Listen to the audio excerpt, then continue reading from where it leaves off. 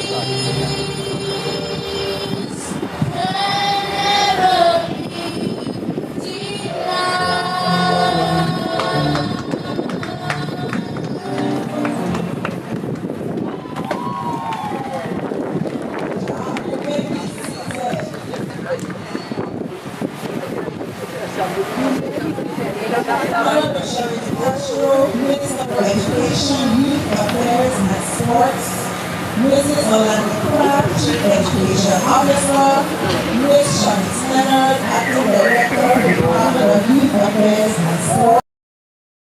Hyder Selwood, Deputy Chief Education Officer, Mr. Steve Augustine, President of the BBI Athletic Association, Education Officers, other heads of departments, principals, 284 Media and GIS, teachers, student athletes, supporters, good morning. Welcome to the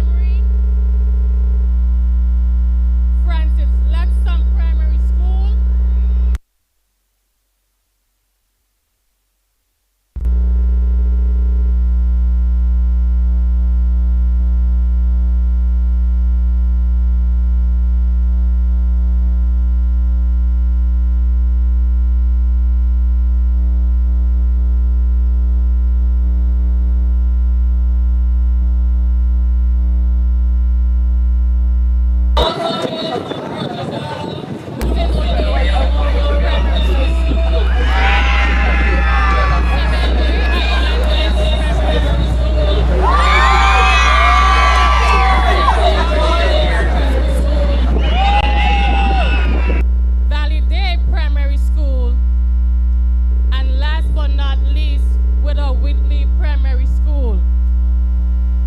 Thank you for your spirited participation. I would like to also extend my sincere appreciation to the organizers. Special mention to Mr. Wayne Robinson and staff of the Department of Youth Affairs and Sports who have worked tirelessly to make this event possible. Your dedication and hard work have created a wonderful platform for our young athletes to showcase their talents. A heartfelt thank you to the Ministry of Education for your continued support. Remember, today is just more than winning. It's about celebrating the hard work, dedication, sportsmanship that each athlete brings to the field. Let's all support one another, celebrate our achievements as we head into an incredible day of athletics. Thank you. Thank you so much, Ms. Leonard. I now call to the podium our Chief Education Officer, followed by the Minister of Education. Mrs. Crabb. Good morning, everyone. I don't have prepared remarks. I think our able acting director did an awesome job. I just want to wish all schools well. We're here to handle our business today. So I'm not going to deliberate. Have fun, do your best, and leave it all on the track. A special thank you to the Department of Youth Affairs and Sports for pulling this together alongside the officers from the Ministry of Education. Have a good day, everyone.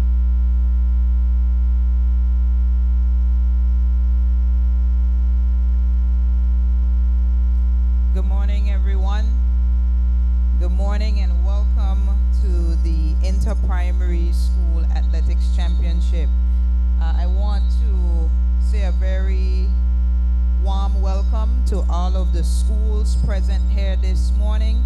We have 20 schools present. Please, audience, give them a round of applause for their participation in today's event. I want to acknowledge that, of course, we have both public and private primary schools from the territory represented from all islands in the Virgin Islands. I want to take this opportunity to acknowledge the director and the program officer specifically responsible for this initiative, Mr. Wayne Robinson, and the entire team, Ms. Renee Weston, who is also the liaison in the Ministry for Physical Education. And most importantly, I want to thank the physical education teachers. Please give them a round of applause. They're the ones working with the students day in and day out and ensuring that they come out here and put their sportsmanship and athleticism on show for all of us. I want to acknowledge the principals, the teachers, the students, and the parents that are here. And I want to end by acknowledging the individuals who continue to partner with the Ministry of Education, whether in supporting the event or sponsoring it. So to the officials, to the team from the Department of IT, to GIS, all the partners, all the sponsors, we're truly grateful. So, athletes, teachers, principals, I pray that you have a safe and enjoyable day on the track. I'm certain that the defending champions are intending to represent, but I want to put them on notice because I know that there are some other schools out here who want the crown as well, right? There we go. So I'm certain it will be a day of competition, a day of good rivalry, and may the best school ultimately win. God bless you all. Thank you, Minister. We would like to also acknowledge, roll call, Cedar International. All right, we heard you. Officials, all officials, you are needed under the tent by the high jump. All officials are needed by the tent under the high jump. We now will call on Miss Desiree Woodley followed by Taylor Phipps, who will both give the officials' oath and the athletes' oath.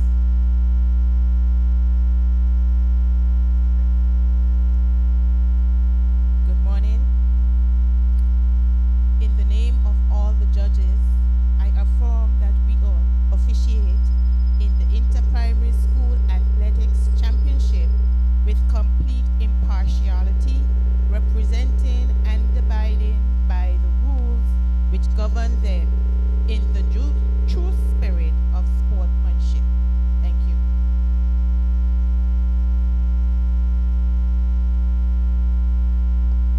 Athletics oath.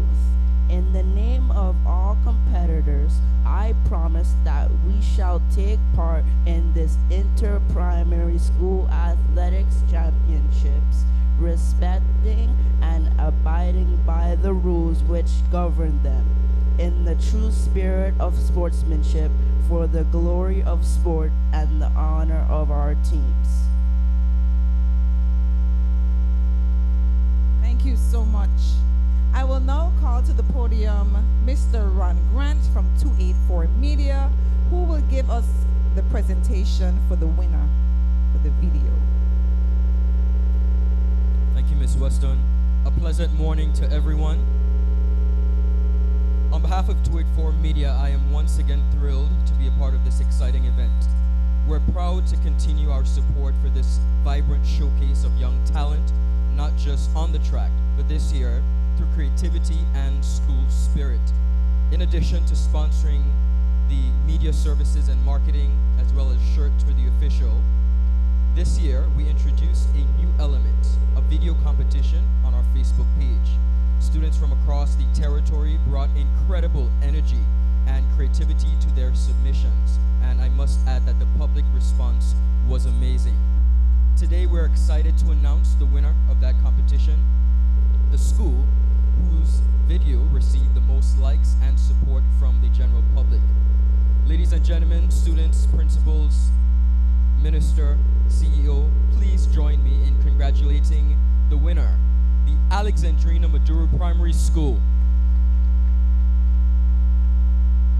Alexandrina Maduro, your school has won an exclusive field trip to the 284 Media Studio for 20 students.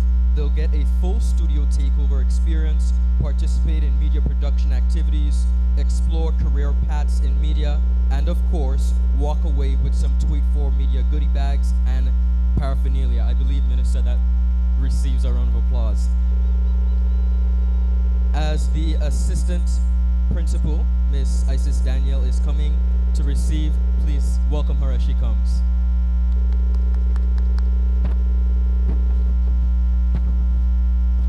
No, she's trying to be very modest, but I know she did quite a bit of work in putting the video together. So please, ladies and gentlemen, give the Alexandrina Maduro Primary School a round of applause.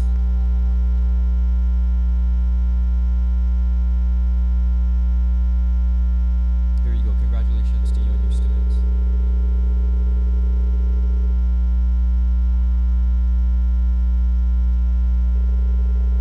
Media, even more, look forward to building lasting relationships with the Alexandrina Maduro Primary School and supporting Principal Butler with your school spirit initiatives throughout this year. Once again, congratulations to all the athletes. Best of luck today. Run hard, cheer loud, and most importantly, have fun. Thank you all very much. Thank you, 284 Media. Before I call Mr. Robinson, we will have the minister declare. I will call Mr. Robinson first, and then we will have the minister declare the event open. Good morning, everyone. Acknowledge the protocol already established. First of all, I'd like to thank our able chairperson, Ms. Renee Weston Keynes, for doing an awesome job here this morning. I'd like to thank our Minister of Education, Youth Affairs and Sports, Honorary Shari Di Castro, for always getting behind the team and ensuring that we have everything we need in order to pull off this successful event. Our Chief Education Officer, Ms. Orlando Crabb, her and her team for doing all they did in terms of transportation, logistics, and make sure that we all have seating arrangements here today. Our student athletes, we have Tokori Hodge, Abigail, and Mr. Taylor Phipps for the awesome territorial song, our opening prayer, and our athletes' oath.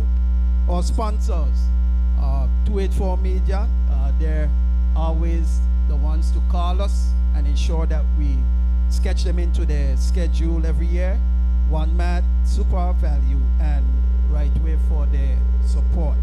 Mr. Freeman and his team at the Recreation Trust to ensuring that we have this lovely environment to participate in our competitions here today.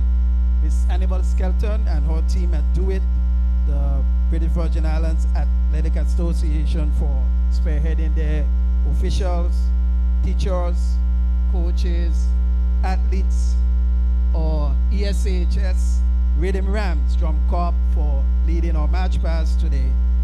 And last but not least, the power team at the Department of Youth Affairs and Sports, Ms. Shanice Leonard, and everyone there in my department. I want to thank you guys so much for making this a success. So it's that time of the day. I will say let's get ready to rumble. Thank you. All right, so with all of that said, I just briefly want to really acknowledge the support and the contribution just made by 284 Media. We're truly grateful, and we believe that our students from the Alexandrina Maduro Primary School will definitely enjoy that experience. I also want to make sure that I acknowledge the team from Red Cross who will be here to ensure safety throughout the activities, and so we thank them for their services as well. So ladies and gentlemen, on behalf of the Ministry of Education, I officially declare the Inter-Primary Athletics Championships open, and may the best team win. God bless you all.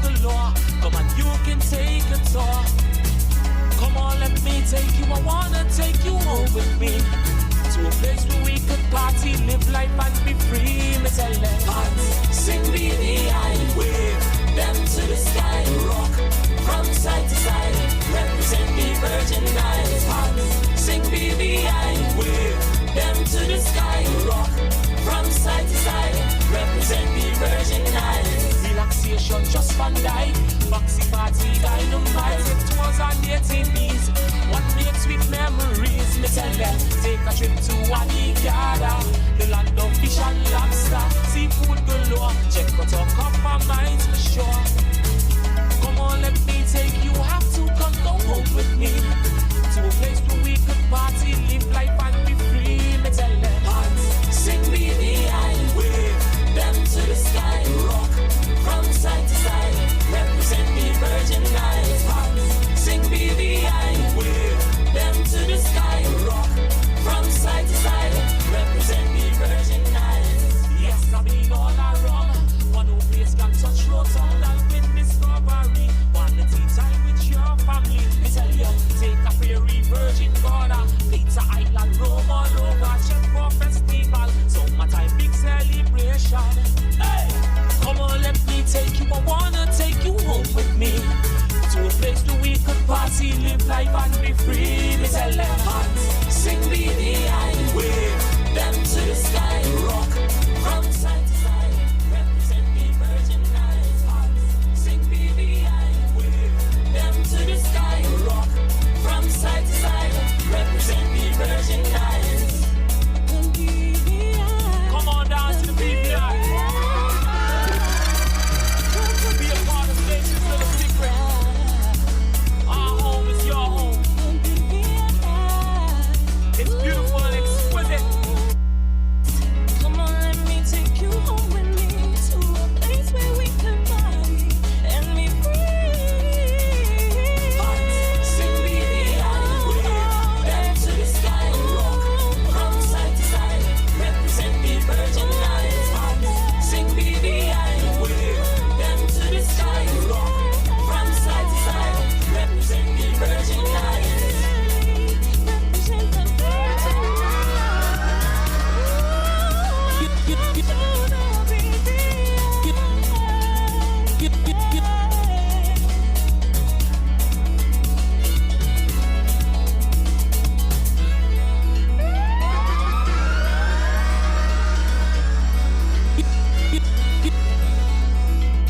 You don't have to wind up yourself. You don't have to wind up yourself. Oh, oh. You don't have to wind up yourself. You don't have to wind up yourself. Oh, oh. And then she bubble, bubble, bubble, bubble, bubble, and then she bubble, bubble, bubble, bubble, bubble, she bubble and she bubble and she bubble and wine, bubble and wine, bubble and wine. She bubble and she bubble and she bubble and wine, bubble and wine, bubble and wine. She bubble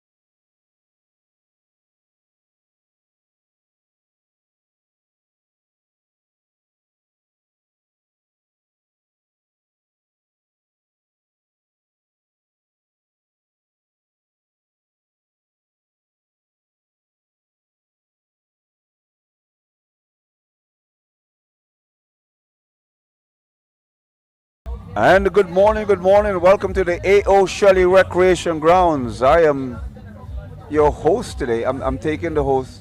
My co-host is over here. He has no choice. Do you recognize his face? Good morning, sir. Oh, good morning. Introduce yourself to the people. You know, I was sitting next to you. Well, you just arrived. Carl was late. Okay. No comment. Actually, welcome to the games, guys. This is day one. Actually, he wasn't late. I'm just pulling his leg. But yeah, welcome to. So it is the inter-primary schools. I've been trying to find out which edition it is. If it's the 23rd or 54th, but I'm not too sure. Before the day ends, we have to find out what edition it is. But it is the championships, and I got to tell you, there are 20 schools involved. Let me tell you who they are. I'm sure you should know many, if not most, if not all of them. But we have Agape Total Life. Of course, they're the academy. Alexandrina Maduro, Brigado Flax Educational Center. The Virgin Islands Seventh-day Adventist School is also here. Sibbony School is in the house. Cedar is also here. Enid Scatliff. This is Ebenezer Thomas is also in the house with us today. Enid Adams is here. Francis Letsom. They call themselves the Wildcats. First Impressions also from across the waters, along with Just Van Dyke, have soared their way across here this afternoon. Joyce Samuels are here to do some stinging this afternoon. Leonore Delville, the Barracudas. Ivan Dawson is also here. Also Willard Wheatley. Is it Claudia Creaky? Pelican Gates. Robinson O'Neill, St. George's, and the 20th school here today, Carl, is Valley Day. Yes, a very exciting day for us today. The sun is shining, the track is ready, everybody's ready. It's had some time to organize themselves. This is the championships of the primary schools, guys. We'll find out which edition it is, but we'll let you guys know. We want to welcome you guys if you're just joining us. Paul and I will be giving you coverage all day on day one. It's 2 days of excitement for these guys right here today. Yeah, this is equivalent to what they call in Jamaica the girls and boys champs. Yes. So this is our big champs. It is. And so you'll see a variety of age groups running. You get a variety of times. So it also acts as a qualifier for some of the kids, eh? Yeah, I was just about to say that. I was looking at the schedule and I noticed that a young man actually did the. It's called the not a vote of thanks. It's called the athlete's oath, and the athlete was Taylor Phipps. Oh, that's okay. But I would assume usually when the person that does the code is usually a pretty good athlete. Yes. So you know who Taylor Phipps is? Well, Phipps rings a bell, you know. Okay. And I would assume that he would be the son of Mr. Phipps, who teaches us at Elmwood High School. Yes. Who we call Gumba, better known as Rennie, but don't call him that to students. He's Mr. Phipps to you. That's why I didn't want to expose his first name. Let's say to all the alumni from the different schools, today is your day. Come on out and rally behind your school, because today is the day. Today is the day when we have the championships. We see which school will be number one and who will be number one in the sports. Well, funny you say that, Carl, because traditionally we always get the largest crowds out for these championships, even more than Elmo Stout, which I always thought Elmo Stout should pull a larger crowd, but it is the primary school that traditionally has always pulled the big crowds, and no exception today. It is already the stands are nearly packed to capacity already this early morning. And so, as you said, they're all the different alumni. We expect you to come out and support your team. But if you want to get a seat, you're going to have to come early, Carl. Yes, and I also want to add to Paul, I think this is the age that brings out most of the people too, because this is where we start to recruit and scout the new up and coming. Yeah, you got to put the mic closer to you. He's new in the game, so he doesn't realize he has to speak into the mic. But I also have another gripe with him. I'm glad you're here. The producer is here. The producer has a gripe with you. He wants to know, why aren't you wearing your 284 hat? We gave you a 284 hat. So moving on, folks. Before the day done, I'll be in my 284 hat, okay? If you could, please, I would appreciate that. I mean, they would suit those nice shades you have on there. They're very pretty shades. You took your specs off. I did, so that I could see you better.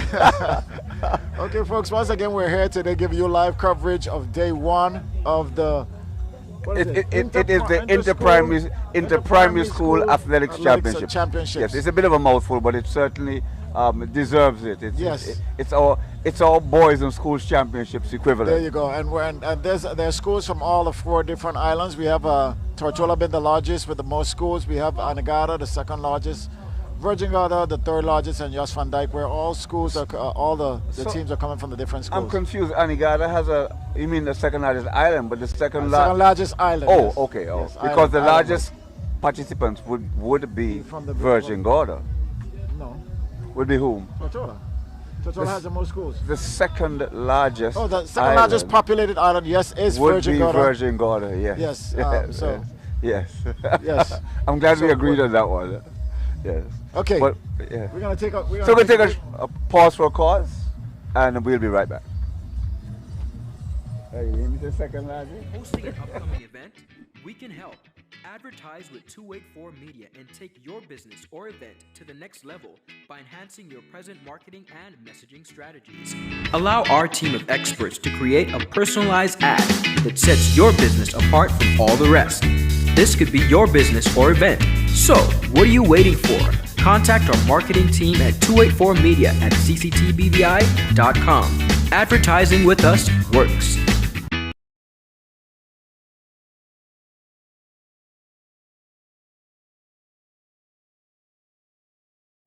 CCT will be visiting Anegada every 3rd Wednesday of the month.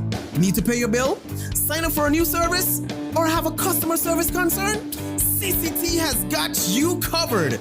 No need to leave the island. CCT is here to make staying connected easier than ever. Mark your calendars for every 3rd Wednesday starting October 16th and visit us for all your CCT service needs. For more information, call us at 444-4444 or follow us on any of our social media pages. See you soon, Anegada. Attention.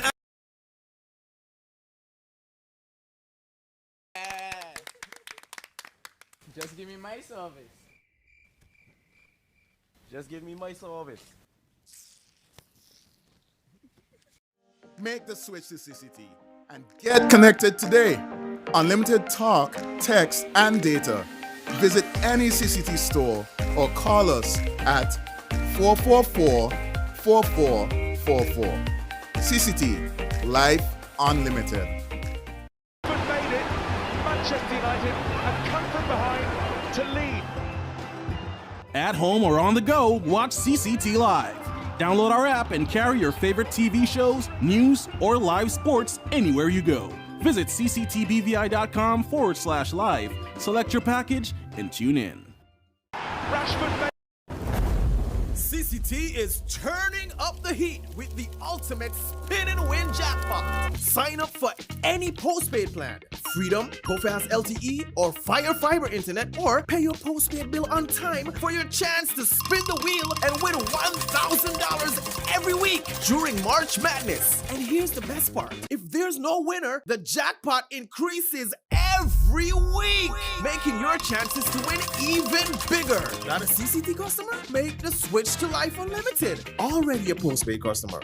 Just pay your bill on time. Prepaid customer? Upgrade to a postpaid plan today. What are you waiting for? Sign up, pay up, stay connected for a chance to spin to win. Call us at 444-4444 or visit a CCT store for details on the right plan for you or your eligibility to spin. Terms and conditions apply. CCT. Life Unlimited. CCT is turning up the heat with the ultimate spin and win jackpot. Sign up for any postpaid plan, Freedom, GoFast LTE, or Fire Fiber Internet, or pay your postpaid bill on time for your chance to spin the wheel and win $1,000 every week during March Madness. And here's the best part. If there's no winner, the jackpot increases every every week, making your chances to win even bigger. Not a CCT customer? Make the switch to Life Unlimited. Already a postpaid customer? Just pay your bill on time. Prepaid customer? Upgrade to a postpaid plan today. What are you waiting for? Sign up, pay up, stay connected for a chance to spin to win. Call us at 444-4444 or visit a CCT store for details on the right plan for you or your eligibility. Father Jesus, that line here long like church service. Alright, do enjoy the rest of the day. Next customer line, please. Wait, hold on a second. Yes, Sonny boy, come, yes, Sonny. Good morning. Good morning, Sonny boy. Over there. You must have cut fun to people. It's okay, I'll take care of it. What? No man to take care of me. How may I assist you? Yes. You want top of power? You want top of power? Join the prepaid party with CCT and enjoy more affordable data plans, more top-up promotions, more savings with hero bundles, and more value for your money each and every Tuesday with Top Up Turn Up Tuesday. Visit a CCT store today or anywhere CCT Top Up is sold and top up your phone. 5, 10, 15, 20, 25, 30. You want top of power? 1. Yep, that's me. You're probably wondering how I got here. My name is Kamal Haynes. Most of you know me from 284 News, but now you get to see me in a different light on my very own show called Health is Wealth. We have Joel Turnbull. I don't want you to arch your back when you're pulling down. Milton McLean. First of all, right, your footwork. Steve Augustine. You did a pretty hard workout today, so perhaps... And as you can see, it's actually... Alonzo Boynes. Taekwondo. Adam Murrows. I'll speak as if you're an absolute beginner. I am an absolute beginner. You are an absolute beginner. And Seth Graham. It bites. It will bite. Get your water, get your fruits and veggies, and experience a wealth of knowledge about getting healthy.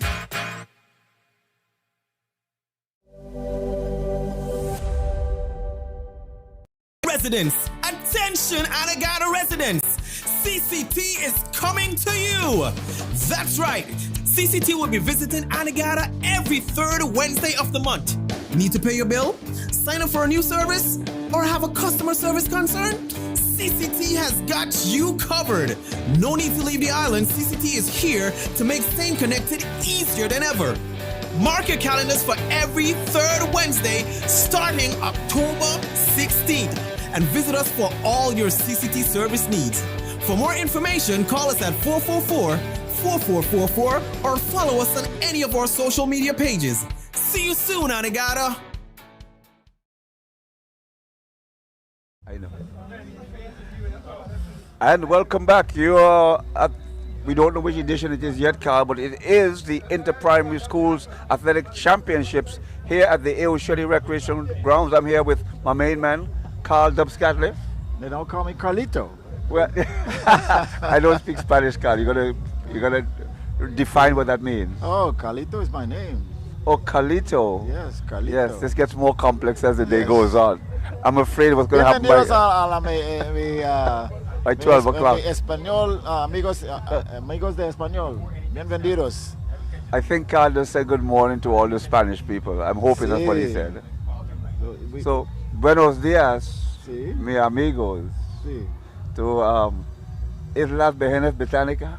See? Oh, see, you're doing good. I am, eh? So for you Spanish folks, that was your little bit. Now we're going back. Este primo día para el atletismo de escuelas. Okay, so today is the first day for all the schools in the British Virgin Islands for my Spanish-speaking friend. We are trying our best to get it to you in Spanish. Okay, so buenos dias. Now, what we're going to do today is just give you a quick highlights of the events that's coming up. Paul is going to do that. Before we do that, Carl, we have right across from us here Mr. Wayne Robinson, and I'm going to let you have a few words with him. You know, we wanted folks to see people. Wayne is the man who's instrumental in putting the whole thing together. Yes. I think you got to give Jack his jacket. Last you year, know? no, this is not Jack. This is Wayne. Yes, give well, Wayne his let's jacket. give Wayne his jacket. So I'm Okay. gonna allow you to have a few words with Oh, Wayne. of course we can for do him to that. really, Last year you did that, and you left me out, so I'm going to so leave you out this time. so here's Wayne. So okay, well, so he's on the phone. We're gonna chat a little bit until Wayne comes. But in the meantime, Carl, while we wait for Wayne, let's let folks know what's happening today. So that we're going to be starting today, Carl, with the 300 meters. There's going to be the girls 13 plus. So don't get confused. The 13 plus, they're girls who are 13 and over. Then there's going to be those who are 13 and under. So there's going to be the 13 plus girls and boys, and then there's actually going to have the 11 on the 11 girls and boys. Good job. We have some good hands guys here. Then we're going to have the under 13 girls and boys. Those are good. So those are the first events that we're going to start with today. I think you said that twice. So No, you no. said we have the 13 plus. 13 plus. Then the under 11 girls and boys. Then the under 13. That's why I made the distinction. So there's a 13 plus and there's an under 13. Okay. Yeah, and that's why I also thought it would confuse the listening audience as well. Yeah, Carl is brand new in the game, so he does tend to drop the mic from his mouth. Carl, you got to keep it right up close so that the folks at home can hear you. Notice they haven't told me that once, because I'm a professional. I'm not going to comment. I'm just going to adhere. But if I could ask the guys to continue keeping your eye on Carl, every time he drops the mic, just feel free to come across and just go like this and he'll understand. He's quick. I was going to comment. I'm going to keep it to myself. But if you anyways, could. continue with your events. Yeah, so we're waiting for Wayne to come off the... but you got more events. Well, those are the first events, so if you get here early enough, and we hope that you do, those are the first set of events. And then we have, Carl, the high jump, and that's going to be by the boys 13 plus. I want to reschedule to have the event start. What is the start time? Sure. Let me pull that up for you. I think it's around 10:30. It's actually literally as we speak. So we should be about getting ready to start. We should be getting ready any minute event. now. But we're probably running on BVI time today. Virgin Islands time. Well, when we're running latest BVI time, when we're on time, it's Virgin Islands time. How about that? Okay, once again, we want to welcome you guys. There are 20 schools, Paul said, 20 schools involved today. We're going to get some information from the man who's in charge of organizing this whole event. Just give us a few minutes, folks. We're just going to do a little switcheroo right here. I got it. Okay. We're in Europe. Have a seat then. Now, we have the man of the hour, the man who organizes this every year. We have with us Mr. Wayne Robinson Jr. Did I said it correctly? Correctly. That's accurate. Better known as Bushwa to us. Now, welcome Bushwa to 284 Media. Tell us a little bit about the event and what went into all of this. First of all, which edition is this? What number? Well, this is my third year being at the helm of it. In terms of how far we came, I know it's a lot of years. I can't put an exact number in it, but you know the competition has been going on for quite some time. From where we had the different divisions, we had A, B division, you know, where we would have the B divisions compete on Wednesday, and which would be the smaller schools, and then we have the bigger schools on Thursday. But you know, it's not a real championship if we don't, you know, merge everyone and have everyone together. So we switched that format, and now we have a championships where it's basically just the best of the best. You know, so all the schools are involved. So we have all the schools involved. We found that, you know, the format that we used before with the A and B competition, we have a lot of dominant athletes coming out of those smaller schools. You should know because you dealt with some smaller schools yourself, and we have some terrific athletes out there. So they never got a chance to compete against the larger schools. So by you know, merging everything together, now we have a championship. So you can have an athlete from Just Van Dyke, Anegada coming out top in the territory. So that's what it's all about. So now we have it over 2 days. Can you explain the first day and the second day? Well, the first day consists of we have the 300 meter that's going to go now, and that's a straight final. But then we have the 100 meters, and that's going to be heats and finals, semifinals and finals, where we have the first two and the next fastest times. So that's how we're going to do day one. We do have some high jump, some long jump, and some ball throws. We're going to throw in the mix there. And then on Friday, you know, we put in that little recovery day, because it's a little bit different now, seeing that we have the championships. Before it was just you run one and you're done. But now when you have to run rounds, it's a little bit more taxing on our athletes. So we have that recovery date on Thursday, that the recovery day, and then we come back Friday to compete again. Okay, so today we start off with the 300 meters and the females and the males, and then you said we have a little bit of high jump and field events, long jump, high jump, ball throw, stuff like that. Yeah, definitely. So I think we do have the 400 meter, the 4x1 relays are gonna run today, the semis, and I think we have the finals on Friday. Tell me how difficult it is putting on something like this. You've been doing it now for the past 3 years. It's not easy. It's. I mean, my first year, just feeling it out and stuff like that. You know, when I got there. The director at that time is Miss Brenda Letsamtai. She basically said, "Mr. Robinson, that's yours." And I just had to, sink or swim. I just had to sink or swim. But you know, just surrounding myself with good people, so I know exactly even if I can't get it done, I know how to get it done. You know, I've made a lot of connections, and you know, I understand the logistics and everything. It's not so hard to me, but it's a lot of hard work. Now, I realize since you got at the helm, I see you're televised now, you're international now. So we're outside, so to speak. We gotta get to the program, because you know we have a lot of persons abroad that want to tune in. You know, so we had to create that platform for them. Thanks to 284 for creating that for us, and that's very important, because you want to stay connected with what's going on here. So let me ask, if someone who's an alumni from a school wants to give back to the school, is there a possibility of something like that happening? We always welcome that. We always welcome giving back, and we always welcome the help. And we do have a number of folks, you know, reaching out to assist, especially officiating and stuff like that. They always contact and, you know, want to find ways in which they can assist, because there is a lot of moving parts as it relates to putting on this meet. So all the extra help is always welcome. Okay, I see we're about to get ready, so I want to say thank you for giving us that highlight. We'll call you back sometime later on, let us know what's going on in the middle of it. So I'm going to have to get back to my host. I'm the co-host, Mr. Paul. I think he's excited to get back in here and start the races. So once again, thank you, Mr. Robinson, Wayne Robinson. He's the man in charge of getting all of this stuff done. All right, Cal. Thank you. Good job.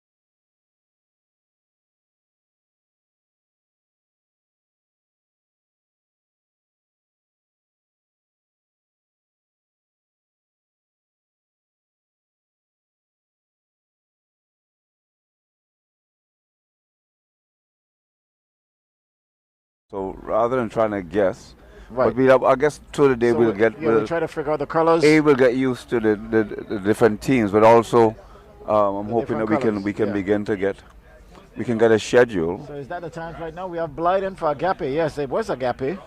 Blight, she ran in yes. 47.54. 47.54. And Ines Adams, Knight. Right. 50.88. 50.88. Rampasa from Ebenezer Thomas. 54.34. 54.34. James Willard Whitley. James. 56.53. Erickson Leonora, 57.05. Collins Ivan Dawson, 109.73. And Robinson O'Neill, 117.08. So that was again, Agape. Yes, Agape. So Agape took that one in the first race. So we'll know if we see that red So coming that is down 13 again. plus girls. That was 13 plus, yes. Okay, That so was race number 1. So now we're going to have the boys' edition of that. And these are finals, by the way. Okay. These are not heats.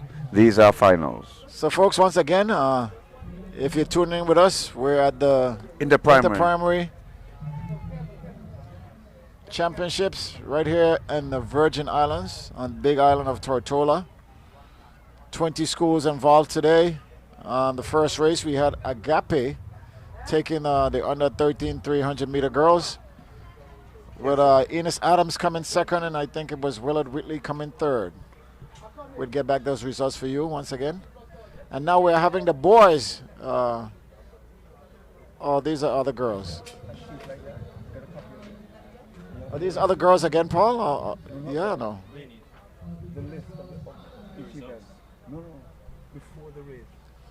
So we have coming up next. Yeah, race number 2, Carl. This is going to be the boys, no? Boys 13 plus. No, I think these are other girls. So there's more girls running again then? It seems that way. All right, so our schedule said it should have been boys, but you're absolutely right. Those are definitely I saw some girls. long hair out there. I don't know if those are dreadlocks or those are curly hair. No, I think it's curly hair, Carl. Okay, so those are girls, extra girls. Yes, no, it's girls for sure. So I'm thinking it might be the girls U13 if they're going in order. We're gonna get that. We're gonna get that. So they're off. Off and running. Wow, look at that little one out there in the red. Well, I'm telling you what, that yellow, whoever that's in yellow, that yellow has to be gone Willard Whitley, I think. Willard Whitley, gone in a flash. Yes. I don't think she's going to get caught today. She is out, Carl. She is. Hitting the curve really hard. You can see the way her head is pumping. Let's hope that she can hold on.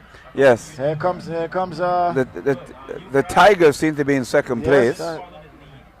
But I think it's a clear leader here. I don't think she's going to get caught, Carl. She is pulling away, getting faster and faster. That's not Willard Whitley. Well, I was guessing, but then we'll see who it actually is. That looks like Brigado Flax. Brigado Flax. Sorry, one of those schools from Virgin Gorda. And here comes second. So that's Virgin Gorda, and second is what? So third, we know that's Bargos Bay, is it? Well, look at the little one. We'll wait for the results, Carl. The little one came in. We're hoping to get. I know Pelican Gate have a nice uniform. We can see them clearly. Yeah. Well, that little one just came in front of Pelican Gates, and she seems to be the smallest in there. She ran well. So this again, race seems like it's taking a toll on these young ones, huh? Well, the 300 meters is a tough race. Certainly, I would recommend to most coaches and teachers that is something that you want the kids to practice a little bit prior to competition. What I would like to add to that too, if for coaches who are recruiting, now would be the time to do so. I don't think you have to say that twice. This is the opportunity where you get a chance to see the athletes. If Ralston was here, he'd be right in the middle of this. You know that. I'm expecting a call from Ralston. I know he's always online. Grandfather doesn't miss a beat. This yes, is his Grandfather, breeding ground. I will be recruiting Grandfather. Yes, I'm coaching now. I'll be recruiting, so don't worry. I'm going to get the names and get the results. But Carl, you're certainly, here we go. After Brigada Flax again was first. 46:24, the fastest time of the day. Yes. Yes. Glasgow, Francis Letsom. Yes, go ahead, Carl. Mikili, Alexandrina, Daniel, Joy Samuels, Victor, Pelican Gates, and Bravo, Seventh Day Adventist. So for Benjamin, Brigada Flax, it was 46:24. Glasgow, Letsom, 52:44. Alexandrina, 57:22. Joy Samuel, 58:78. Pelican Gate 104.22 and 7 Day 107.62. I'm hoping that you get this information, Paul. Yeah, well, we're trying Can to you read that fast? we're trying to get the actually official results Statistics will come so we to us can. shortly. Right. So I was correct, Carl. That actually was the U13 girls. Okay. So now we're gonna have the U13 boys. But we haven't. What they may. I noticed they've run 2 girls events first, so they may very well run the boys The 13 youth boys- plus. No, the youth boys are running first, and then okay, 13 plus is after. Because from what I see walking out on the track, It's the U13 boys. yes. Okay, so the There's U13 no way boys. Those little boys that could be 13 plus. Well, you never know these days. You know, the youngsters grow And so the fast. second group, there's a big guy in the second group. So that would be the 13 plus. He looks like he's the eldest of them all. Yeah, that would definitely be the 13 plus boys, without a doubt. Day 1, folks. Inter-Primary Championships right here in the big island of Tortola in the British Virgin Islands. We just had 2 races of 300, 13 plus girls and youth 13. And now we have the boys running the same distance. Yes, but there is one young man there with a ponytail, and it's definitely a male, Carl, in blue. Okay. So it's definitely boys. I guess he just likes to have his hair long. Do you have something against long hair? No, I said he likes it. Oh, I'm just I checking. didn't say I didn't like it. I said he likes to have his hair long. And yes, I'm asking you, do you like long hair? Do you like long hair, Carl? Oh, of course, of course. Well, there of you course. go. I'm a Samson. I'm a Well, Samsonite. you look like Samson, I'm Carl. a Samsonite, yes. Yeah, yeah. yes. Their suitcase is called Samsonite, by the way. Yes, well, So that means you're a world traveler, or? I am a world traveler, yes. Well, see, there you go. Yes, yes. I'm not a sponsor of Samsonite. Yeah, you and but, Steve Powell are world travelers. I'm not into calling names today. No. We're saying Steve is a well-known All-American But you- basketballer, but you were- world traveler. You were, I never you- said I but you wasn't. and you still are, or national, what is it? Decathlete. Decathlete for the British Virgin Islands. He's almost 70 years old now and still the national athlete. Something has to be wrong. So, Carl, you're nearly 50 and you're still a national holder for the I'm high look- jump. I'm looking good, eh? How does he do it, I folks? thank you, I thank How you. does he do it? I thank you. Carl, tell us all the secret for the listening audience before the race starts. You Tell us have the to- secret. You have to grow your hair. So like Samson. Yes. Well, they're going to restart the race, Carl, in case you were paying attention. Which It's race? The 300-meter boys. They've just Oh. called it. They made them stand back up, so I think the officials so yeah, we're had an waiting, issue. we're waiting. So we're waiting for the start of the boys. Based on what you've told me, it's the U13 and not the 13 plus, and I think you're correct. When we get the results, we'll check it over and confirm with you guys. Yeah, but I think you're right. I think it's U13. As a result, like you said, the results will tell us. So, folks, we haven't officially gotten the card prior to the race, so unfortunately we can't tell you who is in the race. But we are hoping at some point we do get that card so we can sort of tell folks who is running the race before the race. And if it's your child, you can say, yes, there's my son Johnny, and we call Johnny's name. Right. You know? So that would be nice. But we are here this afternoon. It is 284 Media, Inter-Primary Schools Athletics Championships here in the Virgin Islands. We are on the British side. And this is our equivalent. They've stood them up for the second time, Carl. Must so there's be done. I just thought about it. You're absolutely must be right. done. The only thing that could be creating the recall would have to be the gun. So there is a recall for the second time. That is quite nerve-wracking for the youngsters, Carl.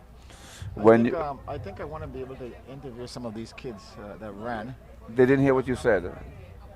I said I think I want to interview some of the kids that ran in the first races. Right, but in the first set of races. Not the ones in the Red Cross. Those are the ones that are recovering. Yeah, so we may have to grab some of those kids once they recover. But they're gone. Well, we're waiting for the restart of the race.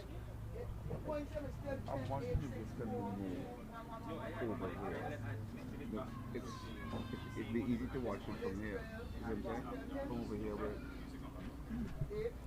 So, they're on the starter's orders. And they're off this time, Carl. It was the gun, you're correct.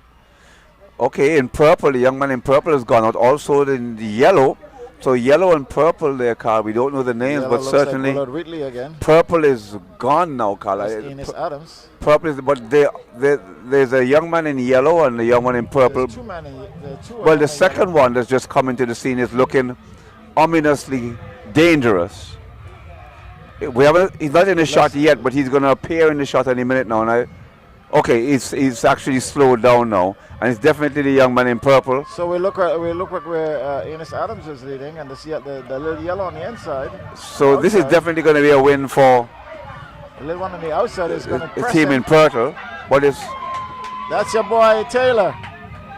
That's Taylor. oh, that is Taylor. Yes. So there you said we spoke about Taylor Phipps. Yes. So is that was Rennie about- Phipps' son? Yes, it is. But there you have it. So he has his father's ability. Big boy. Yes, it is. It's Taylor Phipps. So congratulations to Gumba Rennie Phipps.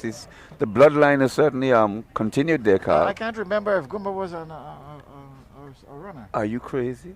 He was a runner? Gumba was one of the best, man. And what? Distance races? 1, 2, 4, 8. Gumba was unbeatable. The guy was deadly. You're a lot older than him. You can remember that far back? No, because he's the same age as my son, my eldest boys. Oh, And Gumba? yes, and he was the one person they couldn't beat. Oh, wow. Okay. I No, didn't no, realize no. they were that old. Yeah. I was there. Yeah, my boys are in their 40s. So you're around with Jesus, huh? Right after. I was here for the second coming, Carl. Okay. Yeah, but so he's certainly gotten the ability from his father, and a tremendous run indeed for young Master Phipps. Big, tall fella, again, strapping and strong like his dad. So he's certainly gotten the bloodline, Yes, to say the yes, least, Carl. yes. Have you passed So on now your it's- bloodline? No, I was beat you to it. asking- Yes, yeah. Have you passed on your Yes, bloodline, Carl? I have passed on my bloodline. Yes. Well, you should say that. It's funny because in the last year, I swear your daughter's grown by about 6 inches. Oh, she's 6 feet tall right now. Crazy. And she's not even 16 yet. Wow.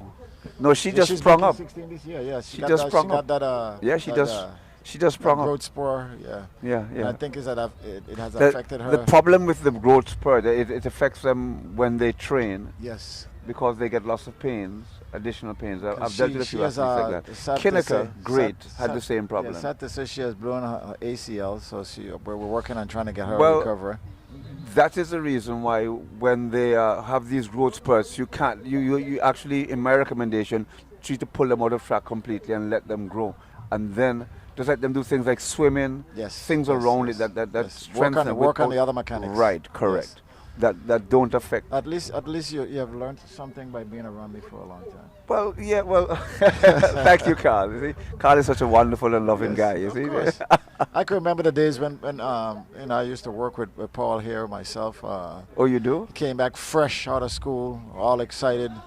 Wanted to share his information. The next race is going to start. Yes, it is. It just should be the boys 13 plus now, I would assume. But we'll know from the time, Carl. Oh, they're standing back in. Well, yet again, it's the gun. Again, there's the assumption of the gun. Who won the boys under 13? Do you remember, Carl? Girls? The boys just ran. Gumba. Oh, Phipps, yes, that's right. Did we get the time for that?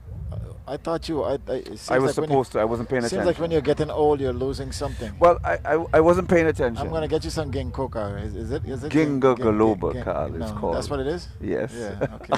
And they're off. This should be the... Oh my goodness, there's a young man in there that is... Carl, he is gone. Yeah, well, he And definitely he's is 13 plus. well, I'm going to say, this is definitely 13 plus because And he is he bigger knows than how to all the run. others and he knows how to run, without a doubt. And it looks as if him in a different race to everyone else. He is out like a bat out of hell, and he's not going to be caught today. I promise you this much. So only bats are in hell. Is that what you're saying? Well, I'm saying in this race, he's deemed to be, based on the way that he's running. Okay. Certainly very impressive indeed. I expect a very fast time for this young man. He's definitely 13 plus. So Oh, without Chargers a are doubt, yes, second. it's that 13 plus. And we have a race for third. Very tight race for third there. And we'll give you the results in a minute, And Carl. look who it is. We have the Olympic president here joining us today. For the Ephraim Penn. I'm going to give you a chance to interview him. I would certainly love to do so. Yes. if we have time. We're looking for the results on this one. We are awaiting the results. So that was the 13 plus boys, 300 meters. So there we have, like I said, Carl, 43.64 for Mr. Robinson of Francis Lepsum. Yes, and we have Ebenezer, which is 47.14, Mr. Joseph. DeRose, Robinson O'Neill, 50.52. Spence, 7-day Adventist, 50.57.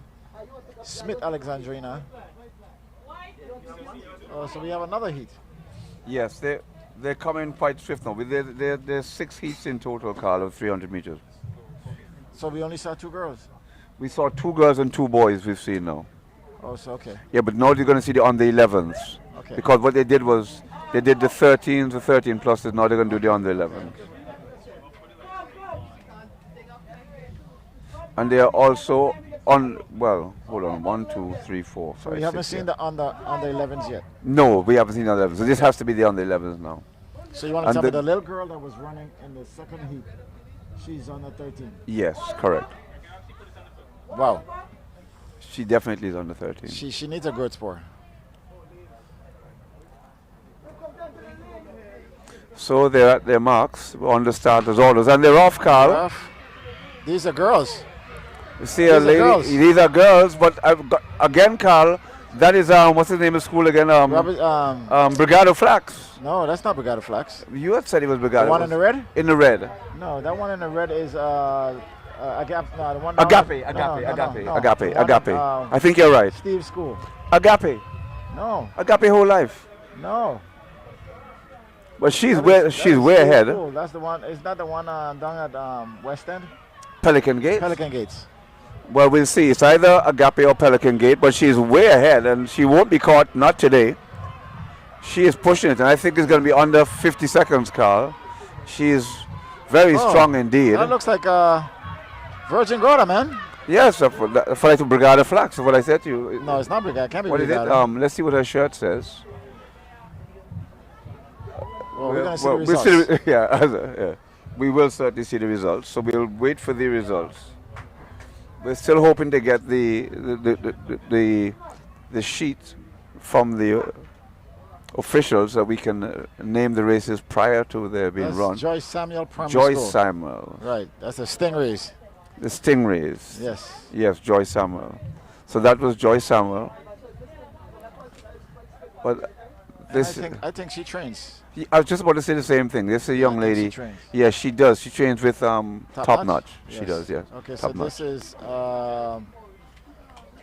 I think I know her family. The basketball guy, what his name is? Oh, you think it's oh yeah, correct. Victor. Victor. She looks like a Victor, yes. Yeah. Yes, please. We're creating things to talk about because we have. We've been waiting for those a long time. Okay, perfect. Okay. There you go. So, Carl, we're just getting some results, and here we have Carl. It's Toby of 7-day Adventist was the winner, 46.93. The Freitas, Francis Letzum, 50.41. So 46.93 for Toby and 7-day Adventist. So do you know? Third, we don't have the name. We haven't got the name We yet. got But Pelican Gates for fourth. for fourth, Maduro. We have Willard Wheatley in fifth. And by the way, do you know who that Toby is? Are you aware? Yes. You haven't mentioned. I thought you would have said. Stoby is a young man that came here many years ago from Guyana.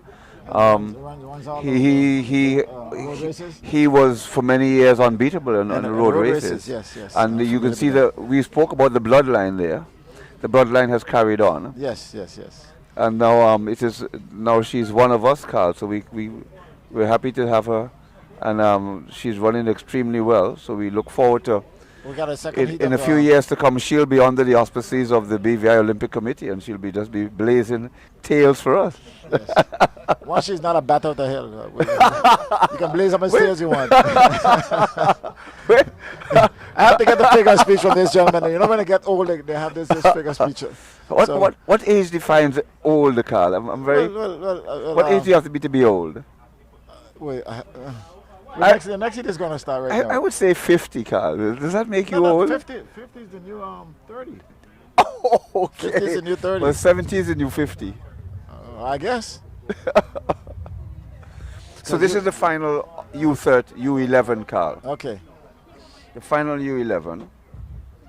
And we're going to have a bit of break for then.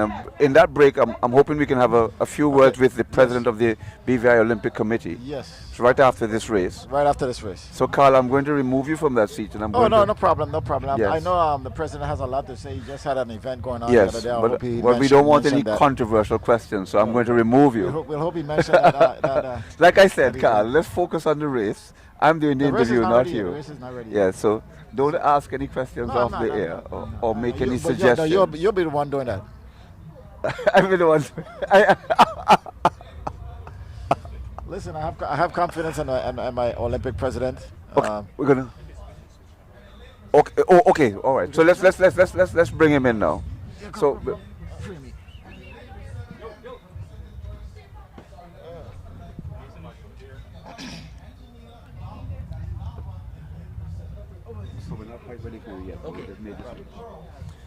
So we're going to start this final 300 meters. These are all finals, of course. It's the boys U13.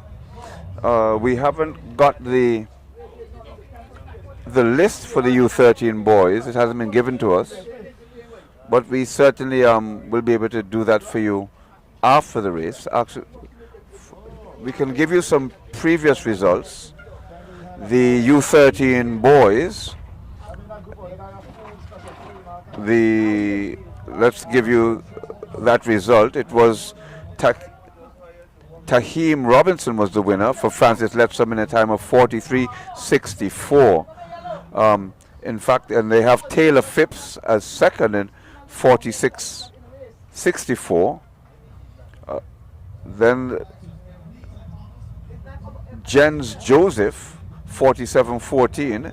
That's Ebenezer Thomas. So those are the top finishers.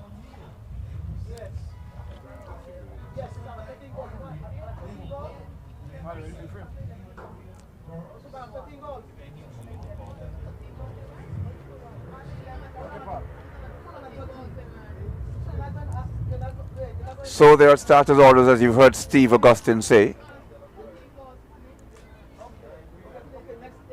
Again, we don't specifically have the lane assignments. This is what we've been trying to acquire. Producer, are we picking up, Mr. the announcement for the lanes from the track? Are we picking that up? Good.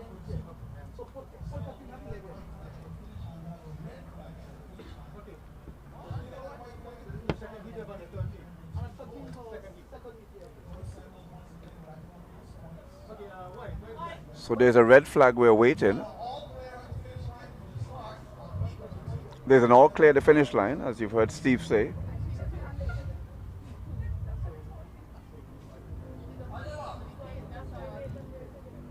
The race is about to start.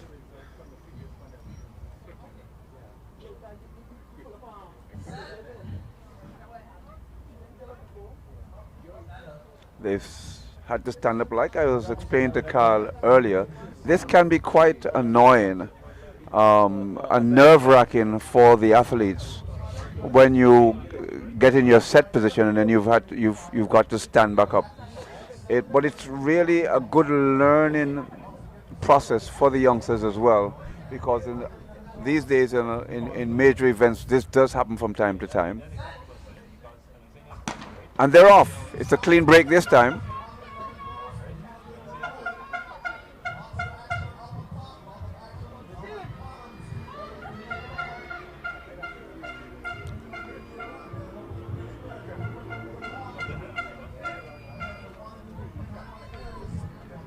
So lane 7 looking good.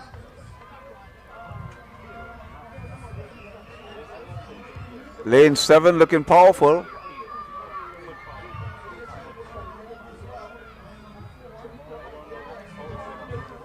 Lane 7 still in the lead. Oh dear.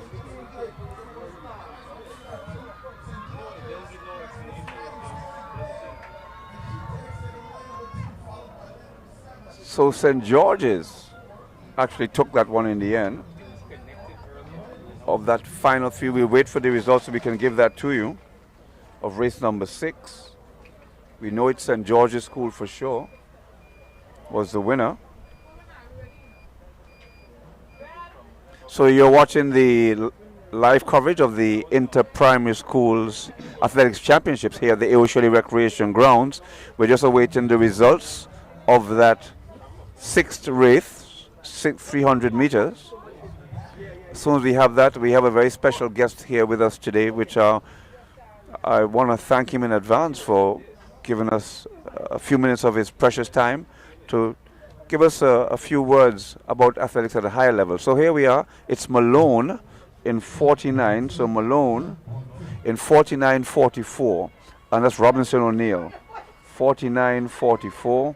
Robinson O'Neill. That was the winner. In second place was Jones, Enos Adams, 50.53. Dyer Valley Day, 51.80. Williams was fourth for Ebenezer Thomas, 55.14. Then Pemberton for Alexandrina Maduro, 101.18. And Sandy from Agape was in sixth place. Those were your winners or your runners, and that's the winner of Ghana, we'll let you know, was Malone in a time of 49.44 seconds. Okay, we're just going to wait to get the camera all set back up for us. And then I want to introduce to you a very special gentleman. Right, we're ready for you. Yeah, he was.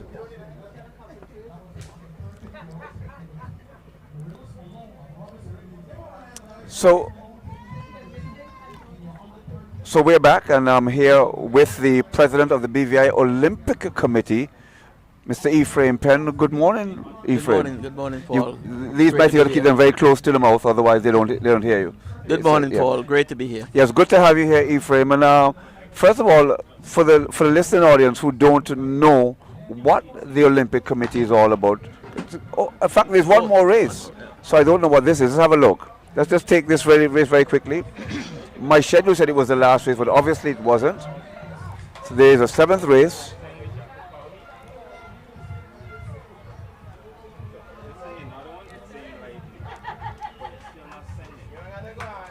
So it's a comfortable leader here. She is way ahead. Steve is asking the crowd to cheer her on.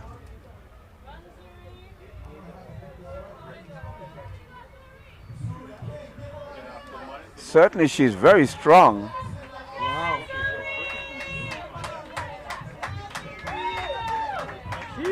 Wait to see her time. Yes, I mean, it's funny. She has what we'd call in track and field a slightly ungainly, and that's something that as you get older, you learn, you know, to how to drive the arms and lift the knees. But considering, I mean, she blew the field away. Absolutely spectacular run. So we'll just that was race number 7. I don't think that should definitely be the last race now, I would have thought, unless there's going to be a boys' version of that. So I'm looking once. I think I got it right this time, Brother Penn. And we're going to move on. So as I was... Okay, let's just give the results very quickly. It's Mr. King, or Miss King, from Brigada Flax, in a time of 40. Did you see that time there, Ephraim? 47.8. And that is King from Brigada Flax, isn't it? Yeah. Well, she's from our sister island. That's quite impressive, to say the least. So there is, in fact, one more race. Here the boys come, so we'll take this one. But very impressive indeed to see Brigada Flax take that race comfortably.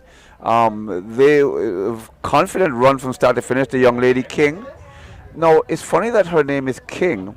There was a very impressive cricketer for years in Virgin Gorda by the name of King. Very talented indeed. I'm wondering if she's family to that King. Maybe somebody could inform me and let me know. But she is from Brigada Flax, from Virgin Gorda, and she is a King. A popular name, like I say, in Virgin Gorda.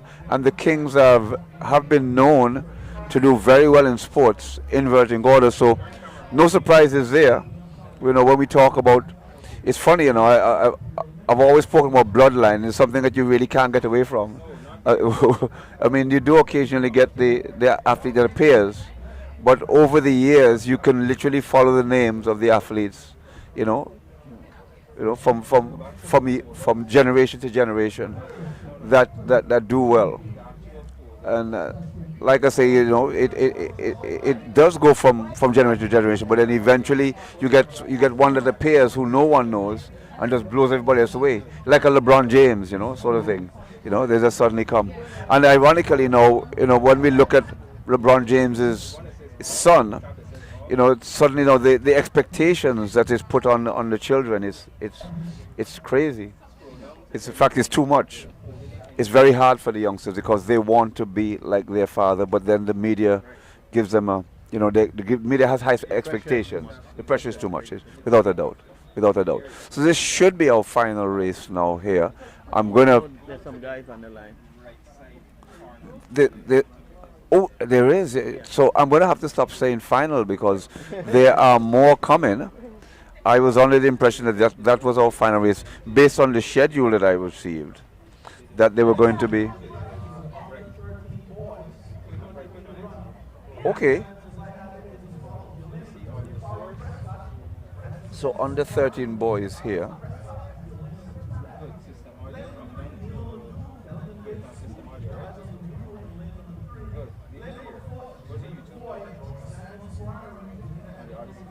Joy fan.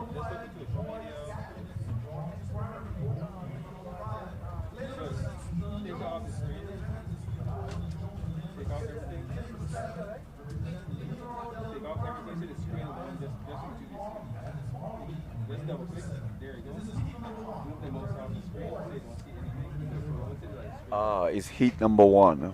There are 2 heats.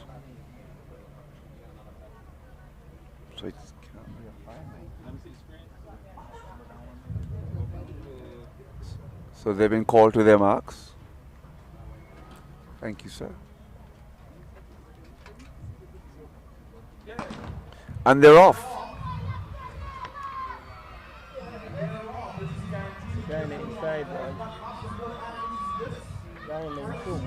Lane 2, impressive. Well, lane 2 is looking ominous. Lovely stride. Lovely technique there. This is what you call a natural stride length. Very comfortable. Long legs and really just stretching out. Just looks effortless, this young man. Very impressive indeed. If you're going to scout, that's the one you want to scout. Okay, so we've just been told that he actually just trained. Yeah, there we go. More bloodline again. There we go. There you have it. There you have it. And he looked effortless. He looked effortless. We'll wait for that time. But I doubt many are going to run faster than what he ran today. 44:01, the second fastest time of the day. Wow. Yeah, I'm not surprised. He's a Prescott.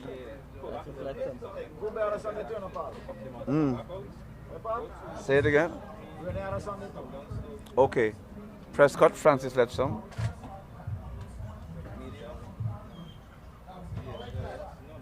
So I think we're going to have the final heat now. We should be. I'm thinking for this interview I should change hats.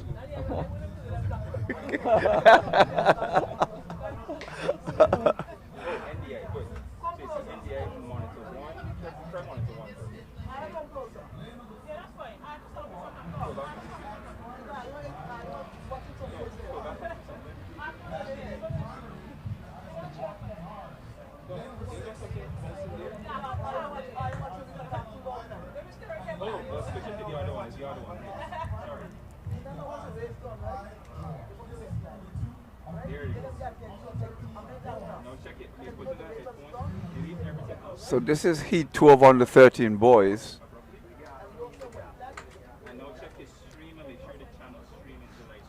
And we see also the high jumpers making their way across to the high jump pit, which I must let folks know that was actually fixed yesterday by Carl Dubs-Catliff, who has toiled very hard yesterday, putting that bed together so the kids can have a nice landing pit.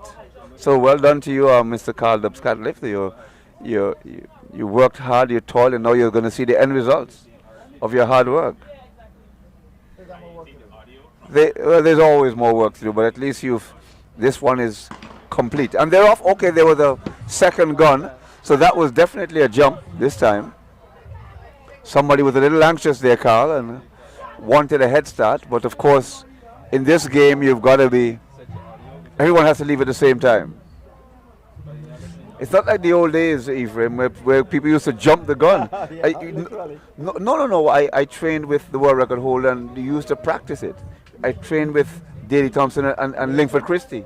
Yeah. Yeah, Linkford was famous for that. No, but we used to practice it. We had a machine, There was a machine that you used to put your finger on, and you practice jumping. Oh. They sold it.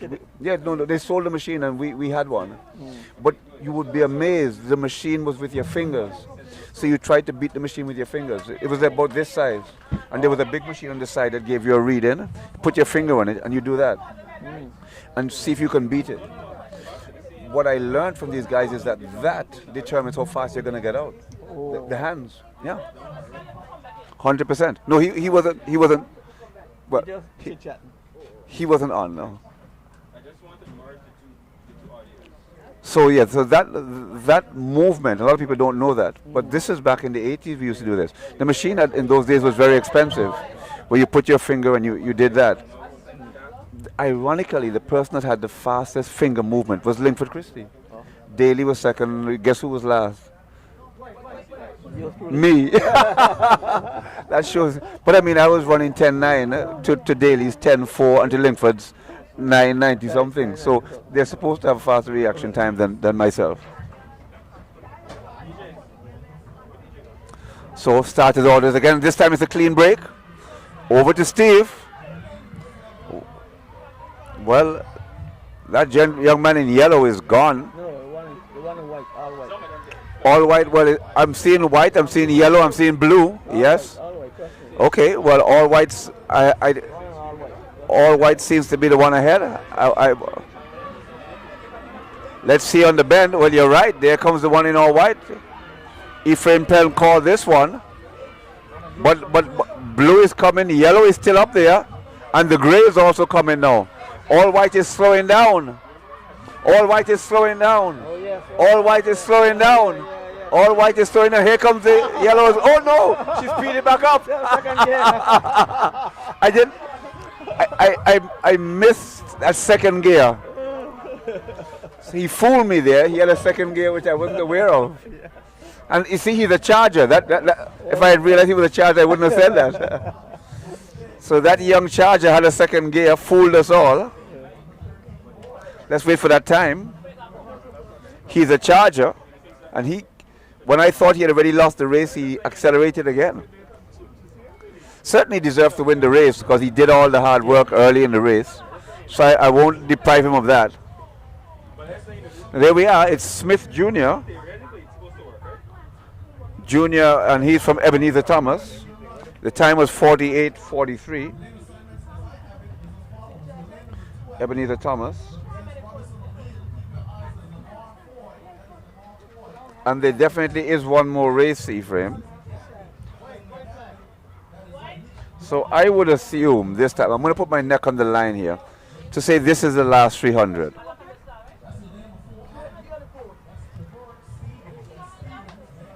So Stevens in 4.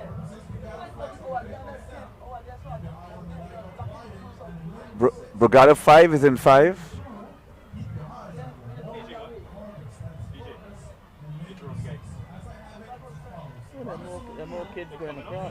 Robinson in 2.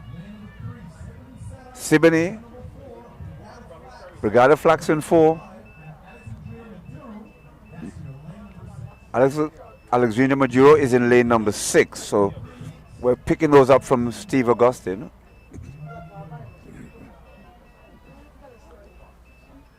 Well, it's ironically, I said this was the last race, and there's some little ones coming now. So I don't know what event I was watching, but evidently I've gotten it totally wrong. Could I offer you a water in the meantime? Oh, yeah, sure. Yeah? Yeah.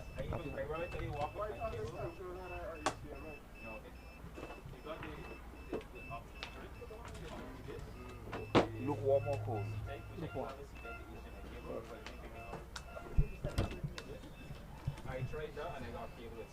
So we're going to try to fit it in between here as we can, because we don't know how long we can hold the president here. Meeting at the office at 12. Well, so yeah, we're not going to hold you for much longer.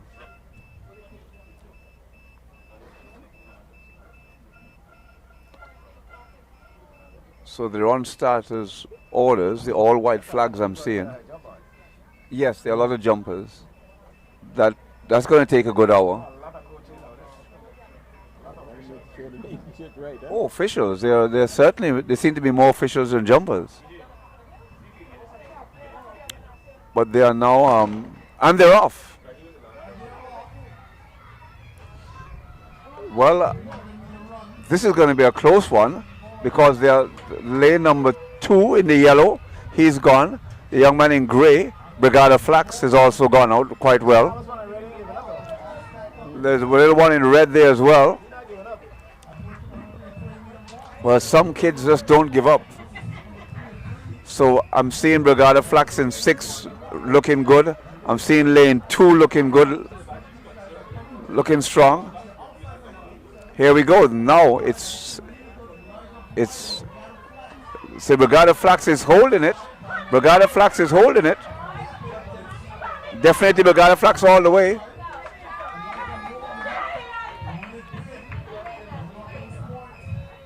Brigada Flax seem very prepared for this meet.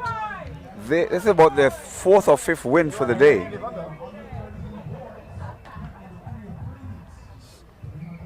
So Brigada Flax yet again have won. This is themselves and Francis Letsom. I see Robinson O'Neill 1-1 here. Okay, there we have Blyden. Brigada Flax in a time of 49.12.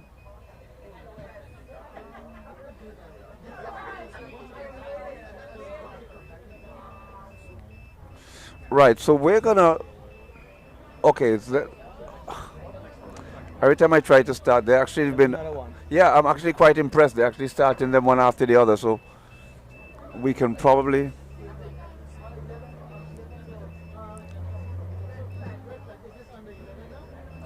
So you're watching the Inter-Primary Schools Athletics Championships here at the A.O. Shelley Recreation Grounds in the Virgin Islands. They're on the British side.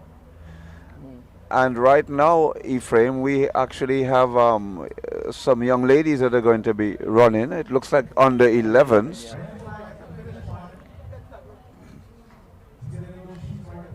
You know, when you reach to a certain age, you begin to realize that sports is a young people's thing.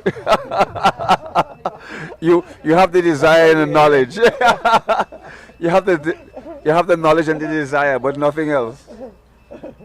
If they could get our knowledge, and that's the point, to give them your knowledge. If they get your knowledge, they can do very well. So under 11 girls.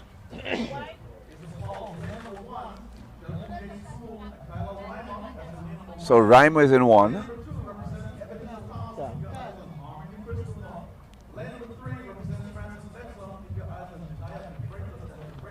The Freitas in 3. Stobie is in 4 for Adventist. Another Stobie again. St. George's in 5.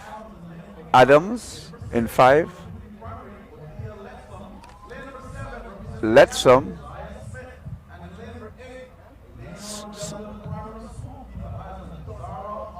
Leonore Delville, Hodge.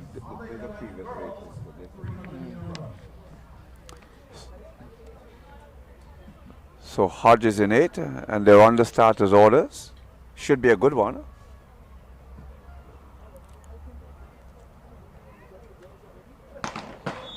And again, we got a.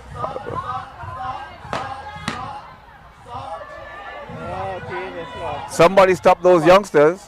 Somebody please stop them. Yeah, well, yes. Well, the horses are a lot harder to stop. If the jockey falls off the horse, you're in trouble. They don't stop. They're extremely hard to stop.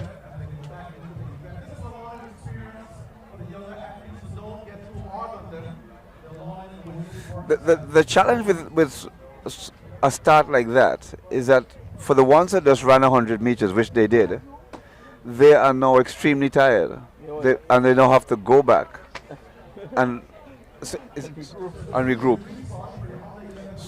This is under 13, so this is under 13.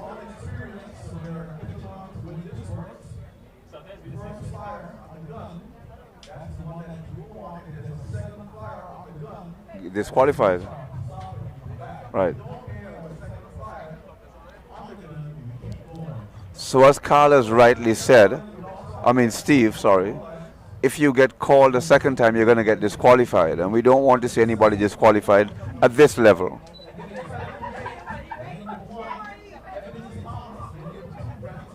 Ebenezer in 1, Francis Letsom in 3, 70 Adventist, St. George is in 4, Willow Wheatley is in 6,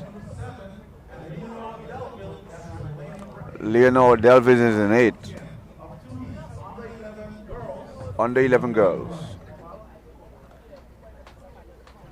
So this is your under 11 girls. And if you recognize that voice, he was actually in St. Martin. You might have heard that voice in St. Martin recently. That's Steve Augustine. Yes, he was in St. Martin recently. So it's a famous voice you hear through the Caribbean.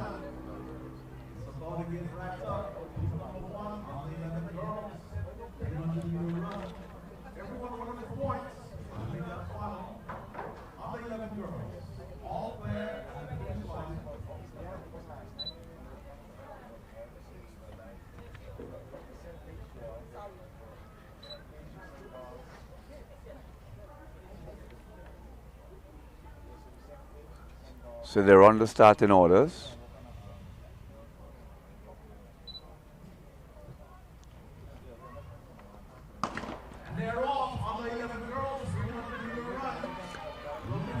I gotta tell you, I like yellow here. I like yellow, and I like a light blue. Oh, that lane 1 or 2, she's gone. Lane 1 is gone. Lane 1 or lane 2, the inside lane, she's not going to be beaten today. She is not going to be beaten today. She is gone. De Freitas on the inside, she's gone. She's in a different race to everybody else today. I think her name is Nia Defus. She is just gone. She is in a different race. Totally different race. Nia Defus. That's a very fast time. Waiting to hear the time on that one.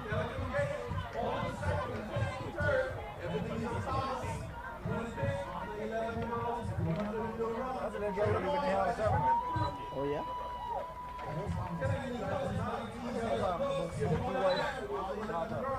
Oh.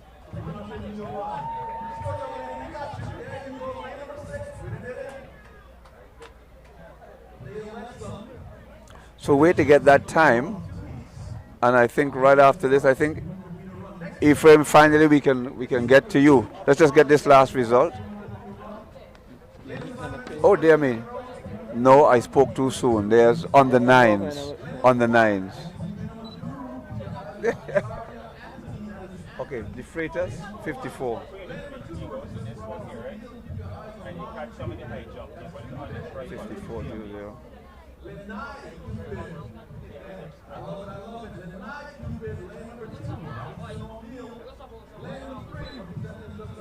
So, Ephraim, what we're going to do, we're going to kind of squeeze it in between these races and just start a little conversation, because we thought we were at the end and look at the way at the beginning. So I'm here today with Ephraim Penn, the president of the BVI Olympic Committee. And Ephraim, as we sit here and look at the youngsters, First of all, just explain really quickly to the listening audience, what is the Olympic Committee all about? Well, to make it brief, the Olympic Committee is responsible for all international competitions that the British Virgin Islands take part in. And we are responsible for getting the teams prepared, getting them there and making sure that they are well taken care of when they travel, outfit, uniform, everything. So the national federations do a selection, and the Olympic Committee is the one who will get them to major games. The national federations are governed by international federations, so they have their individual championships with the individual international federation. But for any major games, say the Commonwealth Games, CAC Games, Pan American Games, Olympic Games, it's by the Olympic Committee. Okay, well, we'll get back to Ephraim in a minute again, but we now have another race off on the 9th, and again, another young lady is gone. She is not going to be caught. I'm sorry. In lane number 6 or 7 is she in? Eunice Adams, is it? I think her name is Mariah Casey, I heard Steve say. Mariah Casey is her name. Ephraim, I don't think she's going to get caught. Unless she suddenly stops. Yeah, exactly. I'd definitely be surprised if you get caught. I mean, again, look at the natural long strides. When you see her from the side, she has a... You can see she's a little tired now, but certainly... But lane number 2 is coming strong. Lane number 2 is... She beat her. Where did she come from? Lane number 2. She came from nowhere, Ephraim, to win that race. That was a shocker for me because I thought the race was over. Yes. It's not over until it's finished. That's true. That's true. I just learned the tough way there. I had already given her the race. That young lady just took her time and she went from step to step to step. And not very large strides. No, she was just determined. She was just determined. There we are, Cupid. Cupid for Robinson O'Neill, 53.25. Pretty decent time for under 9.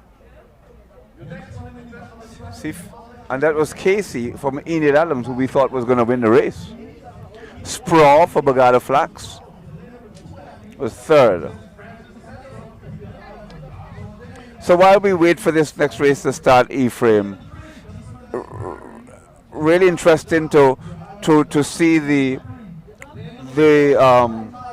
importance of the Olympic Committee. Obviously, when you get to people like myself who got into the senior level, you then begin to realize the relevance and the importance of the Olympic Committee. When you're at this age, you don't see the connection at all.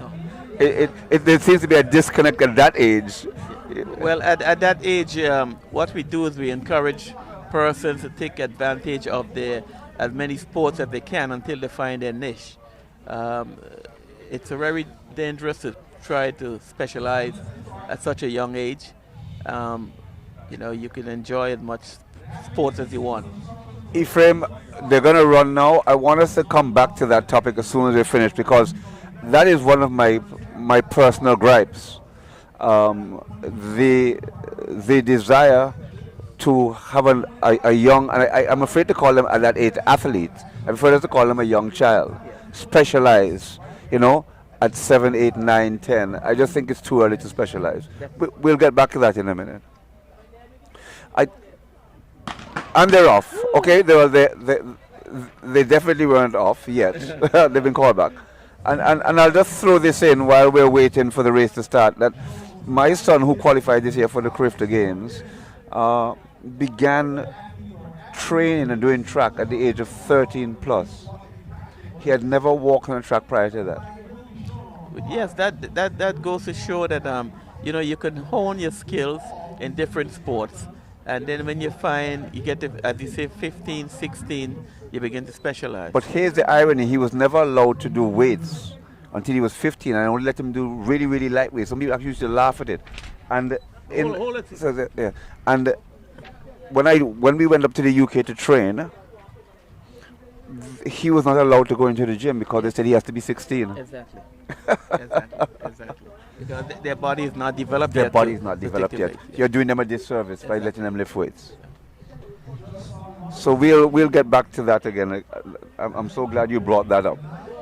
And I would assume it is something that the Olympic Committee has to be constantly trying to teach young coaches, on a regular basis. And for the listening audience today, you're going to learn something from Mr. Ephraim Penn today, the president of the Olympic Committee, here with me at the Inter-Primary Schools Athletics Championships. Having a quick chat with me, and I'm so pleased to have you here as we get started for the next race. They've stood them up yet again. So there's obviously something, whether it's a gun or something, but like I said, this can always be quite nerve-wracking for the youngsters. Okay. Well, there are 3 heats, Ephraim, so that'll tell us. Okay.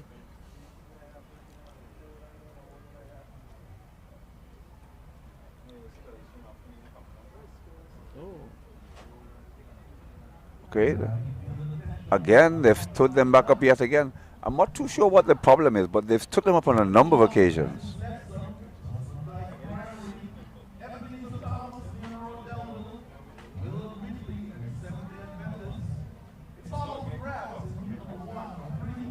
I guess at that age, it's got to be quite nerve-wracking, and the concept of having to wait for the gun. At 9 years of age, it's still something you're still trying to grasp, a concept.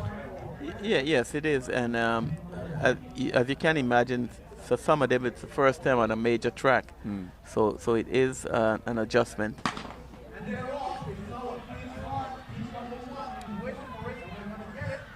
What's your pick? I'm picking lane 2, Ephraim. I agree. Okay. We're on the same lane this time. Well, we'll have to see what happens around the bend. The 2 guys on the outside are looking good. Yes, I was thinking the same thing. This should be a close one. I'm going to have to use Steve's words, too early to call, but it's certainly a change in pace there. Well, it's looking like lane 7 now. It's looking like lane 7 for sure. 7 the Adventist.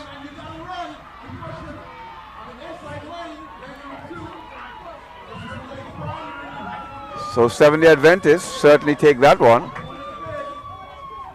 And you can hear the crowd. He's a crowd favorite. As they say, as Ray O'Neill would say, somebody's mama.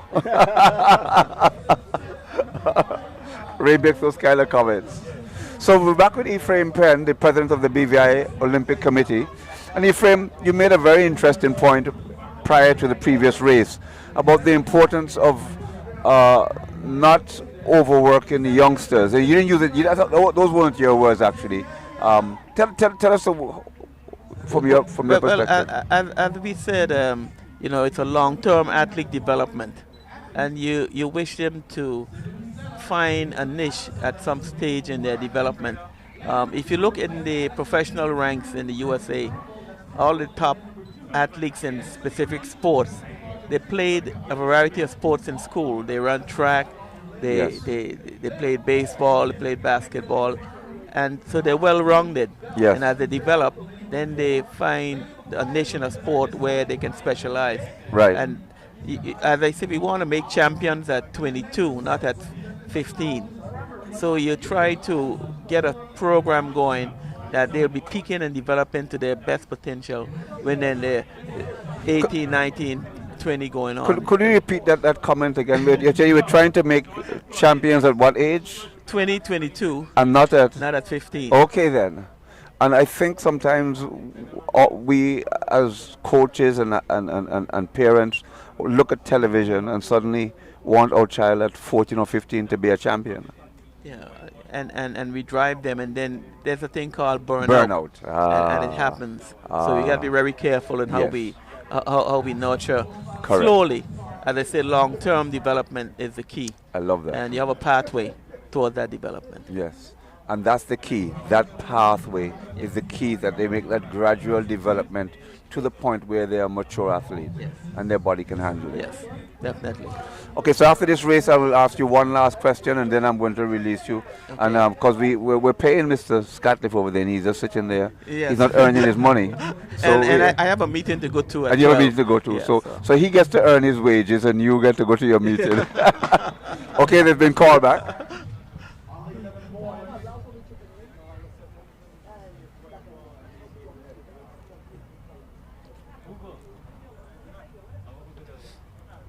So my final question while you're waiting, so you can think about it. From Olympic Committee standpoint, how do you see the Olympic Committee blending with the Athletic Association as we hear the track meet, and how do you see that whole process working from a junior right up to a senior? Yes. And what part do you feel that the Olympic Committee plays in that whole process? Okay, good. Sure.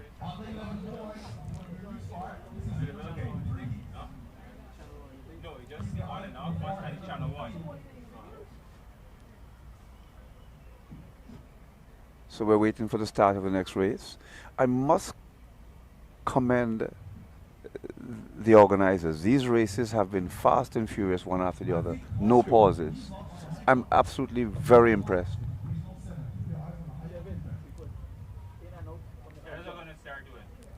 And this Wayne Robinson, there's the man himself, who is the man behind it. We'll have to find out what it is he did. Carl did interview him earlier.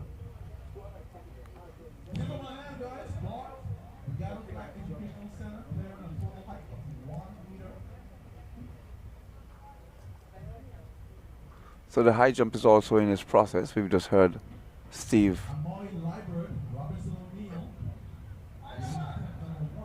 Okay.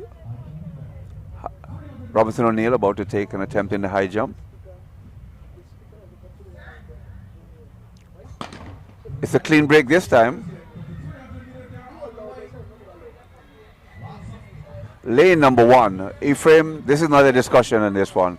I'm going for one. Who do you want? The blue shirt. I'm looking at Unless, light blue on the outside. yeah, there you go. Right. Oh, light blue on the outside. I want the blue on the inside. Well, I think you have it.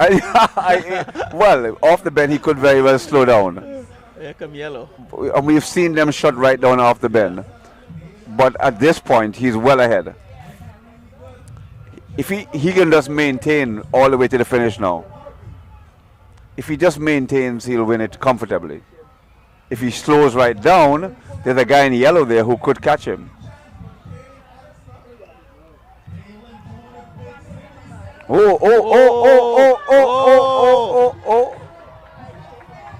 Oh my goodness. And you did realize he changed lanes more than once. So if there is a protest, he could be in trouble. Anyway, so Ephraim, back to you. Tell us a bit about, how you see that connects. Yeah.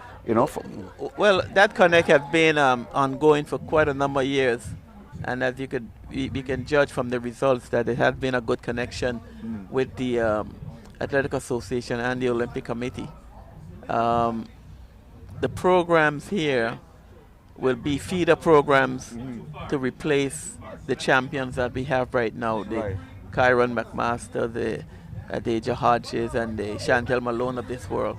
So we have two programs. We have development programs that all our national federations have access to funds, and say for instance we have next year the Youth Olympics. So there are already grants and persons already identify who are in those programs preparing for the Youth Olympics. Right. We have in 2028 the Olympics in Los Angeles. Yes. We already have a program that are helping the athletes who are preparing for that. So it's an ongoing process every 4 years to try to find. The third and final heat. I think it could be the final race of the day, Ephraim. Yeah, for the 300. And this looks like a closer one to me. I haven't picked anybody. Do you see anyone? I see lane 4 in blue. Seems to be the one in front. He's looking back to see who is behind him. But he seems to be the one way out there in front.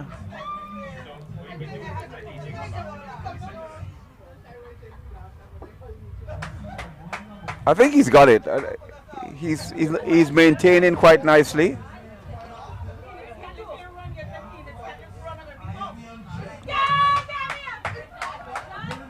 So I think Davion Jacobs. Wasn't known again. Yes, so back to you, Davion Jacobs. Well done. Yes. Well, as I said, so I must congratulate the president of the Athletic Association and his team, and also DYAS, because without these feeder programs, there will be no Olympic Committee. Because we will not have any athletes. Right. Correct. So it's very important that we work together, because at the end of the day, the British Virgin Islands benefit. Correct. And that's our goal, to make sure that our country is well represented at all sports and at all levels. And these are some of the programs that will help us to do that. So we want to continue that. We're now looking seriously at developing 3-on-3 basketball. And that's a program that we working closely with. We have just signed an agreement with a gentleman to develop a national sports structure for the British Virgin Islands. Wonderful. And he will be arriving here on the 30th to begin his work. So we are trying to make sure that the future of sports in the British Virgin Islands, especially at the international level, is maintained by putting in the groundwork and the foundation to maintain that development and that growth. Because it's a tough transition, isn't it? Yes, and if we don't have the feeder programs and what have you, as you know, a perfect example that I sometimes refer to is St. Kitts. They were on top for quite a while, and then not with a proper feeder program, then everything just fell apart. Down. Yes. So we are trying to avoid that here. Yes. We are a small country, limited amount of athletes, so we have to be very careful how we develop. Correct. Well, thank you very much, Ephraim, for being with us. We kind of held you a little longer than I would have wanted to, but we're going to bring back. It's a pleasure. It's a pleasure. Always a pleasure. And well, thank you very much, and we look forward to seeing you again really soon. I don't know if you'll see you at the Crifter Games, but that's certainly that's in Trinidad in a few weeks' time. Yes. So I'm thinking about it. Okay. All right. So again, thanks a lot, and we're going to bring back on my main man, Carl Dubs Catliff. Thanks for having me. Yeah, thank you for coming in. So that was Ephraim Penn, who really explained to us, the importance of youngsters and youngsters. I'm going to get Carl's input on that, because that was very interesting indeed by Ephraim, and the way he broke it down, trying to make an athlete a professional at 22, a 22-year-old, trying to make a 15-year-old a professional. So he said that there's a process. I don't know if you heard Ephraim's comments there. I don't know if you were listening. But he was saying the importance of ensuring that the younger athletes take their time to develop and grow, because if we don't take that process, what you do is you lose a lot of youngsters in the process. I don't know if you've experienced that or if you have any views on that. Am I live? You're not. Your voice is, but not your face. So I want to say this much, Paul. Yes. If you're aware that I started the preschool games. Yeah. Oh, you're not. You don't. Are we off? Oh, yeah. You're on. Yeah. Yeah. I actually started the preschool games here in the British Virgin Islands. Actually, that's a very good point, Carl. And the purpose of the preschool games was for that same thing. If we are supposed to be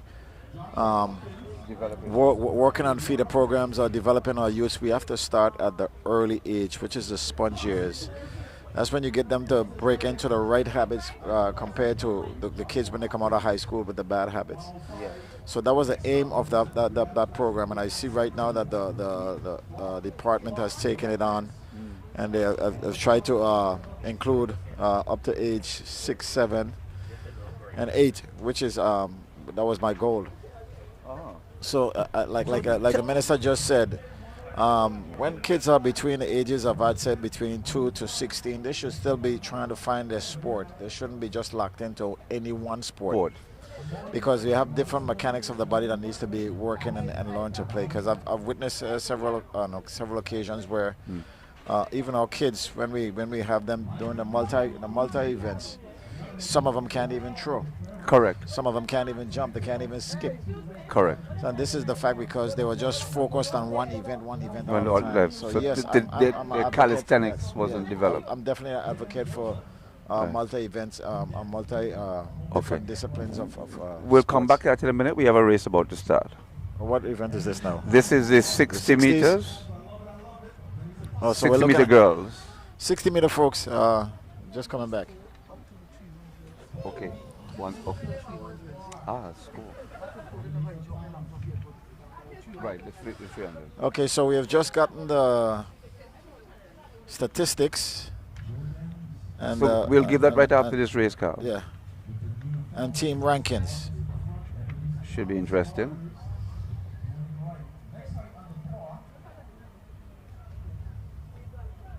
So we're at the 60 meters, you said? We're at the 60 meter girls. And this is what age group? This is on the it should be under 11 girls, on the 11 girls, then on the 11 boys, followed by on the 11 boys. What I can say is I like the way they advancing the races. Trying to keep up with the time. And they're off. Yes, they're running. We see a blue that's out and a yellow is out. Oh yes, yellow is gone. So we have yellow, blue, and it looks like a pink right there. Yellow is gone. And the race is changes. The race is changing. Yes. Look. Yes. The race has changed, Paul.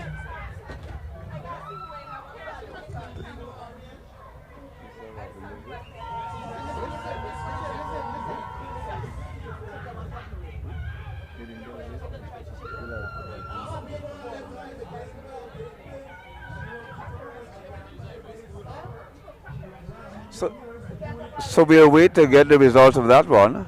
I think the winner was wrong, right? Carl, who did you say you thought the winner was? Yellow. Oh, yellow, is it? Yes, yellow. Francis Ledsam, he said. Francis Ledsam was the winner of that race? Yes.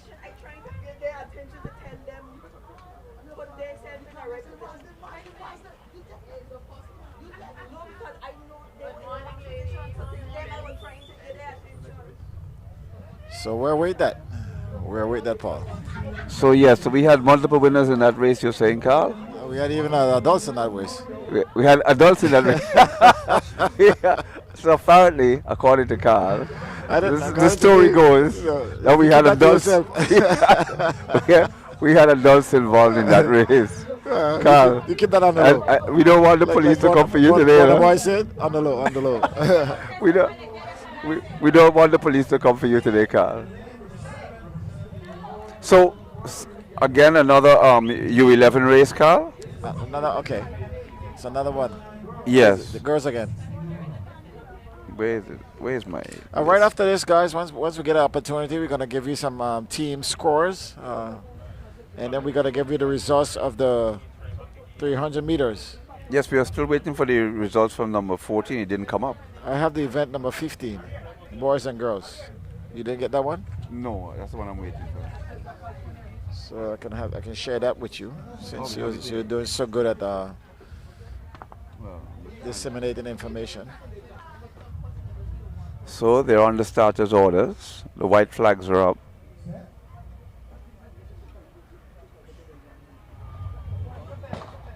Oh dear me! No! They got to call that race back.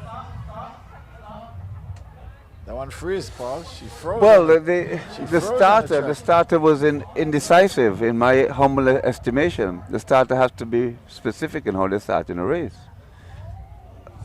So you're saying we're having starting issues? Well, in that race we did. Okay, good. Because I realized that the gun. If you know, the lady in green was looking across. And she wasn't even. But we have aware. a lot of officials there that should be able to explain. Someone just did know, correct? So they don't understand.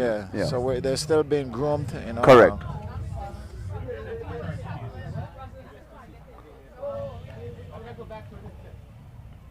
So on the started orders again. Let's see if we get it right this time. Are they supposed to stand at attention before the race? They are at attention. I'm asking. I don't know.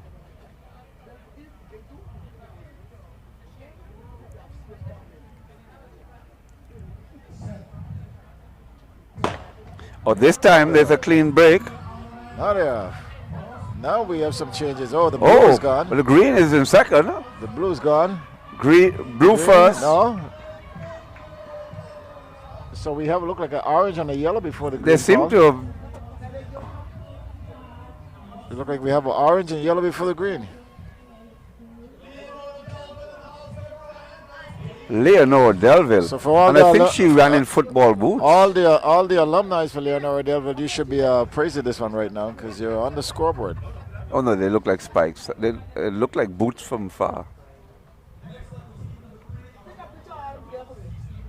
So these are heats, by the way. These are not finals. Yes. You said that they're 2 days.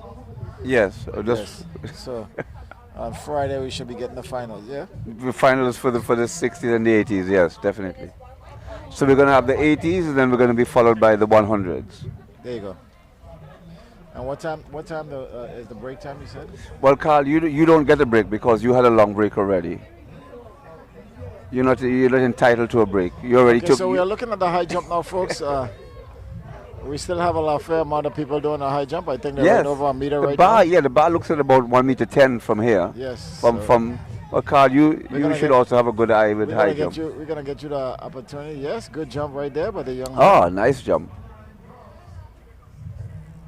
I was watching a young man from China jump the other day. And Paul, if you're at the World Indoors, did you see that? I'm going to put this out there. If you guys have participated in track and field throughout your years in high school, or even on the club level, and you're working, we'd appreciate if you guys could give back. As you can see, we need some equipment. We need some high jump pits for both Tortola and Virgin Gorda and Anegada if possible. Okay, there we go, Carl.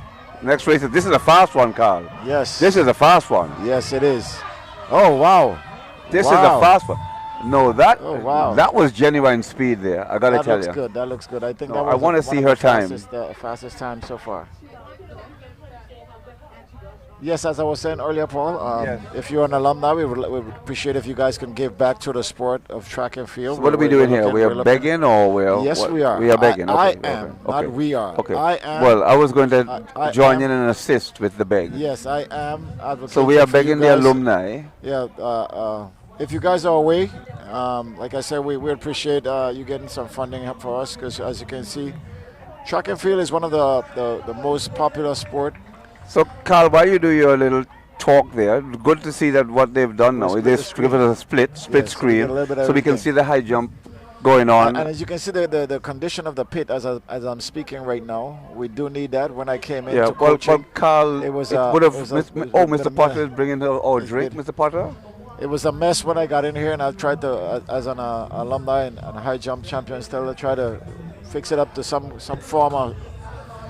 Right now, it's still in disarray. We guys, in order for us to get a brand new bed, it would cost us over $20,000. If you guys could assist us in getting that done, I'm pretty sure the government would give us the leeway to get the imports duty waived by it. But it's going to cost us about $20,000 to get new beds and equipment for the high jump only.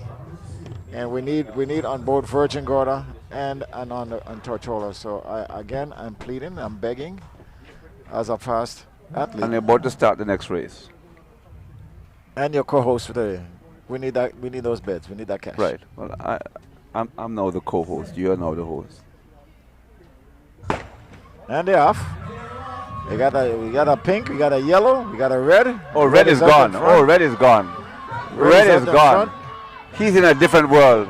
Yes, as you can see. And look, he even had a little headband there, so he was coming to win, Carl. Yeah, that looks like he wasn't. Do you think his mother put it on there, or you think he put it on? Athletes, I'm not pretty sure, but I see a lot of my athletes out here, so they're doing great today. I think his mother put that headband on him. The coaching is working.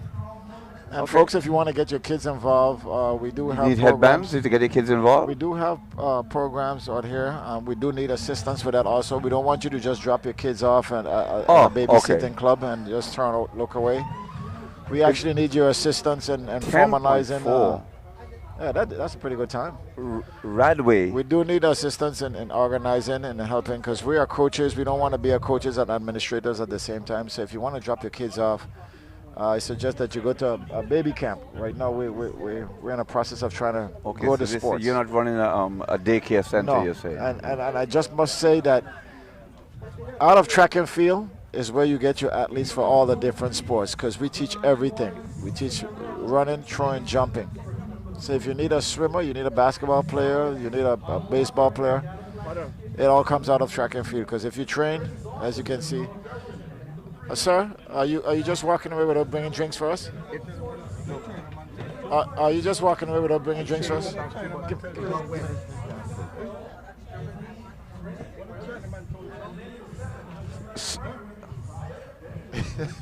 So this is the under 9? Well, I must just say, we had the one of the oldest coaches over here. In Yes, track Mr. and Potter. field, We saw Mr. him. Winston Potter. Here we go. And they're off again. And we look at another red and yellow. The yellow's out in front. This is going to be good, Paul. Yeah, And no, we have he's a one quick. in between. The yellow is gone. The white It's and red second is right place. there. Second place is tight. Yes. Yellow won that one. I like what the officials are doing. They're standing up at the end to ensure the kids don't continue running. Yes. And they're giving them a drink as they're finished as well. Right, catch and bread, yeah. Yes. One of the kids just asked one of the officials, what is the drink for?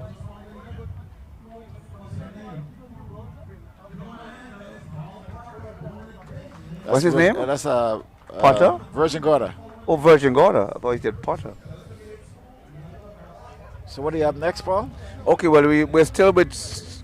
I think we have a couple more 60s and then we're 80s and then we're on to the 100 meters. Okay, so you think I can squeeze in some results here real quick? I can speak fast. And first place we have Francis Ledsam. Hold on, we just lost we're back. First place we have in points, Francis Ledsam. Second place, Enos Adam. Third place, Brigado Flax. Fourth place, Ebenezer. Fifth place, Willard Whitley. Sixth place, Joyce Samuel. Seventh, Robinson O'Neill is tied along with 7th Day Adventist. 9th is St. George's. 10th is Alexandrina. 11 Pelican Gates. 12 Claudia Creaky. 13 Lenora Delville. 14 Siboney. 14 and Siboney and Josh Van Dyke is 14. 16 Agape. 17 Ivor Dawson. 18 Valley Day. And 19 First Impression. Is that's your Okay, I'd like to call school those again standings. after you said them too No, fast. yeah, May I I had call to. them? Behave yourself. Can Paul. I have a chance Behave to yourself. call them too? I'll give you a candy later, Paul.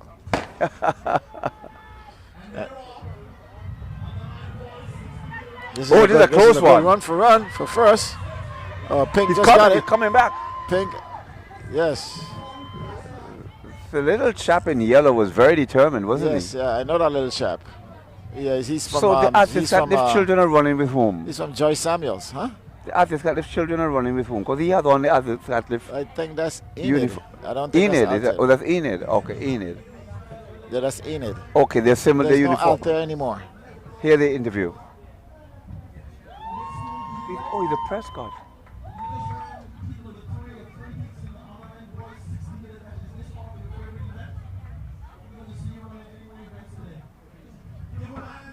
Big hit number 3 of 3 That's hits. Aaron Prescott. He's the son of Earl Prescott, who has been one of the best cricketers we've had in our territory. Are you telling me this? I'm just reminding the folks. Remember, we do have a Earl listening Prescott audience was a as well. bowler.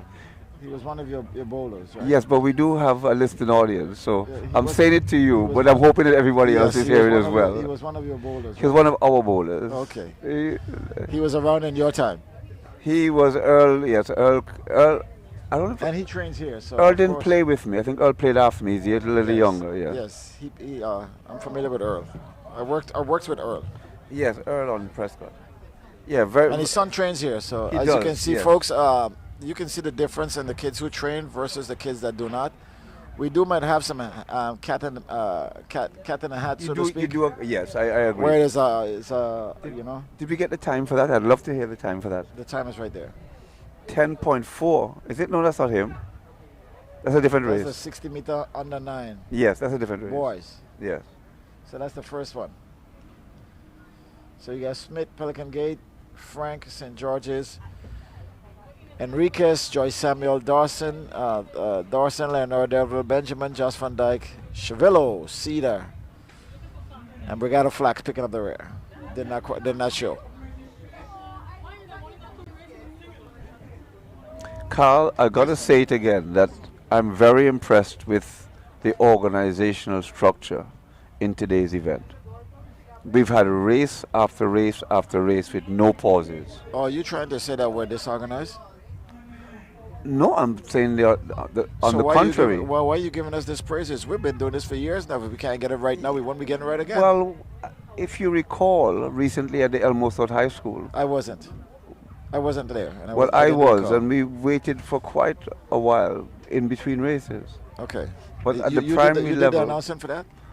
I didn't, no. You didn't? I didn't. That's why it's like that. We weren't there. There you go. So that explains it. May I call those out? No, I can't. I can't. I know you can, but I mean, maybe we could both have a turn. Since you want to slow it down. But the high jump is going on. We still have a large, fair number of kids. And that was the clearance. I'd like to know, I'd like to know the height of the high jump, if possible. So as Carl rightly called, I'm going to reiterate and repeat it again. It is the overall scores. As of the 300 meters. As of the 300 meters, correct. Yes. So in first place is Francis Letcham with 111 points. In second place is Nia Adams with 95 points. And in third place is Brigado Flax with 76 points. These are your three main leaders. Just behind them. Those numbers can change in a few minutes. They can. In fourth place, interestingly, with 63 points, is Ebenezer Thomas. And then Willard Wheatley is in sixth place. Or they're in, with 57. So those are your top boys, or your top athletes. Not just boys, males and females. So Carl, what we can probably also do with the listening audiences and the viewing audience is to give them a catch up on all the events that have gone so far, which we do have here. So those ones we can go through those if you'd like. I think I speak a little too fast, Paul. So you slow down. No, not at all. You sound like you're in slow motion. So I'd let you do that, and I'll follow. No, I'll take too long. I just wanted to call the top one. We still have races up and coming. We do. That's 100 meters now. But back to the hundreds, Carl. So this, that's not 80. That was 80, no. The one before was 80, but this is now 100. Okay. So I'll tell you what event this is now. Hello. Hillary. Malone.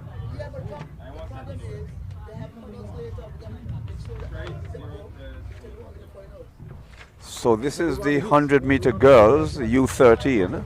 Yeah. No, he announced the heats. We just want the results. Okay, so we're all done. All right. Behind the scenes. Right. So they're actually in a crouch position for the hundreds.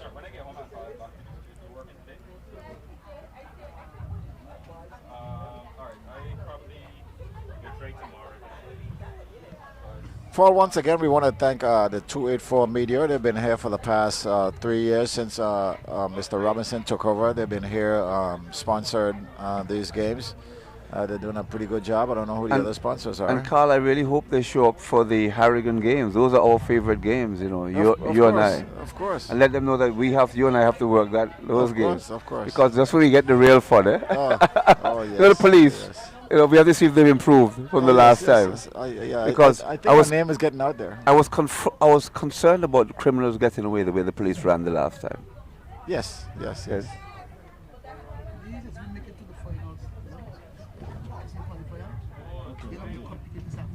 Ah.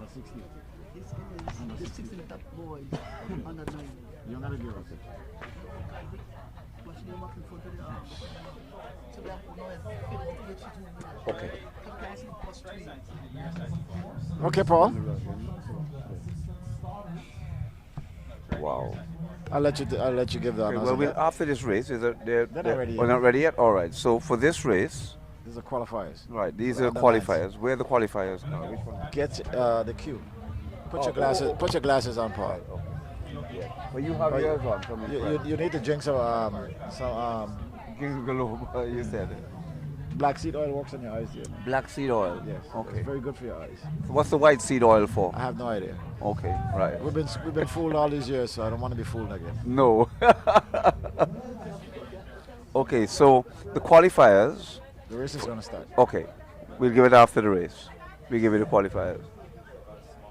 Oh dear me, that's interesting. That So was let them very stand good. up. So No, put them to stand. if you want, no, she wasn't ready and she stood up. No, she was ready. She didn't understand the command. Oh, she thought set was. Yeah, I thought she Seth stood up was because she standing. wasn't ready. No. This is what happens. But that would have been I'm going brilliant to if say she was. this and it's going to sound bad. Go on, say it. But as the We don't teach them beforehand. The teachers in the schools, I know what these you're are going to things say. that they need to No, beforehand, yes. Yeah, they Because shouldn't have to they come in to basically learn just that. give them a crash course in a lot of the different events, Yes. and then, The then they find a camp or something to go to. The challenge is that many times a lot of these coaches are not really into track and field. That is true. So we have But we to. can't have everybody in the track and No. field, but they need to be trained for all the different I was just sports. about to say, but we still need to train them all. Yes. Because you and I, we're basically multi-sport. Yes, You can put yes, us anywhere. yeah. So correct, we can do it any event. So are we saying that we're not doing a good job in recruiting? See, she's still a set. She's still a. See? Yeah. She didn't. She never got into set position. And the race is on. We got white and yellow. White and yellow for sure. Yellow. It's yellow, a close white. one. It's the Yellow same little got girl. it. Same little girl And the little one who got the bad start. she's the same little girl on the 80 or the 60. She came. I back and won noticed 100. that. I noticed that. I saw it happen that they're No, they can do doubling that. up. Well, I guess at that age you can. Oh, you can? Well, I guess I noticed She won it. the 60 and come back and win the 100. I noticed it before. Oh, okay. It's the second time I'm noticing it. But yes, because the same Cedar School girl is in there too. Unless they're twins. Yeah, the same Cedar School girl, correct. Right. Same Cedar School girl is in there. We still have the jump on, the high jump. There he goes. Oh, that's a Oh, very got good it. clearance. Very good clearance indeed. The battle And, is I about I must say, for a lot of the kids who don't get the opportunity to train as much as the kids on Tortola, with jumps and field events and stuff like that, they're doing pretty good for themselves. So this goes to show that the talent that we have, if it's properly developed, where we can go with it, if you understand what I'm saying. Remember, in some of the islands, they don't even have a high jump mat. So exactly my We're point. forgetting that. So exactly my point. Francis Letsom. Yes.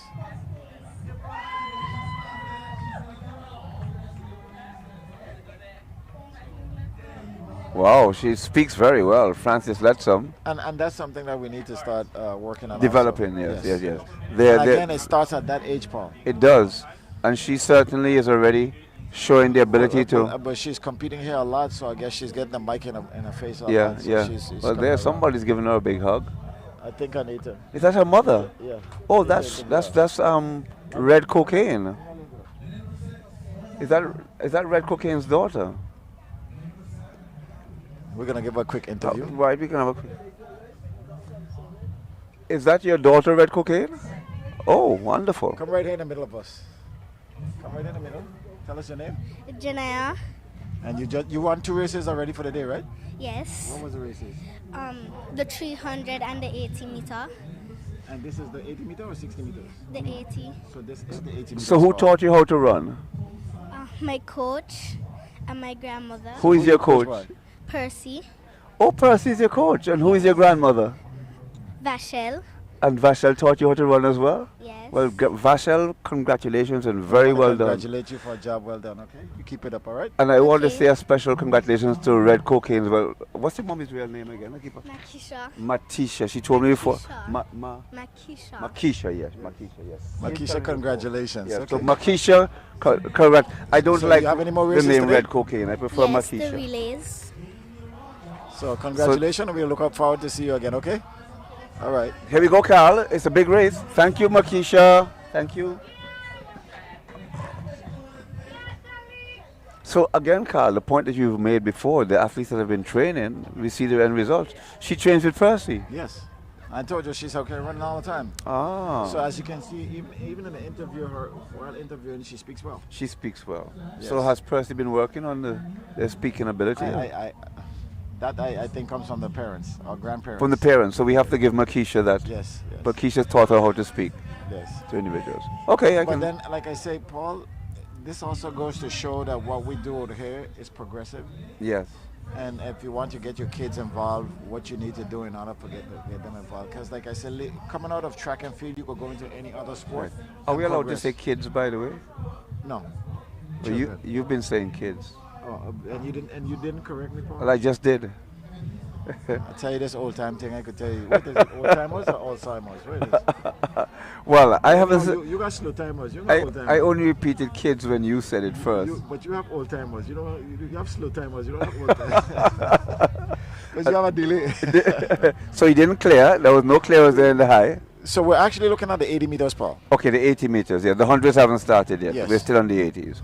But I've noticed that there's heats in each one. Yes. This is what threw me the last time. And that's what she just told you. Why Yes. we couldn't get the results. Correct. Oh, that's why we couldn't get the results, because they're heats. And they're off. This one is good. I think the one in the purple, she should take this one. Well, she's looking powerful. The one in the purple, it's a big she should girl. take this one. She's getting a little competition there. Yes, but she's gone. I think. She is. She wow. trains also. She trains Yes, also. I've seen her train. I didn't realize she was that fast. Yeah, she trains with Erica. So Oh, she's with Erica Phillips. Yes, again, once you come out and you train, the results show. Yes. So we'll try to grab her also and see if we can get a word from her.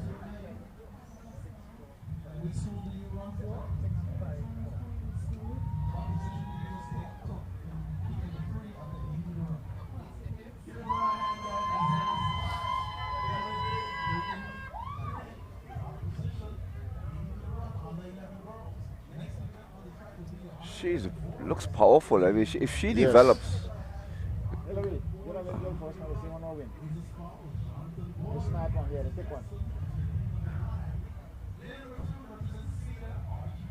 Carl, if she develops over the years,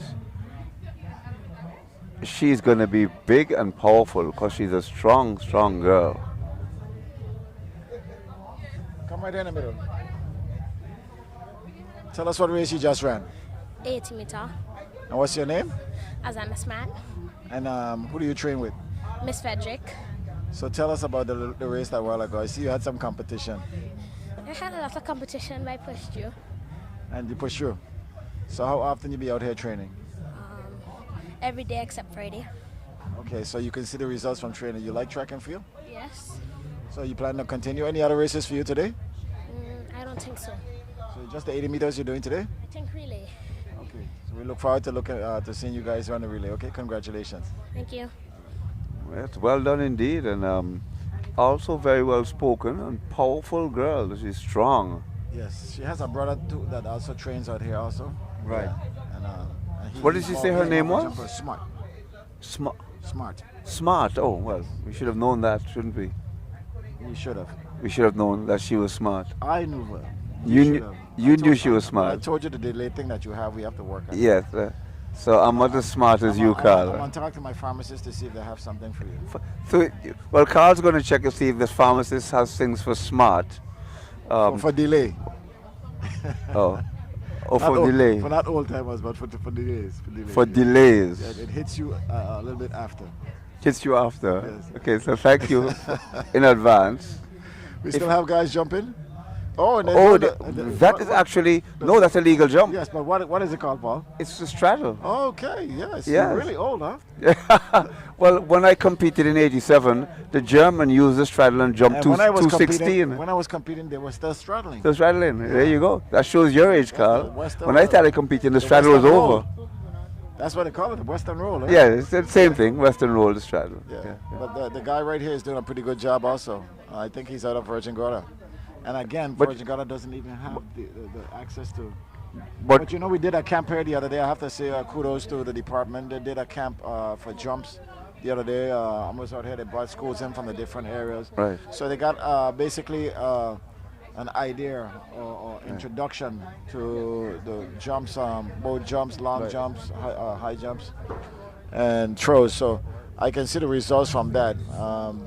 So the competition seems to be pretty good. Steve. What's the height to do that? Because we don't have the paperwork. Okay, perfect. So what, as you can see right now, the screen is split. We still have the high jump going on. Right. Are we going to get the height for the high jump in a few minutes while they prepare for the other race? Right. So we're going to actually get connected up with Steve in a while so that folks at home can actually hear Steve's commentary. Right. But I just wanted to, in the interim, thank you in advance for this this speedy medicine that you're going to acquire for me. You're such a loving fellow, Carl. I mean, my heart just, goes out to your thoughtfulness. Thomas clearing it at 125. Give him a hand, guys. Jude and Joseph clears 1.25 meters on the high jump. Ebenezer Thomas doing it big. Dakori Young, Leonora Delville, he's up next at 1.25 meters.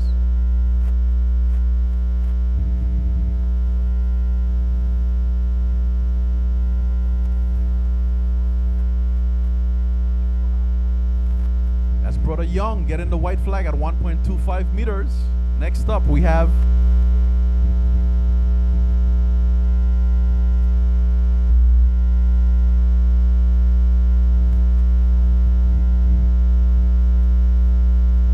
the next height on the bar will be 1.30 meters. 5 athletes moving forward at 1.30 meters.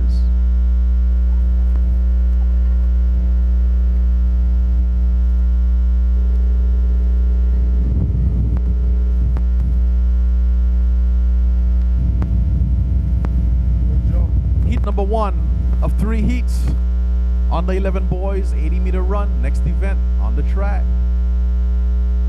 On your mark.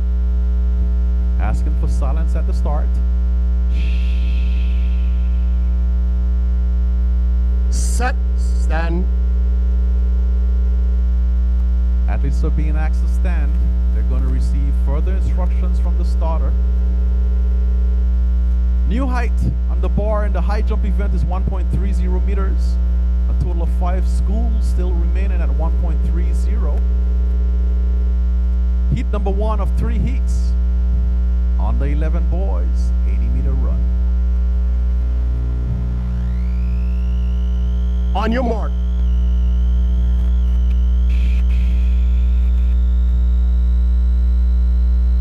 Set. And they're off on the 11 boys 80-meter run, all stacked up on the early. We're gonna see what happens on the inside lane. He's moving really fast. That's your inside lane athlete. Keep your eyes on that young man. Pumping the chest as he crosses the line. Francis Letsom primary. Francis Letsom doing it big. Heat number 1 of 3 heats. So I'm standing here with the big man himself. Let the crowd know, what is your name, young man? Jonathan Gordon. And which school are you representing? Francis Letsom. And what position you just took in the race you just ran? First. Give him a hand, guys. Francis Letsom doing it big. Heat 1 of 3 heats. Heat number 2. Lane assignments are as follows. Lane number 2 representing 7-Day Adventists. Keep your eyes on Xavion Frakes. That's Frakes. Lane number 2. Lane number 3. Pelican Gate School. Carter Morris. That's Morris. Lane number 3. Lane number 4. Ebenezer Thomas. Josiah Leslie. That's Leslie. Lane number 4. Lane number 5, Valley Day Primary, Jamal Osborne. That's Osborne in lane number 5. Lane number 6, Ivan Dawson Primary, Decory Blackmore. That's Blackmore in lane number 6. Lane number 7, Alexandrina Maduro, Casey Poncho. That's your lane number 7 athlete. And in lane number 8, representing Brigado Flags Educational Center, keep your eyes on Azari Alexander. That's Alexander, lane number 8. This is heat number 2, 3 heats. On the 11 boys, 80-meter run. Silence at the start. On your mark.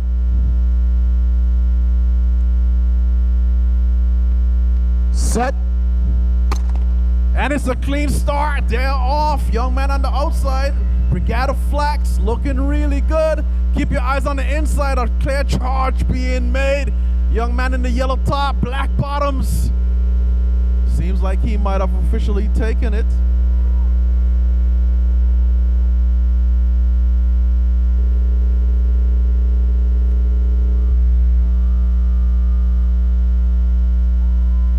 Standing here with the big man himself who took heat number 2 of your under 11 boys. Let the crowd know what your name is, young man. Xavier Freights, And what school do you attend? 7th day, And what position you just took in that event? First, give him a hand, guys. 7th-day Adventist in the house.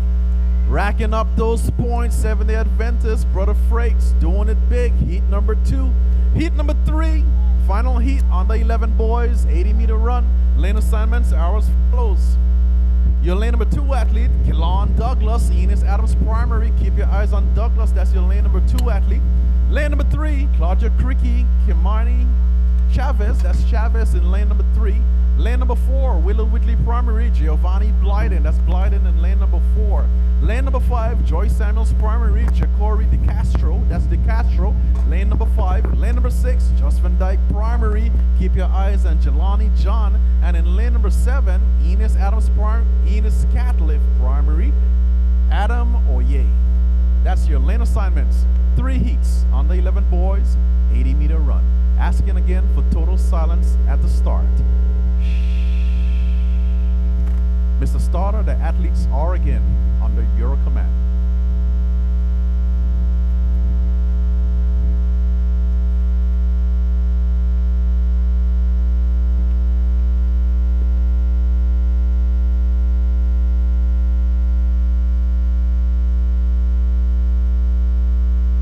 Silence at the start. Heat 3, 3 heats on the 11 boys, 80-meter run. On your mark.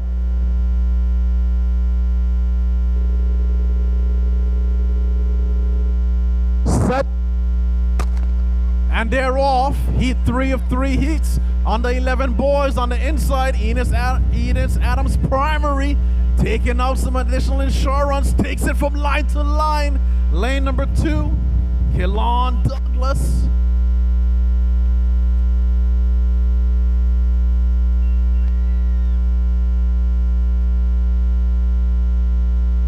Standing here with the big guy himself, Kelon Douglas. Let's face the crowd this direction. Kelon, I remember when you were a little boy like down here. Now you're a big guy. You're getting pretty tall, but let the crowd know what's your name once again. Kelon Douglas. And which school do you attend? Enos Adams. And what position you just took in your event? First. Give him a hand, guys. Kelon Douglas taking heat number 3 of 3 heats. Enos Adams Primary.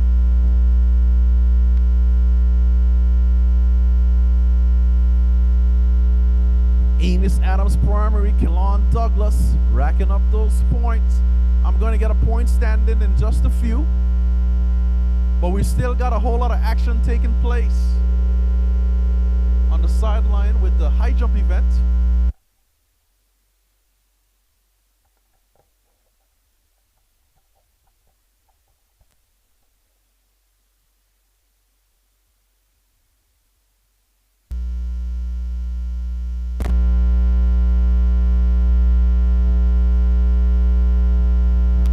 New height at the high jump bed, 1.35 meters.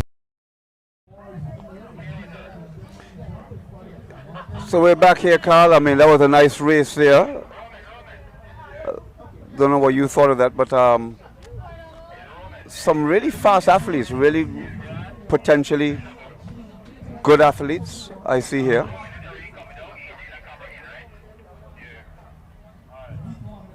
Carl, we were losing here. Let's give some results. Yes, okay. Of early on the day, want to give some? Go ahead, Carl. You give some results. Okay, so I have the results from the girls under 11 80-meter dash. Qualified, we have Nia Defus from Francis Lettsam. We have Kiroma Philip from St. George's. And we have Odia Lettsam from Willard Whitley. Those are 3 qualifiers in that event. And for the 300-meter on the 11 boys, we had Justin Smith, 7th-day Adventist, Joshua James, Francis Lettsam, DeAndre Matthew, Willard Whitley. They're going to take the first 3 spots. And we have on the 11 300-meter girls,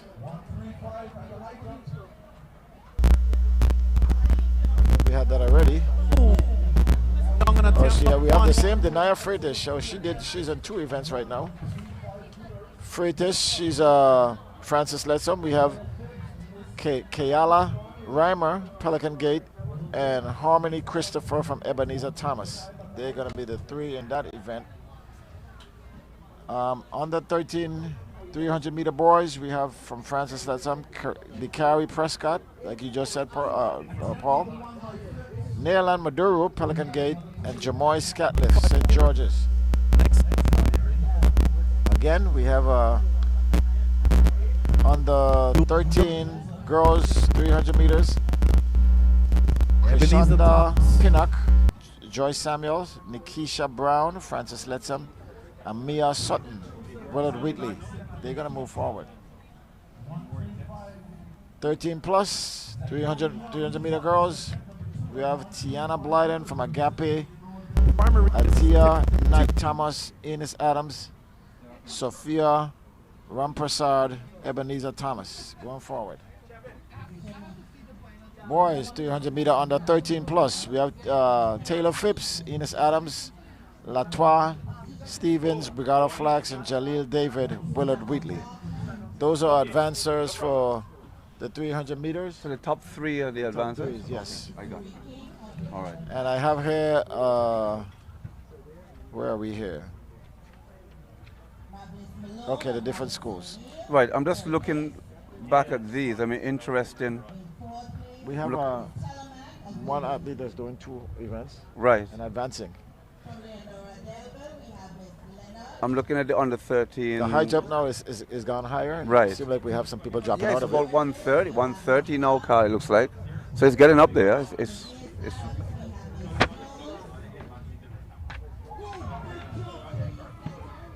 A high jump, yes, he cleared that high. Joseph. So the height right now, Paul, is at 125, 1.25.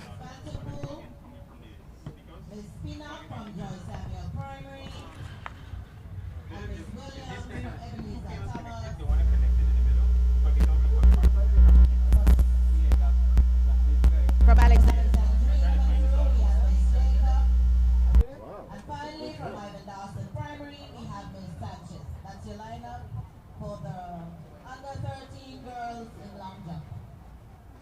Good, my boy. He's over too.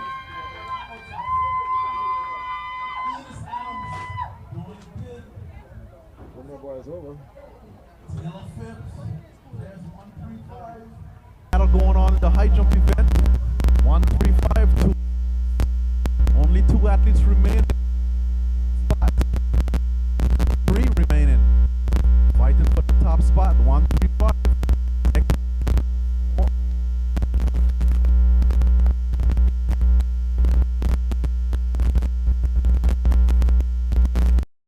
bar now goes up to. Okay, so folks, 80-meter dash results. Qualifying, we have Jonathan Gordon, Francis Letsom. Tiandre Robinson O'Neill, qualifying.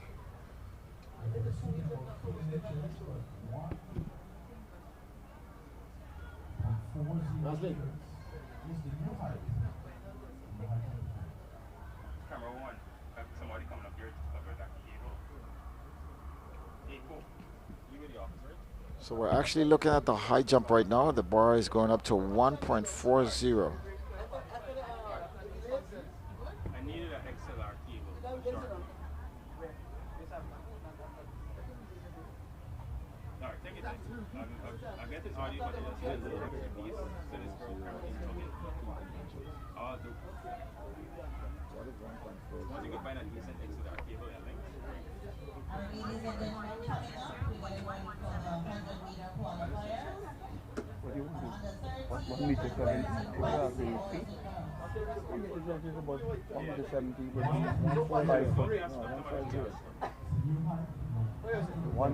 One meter 50, you mean? 1.20, sorry.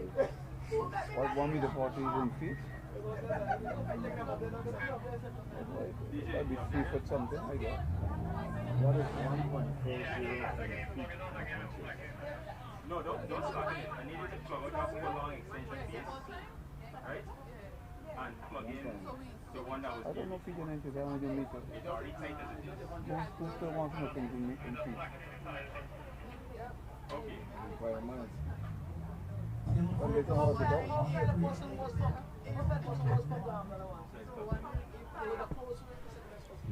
So the high jump is still going on. The bar has now been raised to 1 meter 40. I know first jumper just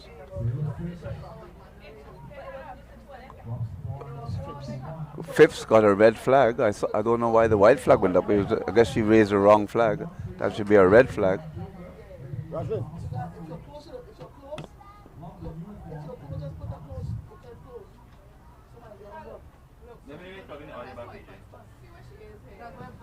We're just about getting ready for our midday break. So we're still at the high jump. Three athletes right now are still competing in the high jump. 1.40 is the new height. I'm hearing he'll do it on the second time. I like it. Some Ebenezer Thomas fans in the house. Again, if for you're those here, of let me you hear who you are say checking in, we are day one of the Interprimary Ebenezer Thomas in the house, loving the uniform. Championships. Like when you look right good, here you run on good. Those guys are the Virgin Islands, Tortola, the Big Island, encouragement on the sideline. British Virgin Islands. This is day one of competition On the sideline, but this is attempt out number of 2 days. For So we're doing the Taylor Phipps, prelims and attempt number semis 2 today. for Tomorrow Taylor the Phipps. finals, the run. So far we've had the 300 meters from under 13 down to under 11. We have the 60 meters, 80 meters. And we haven't started 100 meters as yet. But we have the high jumpers going on right now and the throws.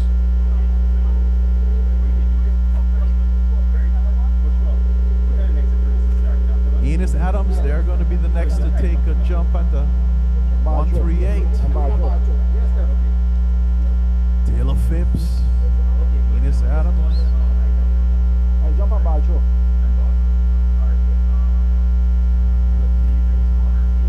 Ooh, he almost clears it. It's all right. He has one more attempt at 138. Ebenezer back in the house on attempt number 2 at 138.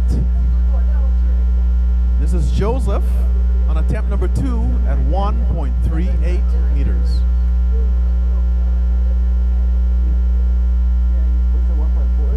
Joseph drops the bar on attempt number 2.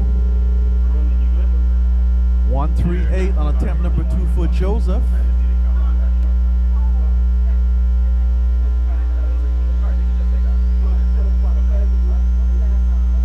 Minute and a half rest for our athletes. 3 athletes remaining, 2 currently jumping. The third is doubling up in the long jump, I believe. So we're going to see how it goes. Right now, it's Enos Adams versus Ebenezer Thomas. And Francis Letsom, they're going to be here in a few. So 3 athletes remaining, 2 athletes currently jumping. We're just being sure to give the athletes their rest, a minute and a half before they go again on attempt number 3. Final attempt for both athletes, Enos Adams and Ebenezer Thomas. Ball throw event is well underway. I see the youngsters there out here and they're throwing. I'm going to make my way over there in just a few. But right now it's all about who's going to take that top spot in the high jump event at 1.38 meters.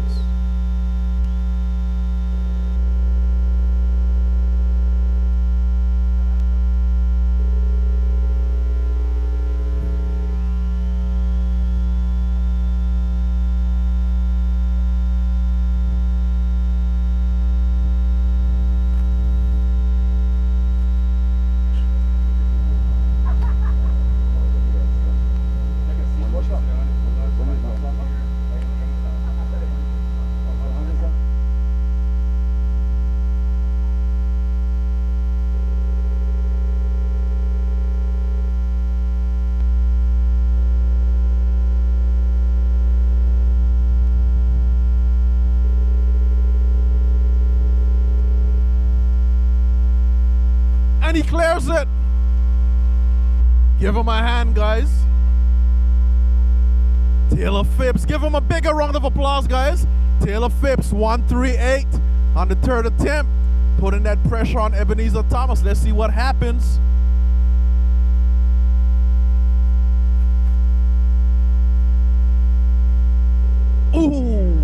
most clears it on attempt number 3. But give him a hand, guys. He fought to the end. Jude and Joseph, give him a hand, guys. He fought to the end. Ebenezer Thomas Primary.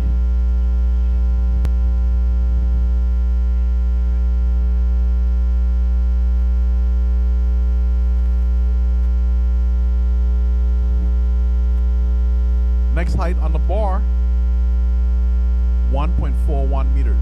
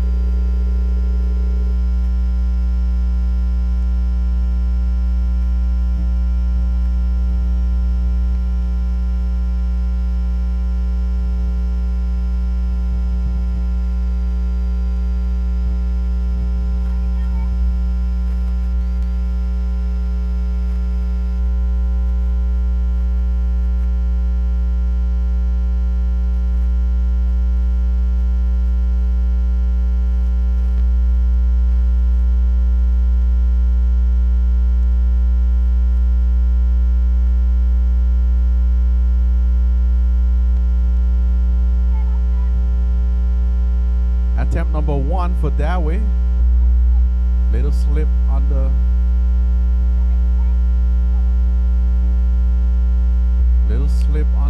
attempt. That was attempt number 1 for Dawei. We're at 1.41 meters. Next athlete on the runway will be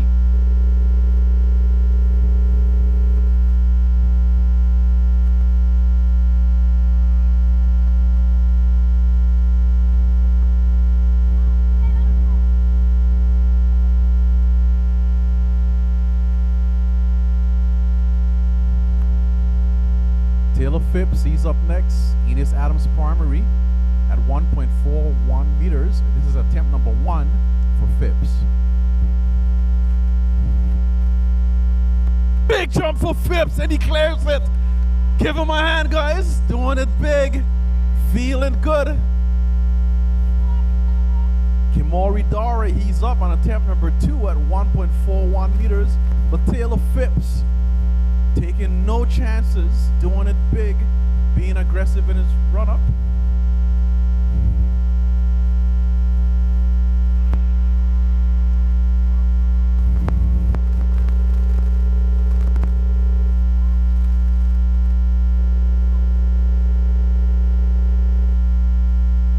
Kimori Dawei, Francis Letsom clears 1.41 meters. Next height, 1.44 meters.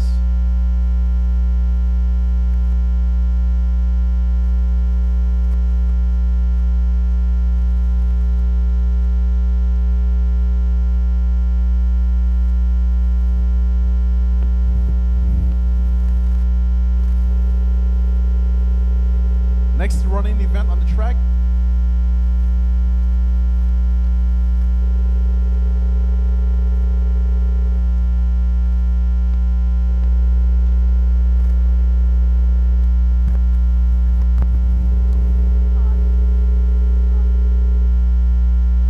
Next running event on the track seems to be the 100-meter runs.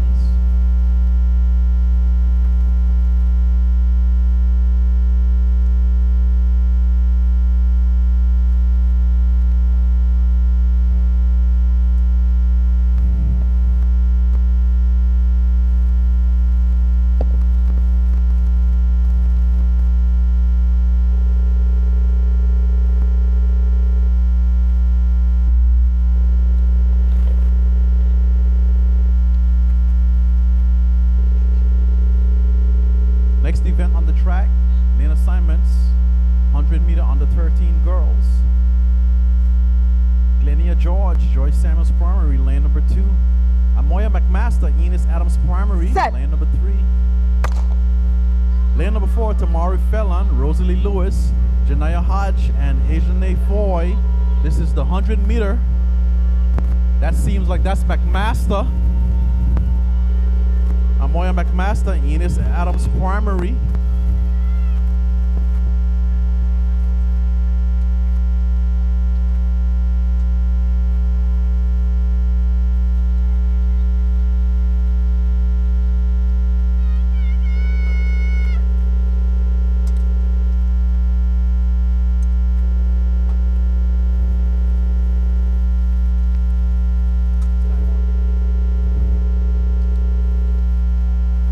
Amoya McMaster taking heat 1.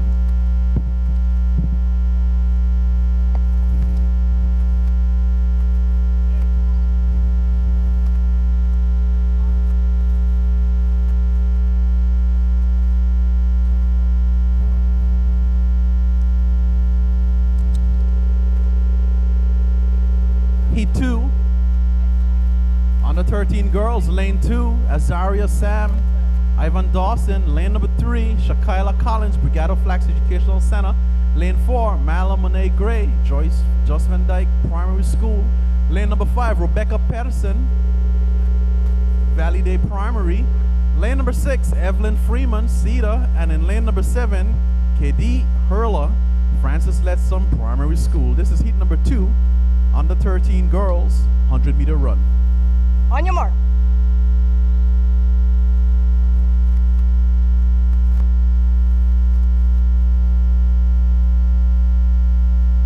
Set. And they're off on the 13 girls, 100 meter run. Little bit of switching on the lanes, no infractions thus far, I would think. But out in the center, out on top, making it look good. That's your lane number 3 athlete, representing Brigado Flax Educational Center. That is Shakaila Collins. Collins doing it big. Heat number 2.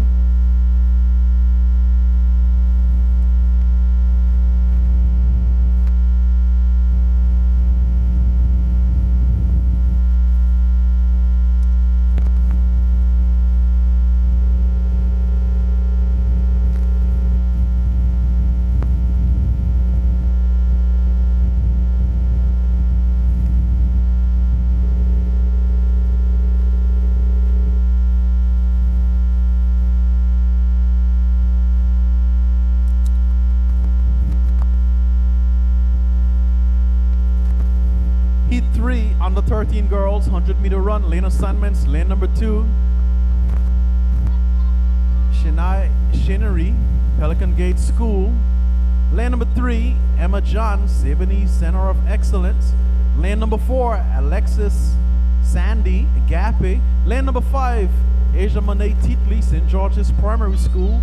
Lane number 6, Daria Donovan, Ebenezer Thomas Primary. And in lane number 7, Sienna Leonard, Leonora Delville Primary School. This is heat number 3 of 3 heats on the 13 girls, 100 meter run.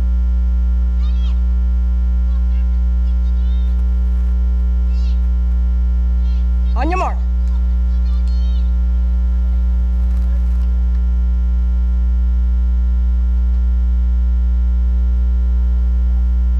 Set. And they're off. This is heat number 3 heats under 13 girls, 100 meter run.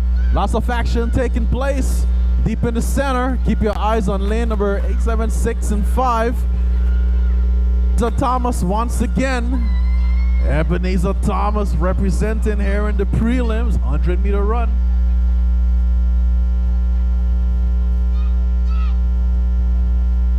Daria Donovan doing it big. Heat number 3, Ebenezer Thomas Primary School.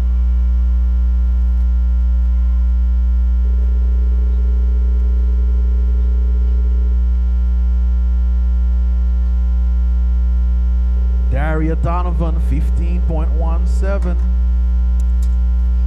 Elijah Monet Teatley, 15. Elijah Monet Teatley, St. George's takes second, 15.60 seconds.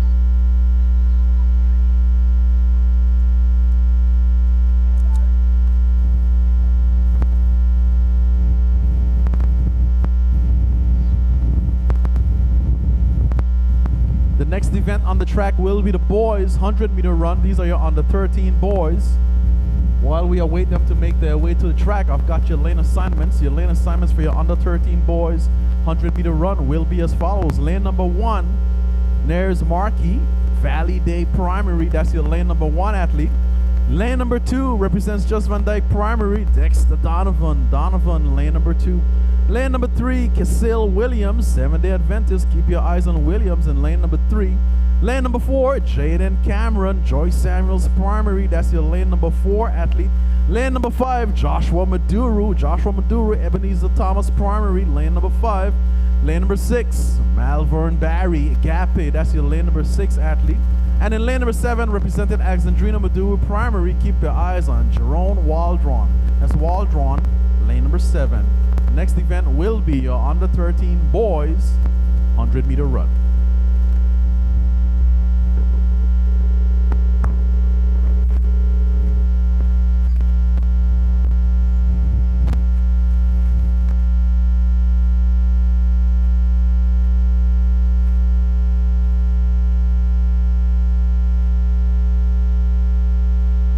High jump event, lots of action taking place on the far side. Once we can get this 100 going, I'm going to make my way back over. I left them at 141. It's clear that the bars have been raised.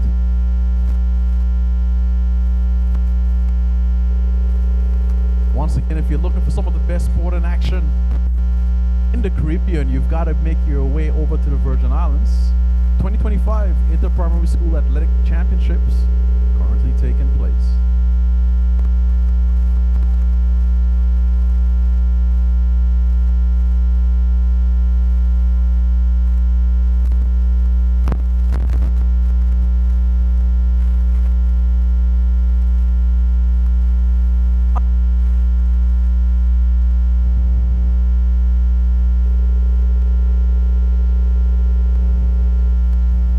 Stand up.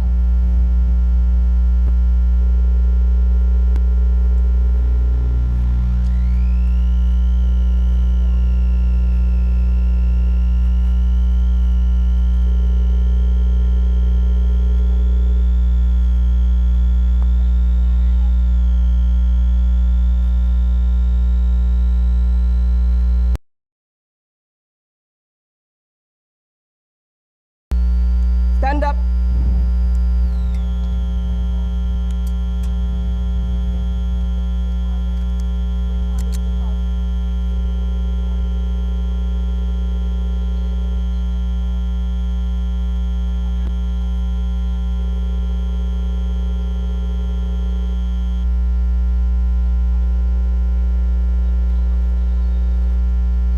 Silence at the start.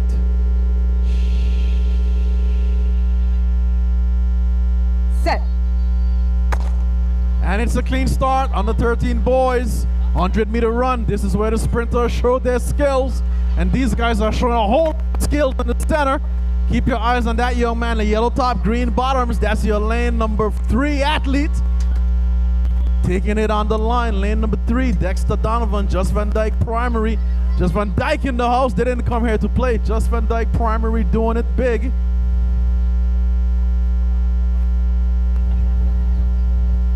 Just Van Dyke Primary, Dexter Donovan doing it big. Heat number 1 on the 13 boys 100-meter run.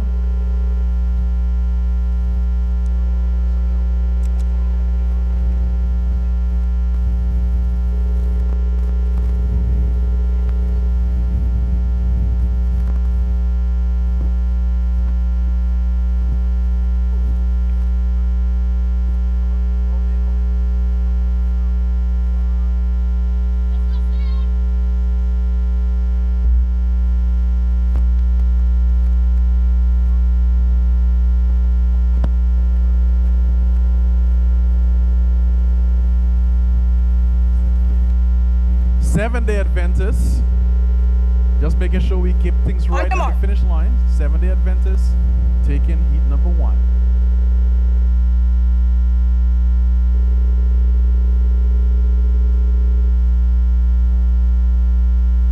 Set. And they're off. This is heat number 2. Zane Bren, Marquis Chavez, Elijah Turnbull, Llewayne Hall, Dakari Prescott, Caden George, Neelan Maduro, who's gonna take it? Lane number 5, big hands, big feet, Dakari Prescott. I think Dakari Prescott doing it big, taking heat number 2 of 3 heats on the 13 boys. 100-meter run. Dakari Prescott, Francis Letsom doing it big, heat number 2. In heat number 3, lane assignments are as follows. Lane number 2, Kento Sprav, he's here, Brigade of Flax. That's your lane number 2 athlete. Lane number 3, Isaiah Smith, first impressions in the house. Lane number 4, Cedar School, Nate Johnson, keep your eyes on Johnson. Lane number 4. Lane number 5, Enos Adams Primary, Turkairon Martin, keep your eyes on that young man. Lane number 6, Joseph Pro, Robinson O'Neill, and in lane number 7, Ivan Dawson Primary, Kamari Sinclair. Asking as always for total silence at the start. This is heat number 3 of 3 heats on the 13 boys 100-meter run. The starter, the athletes are under your command.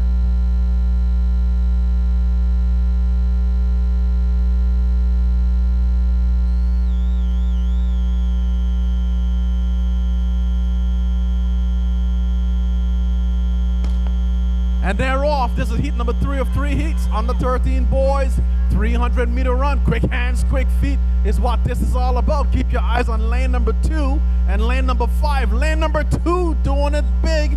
First impressions. Name that I got is Isaiah Smith. Isaiah Smith, first impressions.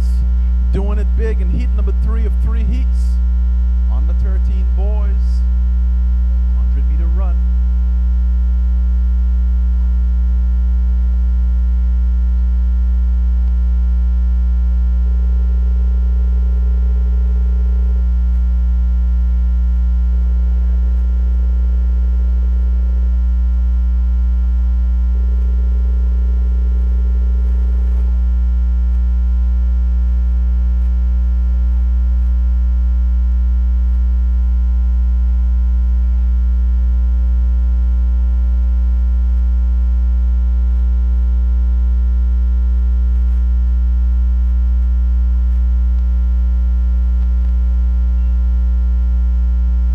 Assignment on the event, Natalia Cozier at Joyce Samuels Primary. Lane number 1, Isabella London, Brigade of Flax Educational Center.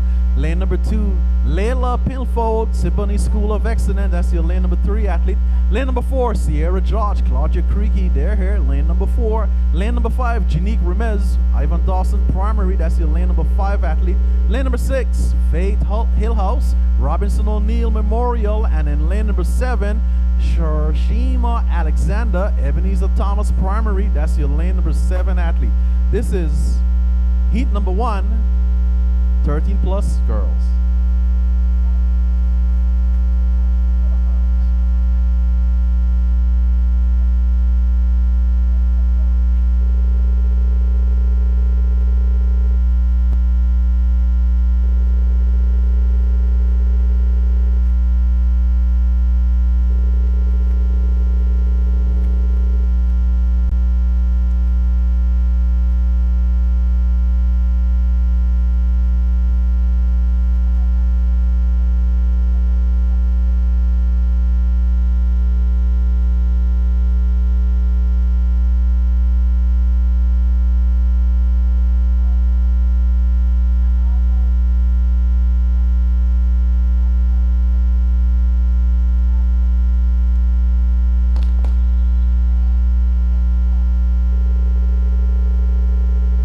Going to be a restart. This is heat number 1 of 2 heats, 13 plus girls, 100-meter run.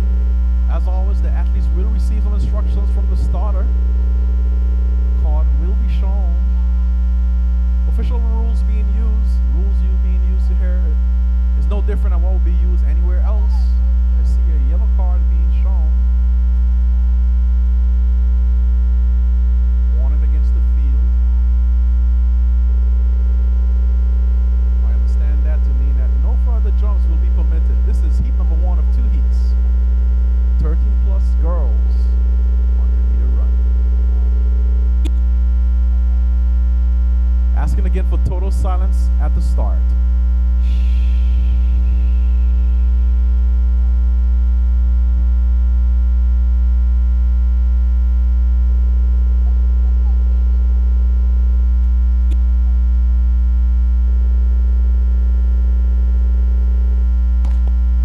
And they're off.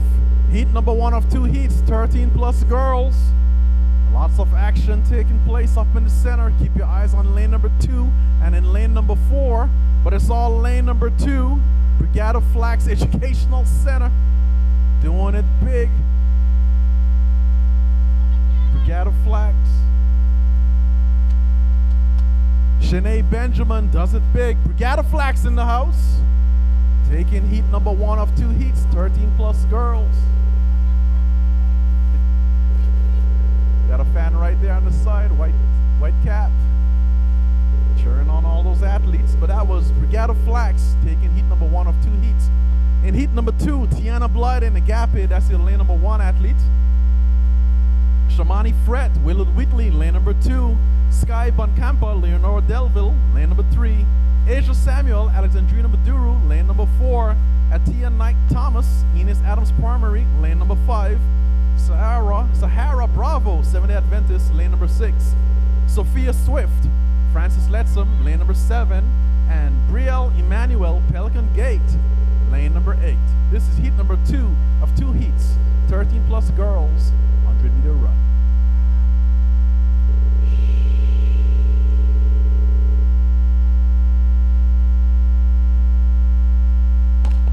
And it's a clean start, 13 plus girls, 100-meter run. First to the finish line, takes it all. Keep your eyes on lane number 1. Agape, Brianna Thomas, Tiana Blyden, sorry. That's Tiana Blyden on the inside, taking a peep, but crosses the line, shows the hand. Agape doing it big. Lane number 1, Tiana Blyden. Give her a hand, guys. Agape in the house. Doing it big in heat number 2 of 2 heats. 13 plus girls. Next up on the runaway is 2 heats of the 13 plus boys.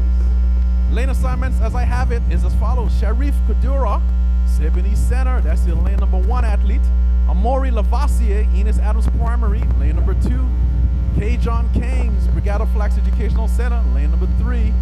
Lane number 4, Dominique Richards, Alexandrina Maduru, again that's lane number 4. Lane number 5, Sakori Young, Leonora Delville. Lane number 6, Jan Antoine, Pelican Gate School, lane number 6. And in lane number 7, Kimani Barnes, Joyce Samuels Primary. This is heat number 1 of 2 heats, 13 plus boys, 100-meter run. As always, asking for total silence at the start. Mr. Starter, the athletes are under your command. You don't have to. On your mark.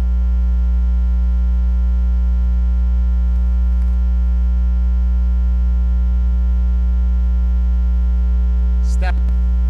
Stand.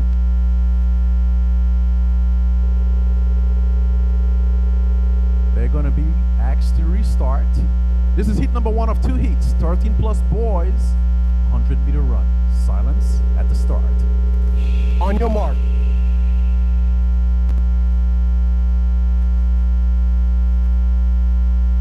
Set. And they're off. This is heat number 1 of 2 heats.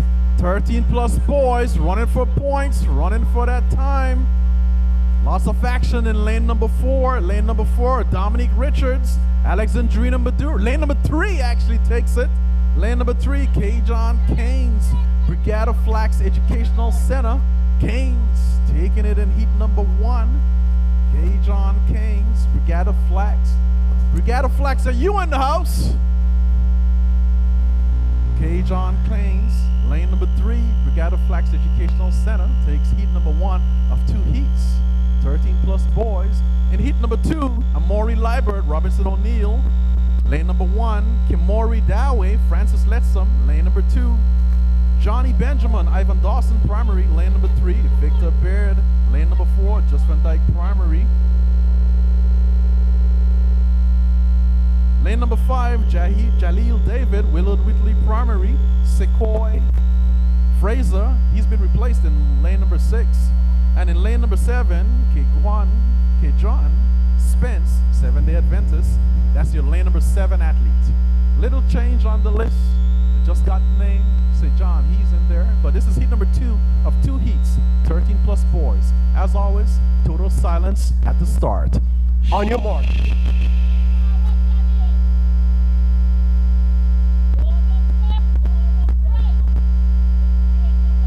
Set. And they're off. Ooh, this is a restart.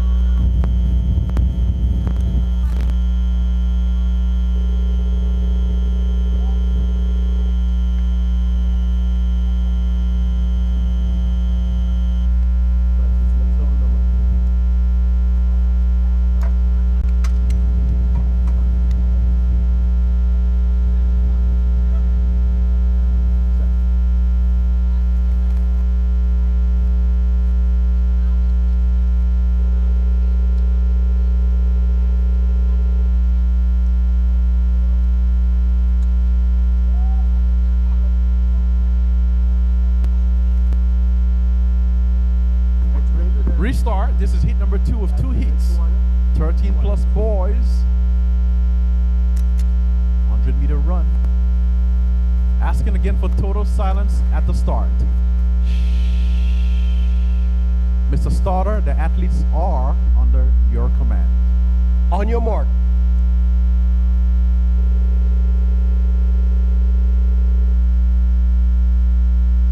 Set. And it's a clean start. Heat number 2 of 2 heats, 13 plus boys.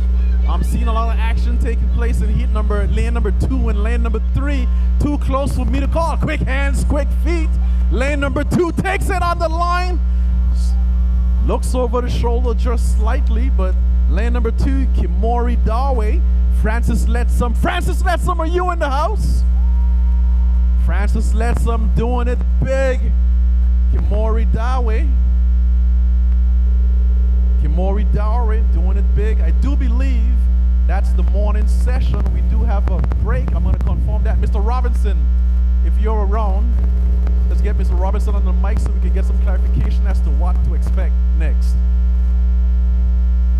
No, Mr. Robinson, we've been looking at the events. We'll chit-chat a bit. We just saw the 13 plus boys heat number 2, which means that we came to the conclusion of the morning session. I'm just seeking some confirmation as to where we're at with the session, with the intermission, and what time we would expect to restart again this afternoon. Okay, well, yeah, we just concluded our semi, so we're gonna break a little bit. We do have to call the under-13 ball throw because we have an athlete there that's out of Anegada, so we're gonna stay on time with that. But in terms of our evening events, we're gonna break just for about 30-35 minutes so we could get some food in, and then we're good for the afternoon. You just heard it live and direct from Mr. Robinson himself. 35 minutes break. We'll be back again with the finals and the relays. I do believe, Mr. Robinson, what do you have a schedule? Let's just give them a rundown as to what to expect this afternoon. Okay, so we'll have the finals with the 60 meter, 80 meter, 100s, and then we're gonna head into our 4x50 qualifiers and 4x100 qualifiers this afternoon. Those finals will be run on Friday when we come back 42. Now, Mr. Robinson, before you leave, I came this morning. I saw some guys running this morning and some girls. I'm clearly going to do some recruiting before we leave here this afternoon. But thus far, we've had some very good performances. The athlete seems very eager to run this morning and this afternoon. They're not camera shy. They're coming on the mic. They're saying their names. They're saying which school they come from. Listen, let the crowd know what goes into planning something as enormous as the championships that you've planned over these next 2 days. Well, definitely, it's a lot of work. You know, you just have to surround yourself with the proper team. You know, many hands make the work a little lighter. But in terms of our student athletes, they're doing an awesome job. We did have the jump and throws camp, and as you can see, we had some excellent jumping going on. So we can see where that camp helps a little bit.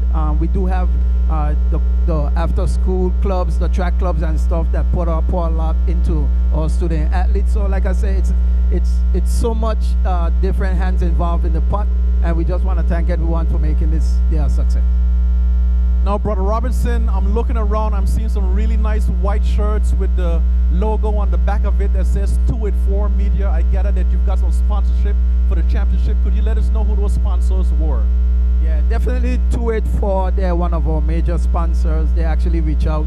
You know, I always want to know when the days so they can include it in the calendar. As you can see, we're live. We have a lot of viewers online looking and tuning in and seeing what's going on here at the championship. So 284, definitely big shout out to them and the team for making this possible. We have our One Mart, we have Super Value, we have Right Way that make today a great success. Brother Robinson, thank you for letting us know about the sponsorships. But one of the things that definitely caught my eye this morning and this afternoon is the numbers of volunteers that you have out here with us. Could you let us know what your secret or your trick was in getting so many persons to be so willing to come out here and volunteer at the 2025 Inter-Primary School Athletics Championships? Well, we have our head official area, you know, she spared a lot of the volunteer official, also Mr. Phipps. He was instrumental in getting us a lot of the athletes out of the Elmer Stout. And of course, we have some folks here from Rams Media. So they actually partner with 284 Media, you know, get a little extra hands in terms of the coverage. So again, it's a collective effort, you know. Would you say that we've seen the best of what the day has to unfold, or is the afternoon going to get even hotter than what we saw on the track this morning? Definitely, it's just a little sun. You know, as we go along, it's going to get hotter. So afternoon session is going to be fire. You know, we have those finals going to run. You know, we going to see the best of best in those events. So definitely this afternoon, look out. Now, Robinson, I'll close up here. I know we're going to get an update on the stats as to see where the points are at. We both come from the western end of the island. Then it was Capoose Bay Primary, now it's Leonora Delville. You've been looking, what are some of the schools that have been standing out to you going through the morning session that has really come out and showcased themselves to be a school that definitely is one to be contended with, or schools that are definitely ones to be contended with? Well, I definitely have to give big shout out to the team come from Virgin Gorda. I think Brigado Flax is putting on a show here today. And like I said, since we have the absence of the Altascala Primary School, it's definitely tough to see which direction the championship is going to head. But Francis Letsom, they're defending champions, so they're out there doing a thing as well. We got Enos Adams, so we got a lot of, you know, good schools participate in good competition. We will get the scores up on the board just a second so we know exactly where we are. Now, Brother Robinson, we know that this is an athletic championship. You know, everyone is going for that big W. But as far as athletics is concerned, what are some of the long-term benefits that these athletes, even though they're very young right now, what are some of the long-term benefits these athletes can look forward to should they continue to pursue a career dabbling in athletics? Well, you know, definitely grassroots is important. You know, you can't pick the fruit if you don't plant the seed. So definitely you can see the Kyron McMasters and all, they were all part of these championships. So, you know, you have you know, good development, youth development, you move on to the high school, and then you move on to college, and then you turn pro. So it's all a stepping stone, but it starts right here at the championships. You couldn't have said it any better, Brother Robinson. We're going to move on to the break, 30 to 35-minute intermission. We're going to come back. I hope to get you on the mic before we leave this afternoon. You can probably give us a synopsis as to how the entire day went down. Thank you again for being on the mic. All right, thank you. I'm going to sign out. Steve Augustine on the mic. You don't have to wind up yourself. You don't have to wind up yourself. You don't have to wind up yourself. You don't have to wind up yourself.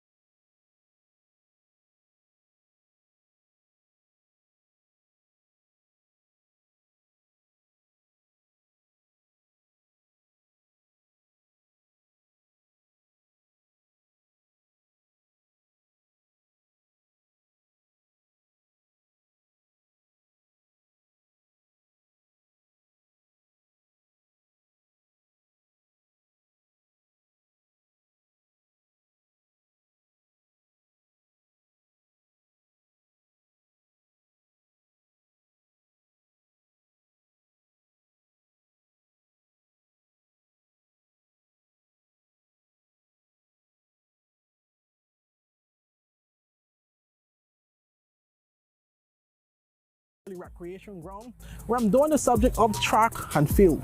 Stay tuned.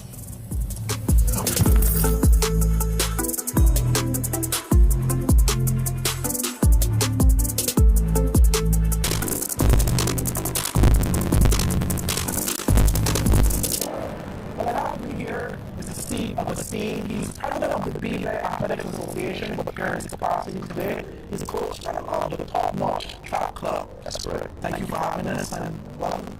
Thank you for having me. Okay, well, today, going to be part of this track, we're going to have that first, but first, before we get into that, I want to look for the people that are doing it to get an insight of who is seeing and how do you like the track? Well, you already mentioned that I sit as president of the BLA Athletics Association. I also volunteer as a coach on track club. Track and field is something that I've done ever since I've known myself. It's where my heart is at, and I do it for the love. Whether or not we had 100 kids or 1 kid, I would still be here. Track and field is something that was introduced to me in primary school with Mr. Dak Samuels, our late chief coach. So I did, physical education. We had fun, Captain's Primary School. Later on in high school, I came across Ms. Burnett and Mr. Potter. Mr. Potter is the head coach of Top Notch Track Club, so he's still around, so I walk with him. And it was a high school track team. There wasn't too many clubs at that time. And, they introduced me to other events, specializing in certain events. Later on, I started to train with a fellow by the name of Mr. Linford Levy, who was introduced to me by the now Dr. Brian Penn, who was also one of my physical education teachers. But nonetheless, we did the events, the hurdles, the races, and I got a fair chance to see the entire world through track and field. And I also was able to get an athletic scholarship through track and field. So the fact that, someone provided me with that opportunity, I feel obligated deep down inside to do the very same thing for our kids. We've had successes over the years, not just Top Notch Track Club, all the track clubs, Sprint Tech Track Club, Climax Track Club. I'm going to get myself in trouble for calling names. Fast Lane Track Club, we have quite a few. But our kids have continued to benefit, and that's why we do it. We love the sport, and we're simply trying to provide a future for our kids and our athletes. And that's why we're here where we're at today, on the track, training the kids to ensure that by the time the season by the time we get to the heart of the season, they're ready to go, they're ready to compete. You, as a sports analyst, yourself, alongside the general public, would know that the Carifta Games is something that we look forward to on a yearly basis. So we don't just wake up overnight and go to the Carifta Games. There's a lot of preparation that goes into getting ready for the Carifta Games, and that is what we're here doing today. Okay, so speak about also too, as you know, my show is health as well. I want you to speak about how track and field coincides with that healthy lifestyle. Well, I think the two go seamlessly or walk seamlessly together. You're talking about healthy lifestyles, you're talking about, maintaining proper body weight, keeping the cholesterol low, eating right, sleeping right. It goes a lot further than just a track alone. And so when you start to talk about healthy lifestyles, track and field athletics fits right into that agenda or under that umbrella, because staying physically fit, getting stronger is what we do here at the BLA Athletics Association, and more so right here with Top Notch Track Club. And in terms of that fitness lifestyle, that athletic lifestyle in the territory, speak about that. How have you been seeing that over the years developing? As you do know, we have a common problem with obesity, with non-communicable diseases, especially being prevalent amongst the BVI society. Stress the need, or more so why track and field and this active lifestyle is needed in the territory. Well, the one good thing, if you look around on the track today, I haven't caught the numbers, but it's easy to see we've got a lot of kids out here. And I think that is good. The track and field, I've always said, it's a sport that's continued to mushroom. The kids are naturally gravitate towards track and field. And once they come, whether they're, some come very fit, very lean and ready to run, and some don't necessarily come like that. And what we do, we walk with the kids. We don't turn kids back on the track. If you want to join a club, there's a club out here that you fit in. Not everyone will be a 100-meter runner, a sprinter. There are the throwing events, there are the jumping events. So we diversify things a little bit. But the first thing we do, no matter your size, your height, or your weight, is that we work on getting you fitter, stronger, and faster. So when you speak about, the health of our kids, the health of our youths, athletics definitely contribute to creating a healthier BVI. Okay, great. Well, you would have gotten an insight as it pertains to how Mr. Augustine would have got into track and field, how track and field relates and complements that of a healthy lifestyle. Now you want to speak a little bit about attire and equipment that is needed to partake in track and field. So,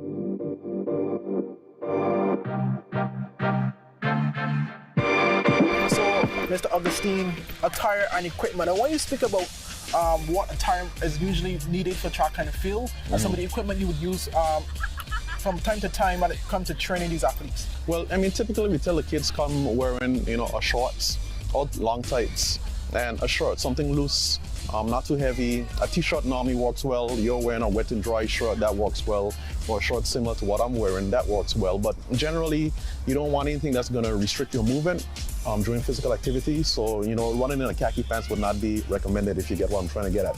But a short pants, a shirt, running shoes, not basketball shoes, not casually wearing shoes, but running shoes. And if you go to the store, there's a difference between what you call running, training, and just casual shoes that you would buy. So we typically encourage the kids to get the running shoes. The brand doesn't matter, but of course the BVLX Association is sponsored by Puma. So we naturally gravitate towards that brand for obvious reasons, but nothing against any of the other brands. Aside from that, we encourage the kids to bring, of course, a bottle of water, because you're going to be exerting yourself once you're on the track. And then once they're here, we have the low hurdles. We walk on agility, flexibility, and mobility with the hurdles. We have the wickets where we work on your speed and coordination. We do a lot of plyometrics, and that's just using your own body weight, but that's self-balance and things like that. The high jump, the long jump, we have the high jump bed. Of course, we have the long jump pit. And we use a lot of different implements, primarily for muscle building and coordination, just to make sure that we get that right. And we typically do that during the pre-season when we're doing the endurance runs and things like that, the condition work. Not so much when we get into the actual season, because by then you're not practicing to jump, you're physically jumping. So we would actually have the kids out there physically jumping in the long jump or physically throwing the discus or the shot. But in the preseason, we would just walk the entire body from head to toe and everything in between, just to develop that general body strength. Okay, great, excellent content. It's now all about that segment you all been waiting for. The workout segment where you, the viewers, decide whether I aced it or whether I failed it. Over to you, Mr. Augustine. It's much harder than it looks, and it takes a lot of fitness. So, moment of the truth, if you want to be a serious track and field athlete, you have to train extremely hard. Yeah, but you have a lot of people for this one. What is camera still on me? Yes. It's a show about you and sports. Cut! Yeah. Cut!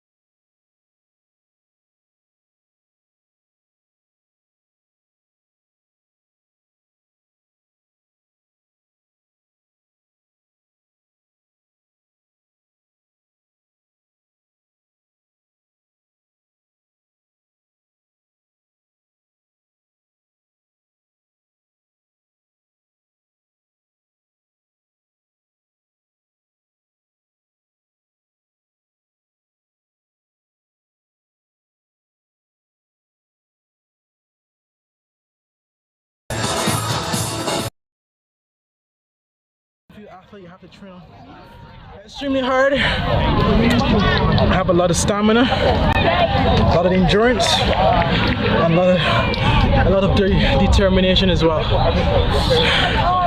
All of which I don't have at this present moment. Cut. Ooh, another one hurts.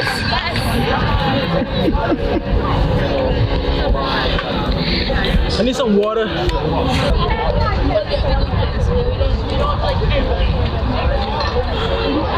No, seriously, me though, for real. My hamstring's hurting.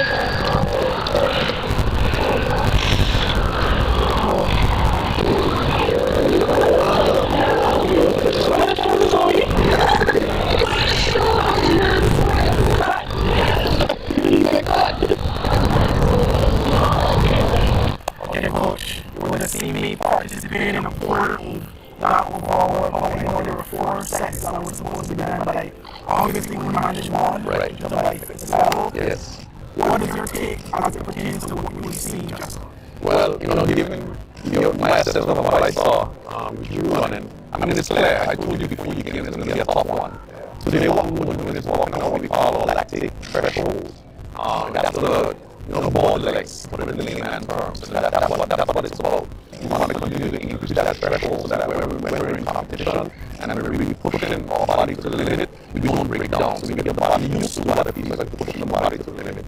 So today we did a 300 run, which is 3/4 of the track. We rested for 25 seconds and then we ran 100. That's tough. That's really tough, especially for someone like you that wouldn't have had the preseason walkout like these kids had. But essentially, we start the week when the legs are fresh, we do sprints. So you came on Thursday. Maybe Monday would have been a better day for you because it would have been a little bit shorter. But essentially what we're doing is simply getting the kids ready for competition. So we walk on speed all during the week when the legs are fresh, and then we walk on endurance or speed endurance later on during the week. Today being Thursday, you definitely got yourself caught up in the walking on lactate tolerance, and that's why we did the walkout that we did. The kids has four 400 breakdowns. I think you did one. You're more than welcome to come back and jump in and do a second one if you want. So based off that assessment, based off my fitness level, how would you rate me in terms of whether I totally failed it or whether I somewhat? Well, you finished the first one. That's more than what I thought. I saw when you started really hard. That was probably not the best thing for you to do because I knew somewhere in between you would break down. I guess you were verifying what you were capable of doing based on the kids you were running with. But once again, those kids are very fit. I wouldn't dare jump in there with them. But I saw you started really hard. You started to break down after the first maybe 150 meters. And that was expected. We were here speaking about it as a matter of fact. But the fact is you came around and you finished the 300. And that takes a lot. It looks really easy when you're in the grandstand looking at the kids running or you're on the sidelines. But once you physically come to the track and you do it, it's really tough. But my general assessment, I give you a pass. You completed one of the sets, so that's a pass mark in my books. Okay, great. So you would have heard from Coach Augustine. He gave me a pass. How do you rate my performance?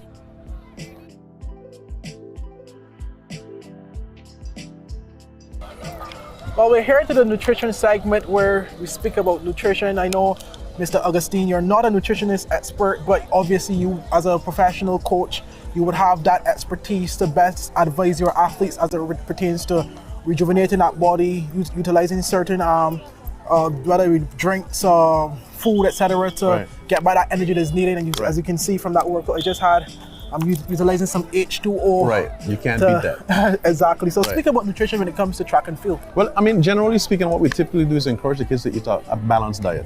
So you want to get a little bit of the fiber, the proteins, the carbohydrates, and everything else in between. We encourage them to eat a balanced diet. We're big on fruits. That's always a good snack. The sugars and the energy you get from that always works well. They can't necessarily work against you. You want to feed the body with food that's going to sustain energy over a long period of time. The sodas and the candies and things like that, it gives you a quick boost of energy, but it doesn't last. Those are the things we try to discourage the kids from eating. So the potatoes, the fish, the salmon, local fish, and things of that nature is typically the pasta. Those are things that we typically encourage the kids to eat. Try to have a balanced plate with foods of that type and everything else in between. It just doesn't work well with track and field. We're walking the body up, we're trying to stay fit, we're trying to stay lean, we're trying to stay conditioned.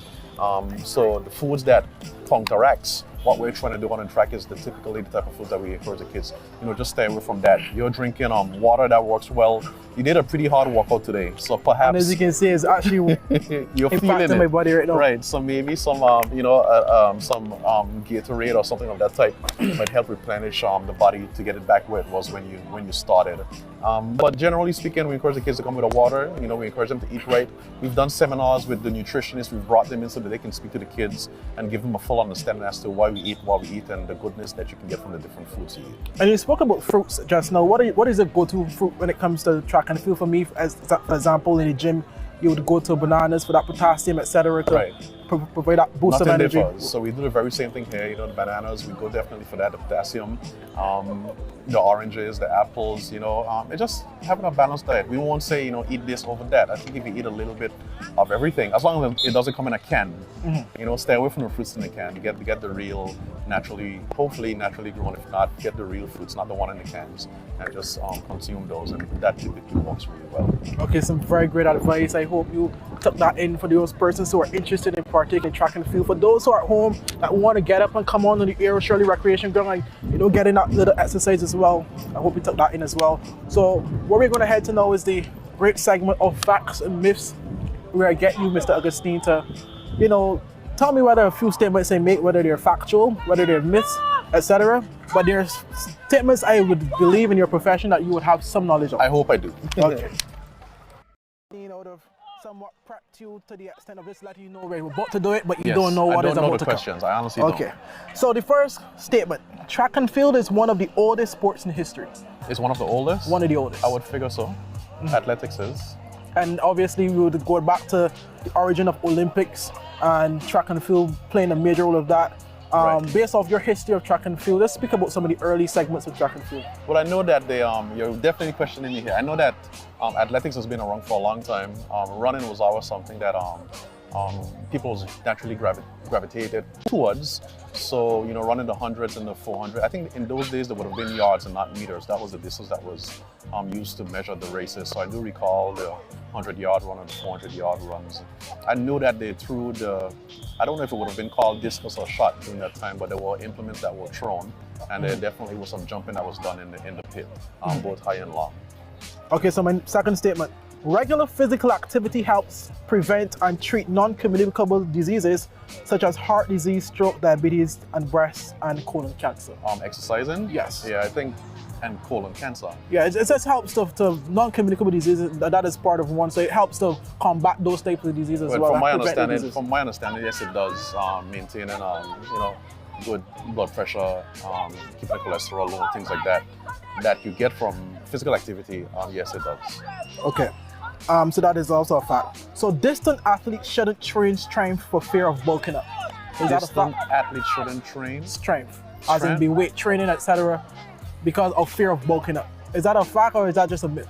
I don't know. I think distant athletes, they still go to the gym, they still lift. I think generally speaking, because of the event that they're physically doing, there's a certain body type that comes along with that. Okay. So if you're muscle bound, it's very unlikely that you're going to be a very good distance runner. You can look at the physique of those athletes and see that they're typically lean. So I don't think it's a matter of whether or not lifting weights is going to bulk you up. It's going to direct you to the path or the event that you want to do. So that's more a fiction than a fact. Okay, that's a myth. So this one I'm pretty sure you're familiar with. The best placement by an athlete from the BVI is 4th at the Olympic Games by Kyron McMaster in the men's 400 meter relay. That's definitely a fact. Okay, speak about that and speak about that performance, because I recall, I believe you were present at the games at that time? No, I wasn't at the games. I was home like you, watching it on television. But Cameron was definitely there. He got 4th at the Olympics just about a year or so ago, if I recall right. Of course, you guys would have known that he would have contested World Championships. We had to pull him from that event. I was there. That was in Eugene, Oregon. And I've been speaking with him. I spoke to him just a Saturday, last week Saturday, and he's back again. He's had a race or 2 under his belt. He's going to run again in another week or 2. And he's definitely looking forward to World Championships this year, where he's really hoping to secure that major world title at the World Championships. So I think this year, given all that he said to me, over the past few weeks and months. I think things are going really well for him. I'm going to bust the bubble on it. He's had a change in his training and coaching regimen. He's not where he was before. He's moved to an alternate location with a new coach. And things are going really well. And I'm really hopeful that this year, you know, the BVI is able to secure our World Championship outdoor medal, because you would have known that Tahisha Scott Harrigan secured a World Championship indoor medal in the 60 back in her days. So we're hopeful that we can get an outdoor medal this time around, and certainly going into the next Olympics. You know, we still have Kyron, we have Chantel, we have Eldred, we have Rick Bradford now pushing on the doors of doing something big and great. And we have some few youngsters, Jalil Crow, he's now at school in Florida, and he's also knocking the doors of doing something big and great. And of course, we have a local population here, our local athletes that are up and coming. Okay, this other one, sprinters, throwers, and distant athletes should all train differently. Sprinters, throwers, and distant athletes, that's true, that's a fact. Should all train differently. Right. And let's move to this other one. The BVI is the first country or territory to field 2 sets of twins at the Commonwealth Games. I haven't done the research on that, but I would want to believe that's probably true. But I haven't done the research on it. It sounds like it's true. And we have at least one set of the twin territories here today. Yes, we have 4 of my hair. Okay. And then the final one. Usain Bolt became the first man ever to win 3 consecutive gold medals in the 100-meter race.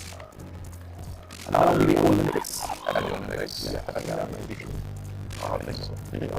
That is a fact. So, Mr. Augustine, I want to thank you so much as it's going to end another episode of Health as well, the track and field edition. Thank you so much for your time and for sharing a lot of knowledge with my viewing audience, as well as bringing me through, teaching me a lot as it pertains to, you know, some of the stuff that we'll be partaking in as well. So, thank you. I really appreciate it. I'm glad to have you. I hope we can meet again. I hope you enjoyed all the content. Until next time, bye-bye.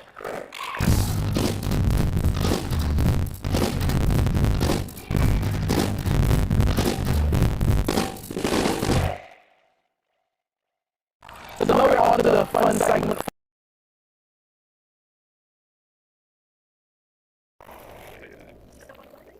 Oh. Alright guys. Oh no! I can't walk over here. Alright guys. Oh my god. I just...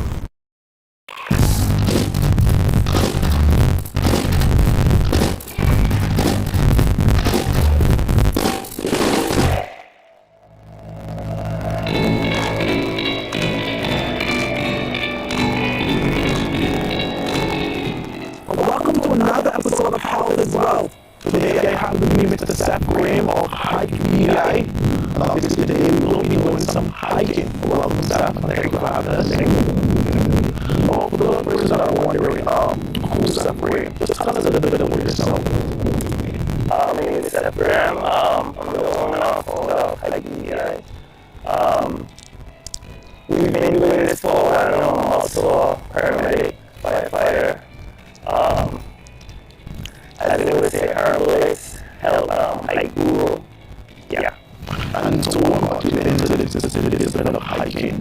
Okay, I did hiking as a hobby for many years. Whenever I travel to many different countries, I would go these different adventures. During the COVID pandemic, when we were all locked down, I would be posting Snapchat videos of me hiking through the different guts and so forth.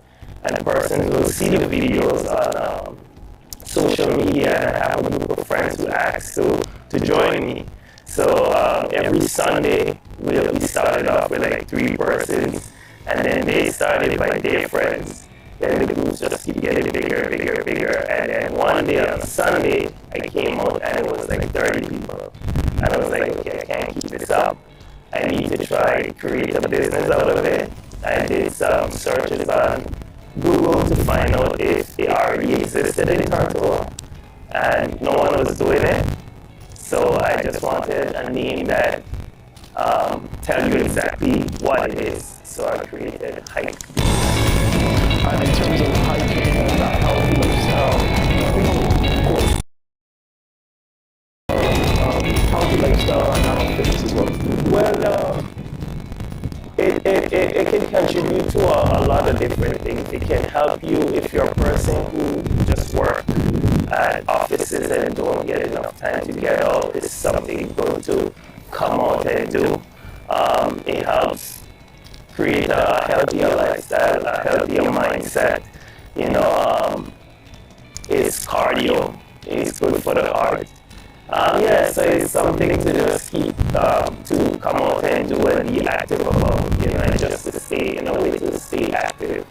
Okay, great. So when we return, we'll be doing our understanding about attire and equipment. We'll do that along the journey of your to start, as well as you'll see the workout plan where we'll be able to, or well, you will be able to determine whether we aced it or whether we failed it.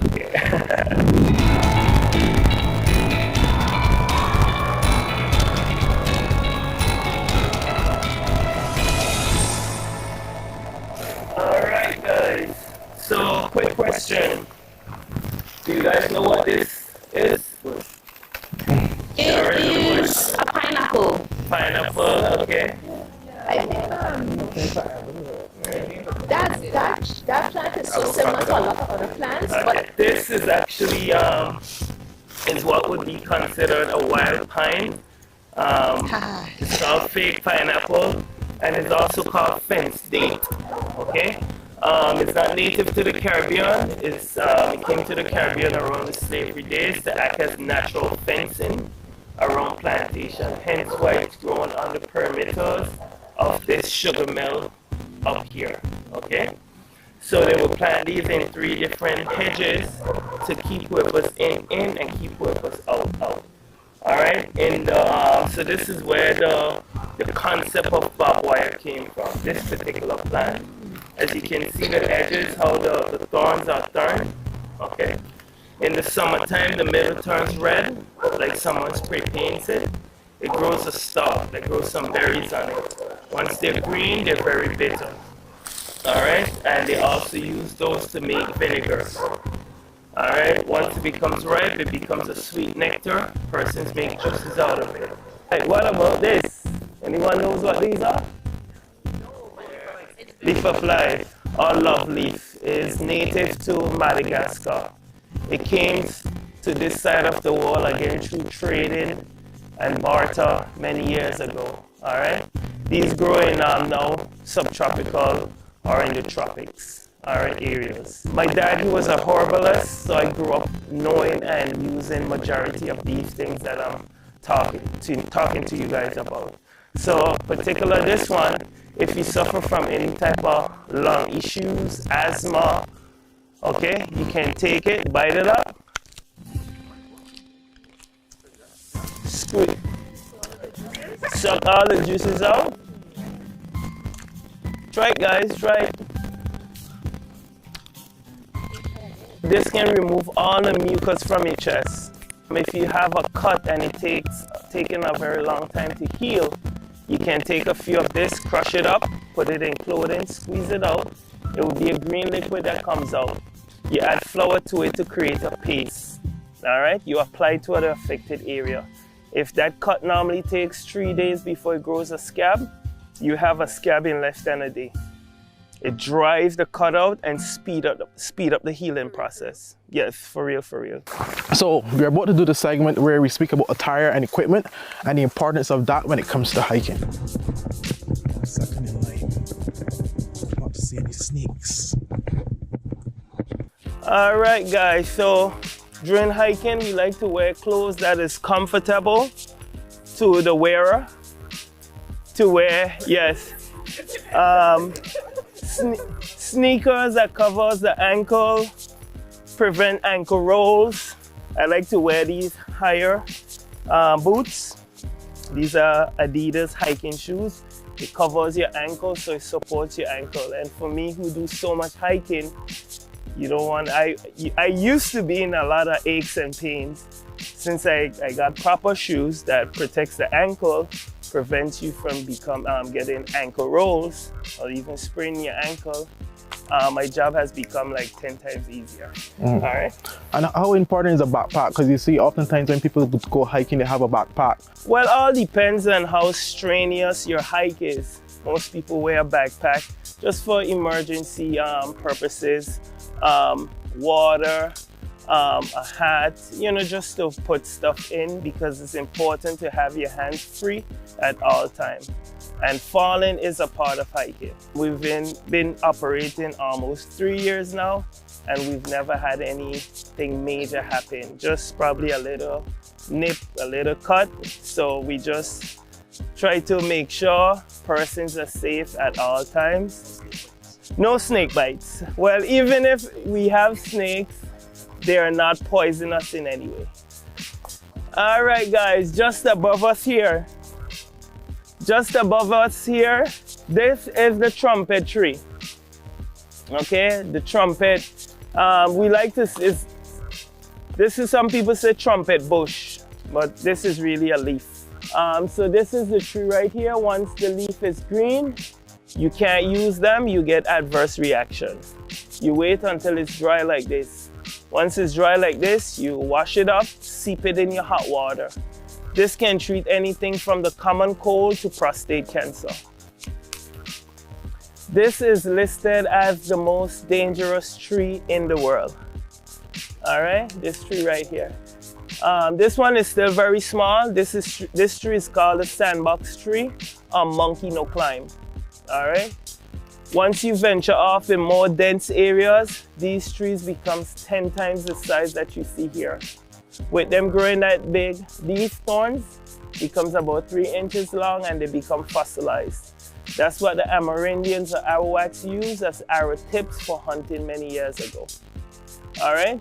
The sap from this tree can cause temporary blindness. It's not a runny sap.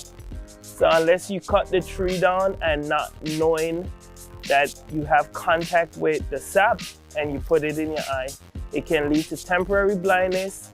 If you don't get it treated, then it becomes permanent. This tree actually grows some fruit, okay? The fruit itself looks like a tangerine, right?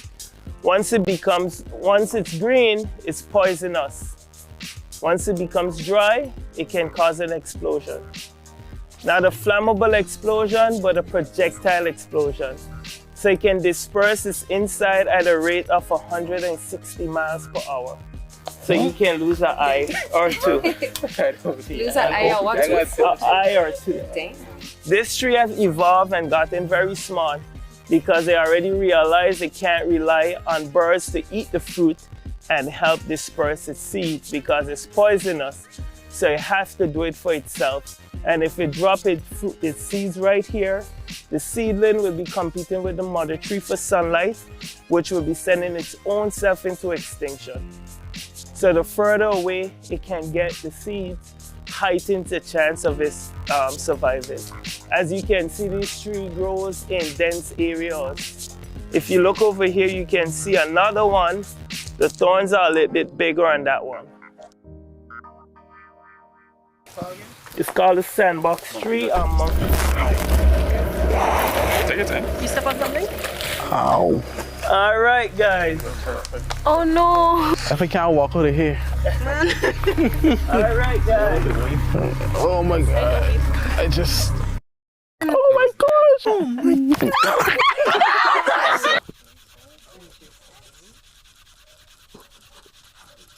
Here it comes. Here it comes.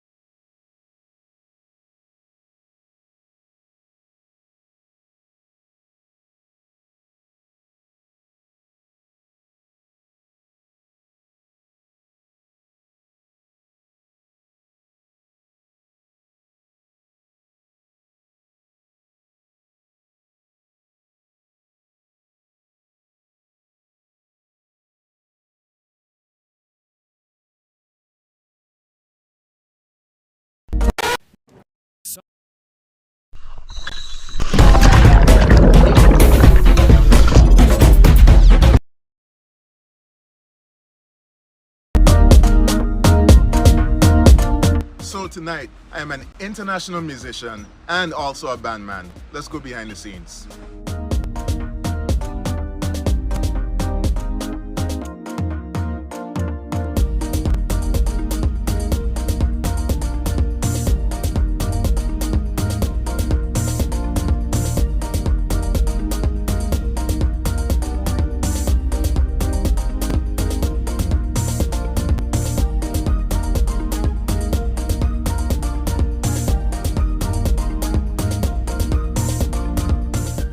This is how I live my life. Unlimited with CCT.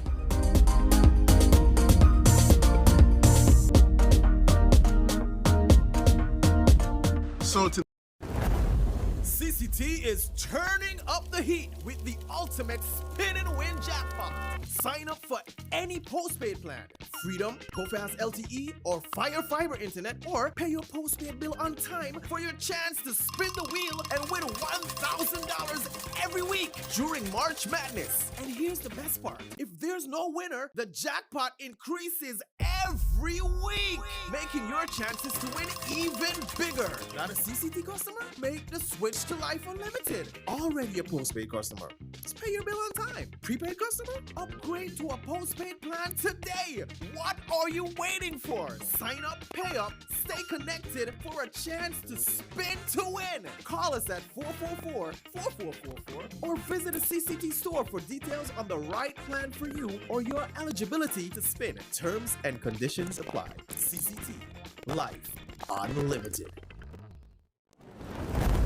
CCT is turning up the heat with the ultimate spin and win jackpot. Sign up for any postpaid plan. Freedom, Go Fast LTE, or Fire Fiber Internet, or pay your postpaid bill on time for your chance to spin the wheel and win $1,000 every week during March Madness. And here's the best part. If there's no winner, the jackpot increases every week, making your chances to win even bigger. Not a CCT customer? Make the switch to Life Unlimited. Already a postpaid customer? Just pay your bill on time. Prepaid customer? Upgrade to a postpaid plan today. What are you waiting for? Sign up, pay up, stay connected for a chance to spin to win. Call us at 444-4444 or visit a CCT store for details on the right plan for you or your eligibility to spin. Terms and conditions apply.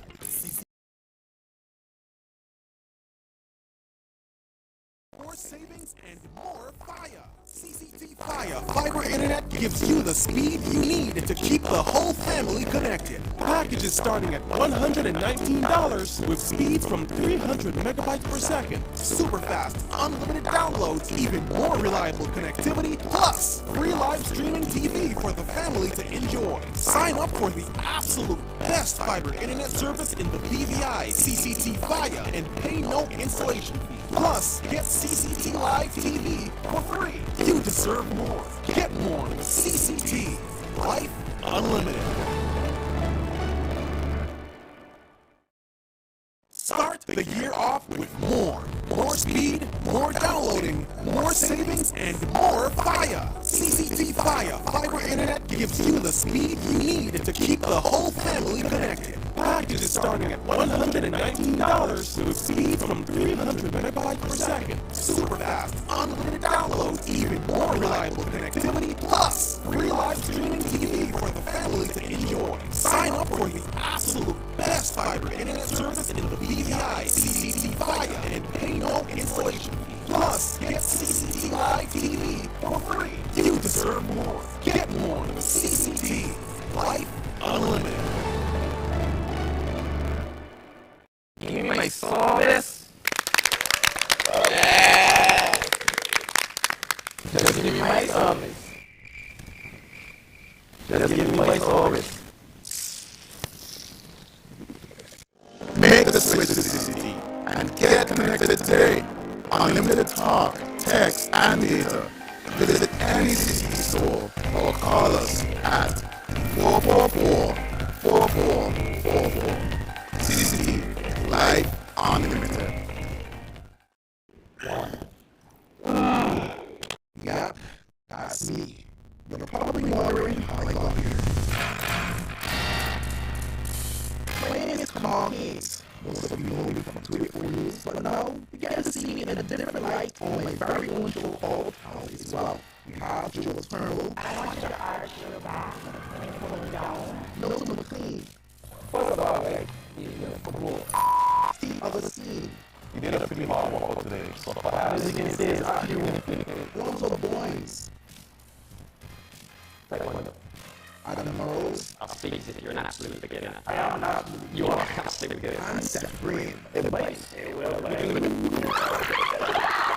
Get your water, get your fruits and veggies, and experience a wealth of knowledge about getting healthy.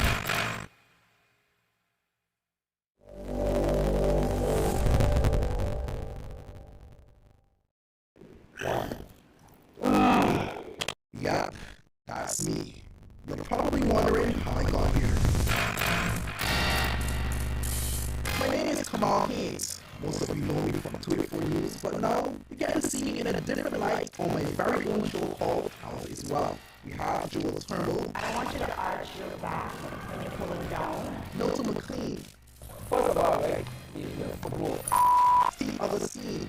you did a pretty hard workout today, so perhaps As you can see, it's actually Alonso Boynes. Adam Morose. I'll speak as if you're an absolute beginner. I am an absolute You are an absolute beginner. And Seth Green. Advice. Get your water, get your fruits and veggies, and experience a wealth of knowledge about getting healthy.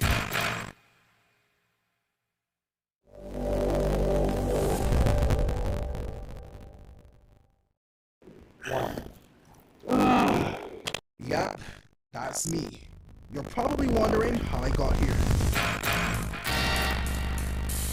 My name is Kamal Hayes. Most of you know me from 284 News, but now you get to see me in a different light on my very own show called Health Is Well. We have Joel Turnbull. I want you to arch your back when you're pulling down. Milton McLean. First of all, right, football. Steve Augustine. you did a pretty hard workout today, so perhaps As you can see, it's actually Alonso Boynes. Adam Morose. I'll speak as if you're an absolute beginner. I am an absolute You are an absolute beginner. And Seth Green. Advice. Get your water, get your fruits and veggies, and experience a wealth of knowledge about getting healthy. Claim that the age of a true gentleman is far behind us, but we disagree. He may appear in different guises today, but the values and ideals that make him the gent still stand. The Art of a Distinguished Gentleman by yours truly, Ron Grant, presents Season 7. Introducing Travi Rose, Creative Director. Alex Lake, Businessman. Sean Black, Cinematographer. Dakari Wheatley Adams, Content Creator. Donandre Millwood, Educator and Musician. Hashim Dream, Entertainer. James Todman Sr., Contractor. Dr. Albert Tompkins, Psychotherapist. Walter Barrett, Author. Rakim Todman, Producer and Engineer. Kamal Letson, Photographer. Roosevelt Smith III, Sales Manager and Hospitality Professional. Leland Abraham, IT Technician and Cybersecurity Analyst.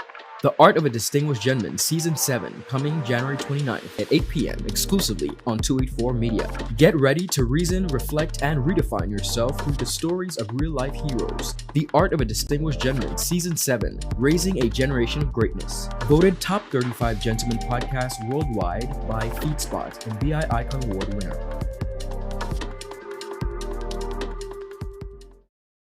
Some claim that the age of a true gentleman is far behind us, but we disagree.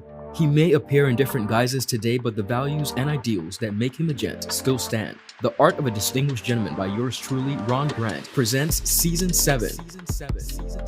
Introducing Travi Rose, Creative Director. Alex Lake, Businessman. Sean Black, Cinematographer. Dakari Wheatley Adams, Content Creator. Donandre Millwood, Educator and Musician. Hashim Dream, Entertainer. James Todman Sr., Contractor. Dr. Albert Tompkins, Psychotherapist. Walter Barrett, Author. Rakim Todman, Producer and Engineer. Kamal Letson, Photographer. Roosevelt Smith III, Sales Manager and Hospitality Professional. Leland Abraham, IT Technician and Cybersecurity Analyst. The Art of a Distinguished Gentleman Season 7 coming January 29th at 8 p.m. exclusively on 284 Media. Get ready to reason, reflect, and redefine yourself through the stories of real-life heroes. The Art of a Distinguished Gentleman Season 7, Raising a Generation of Greatness. Voted Top 35 Gentleman Podcast Worldwide by FeedSpot and BI Icon Award winner.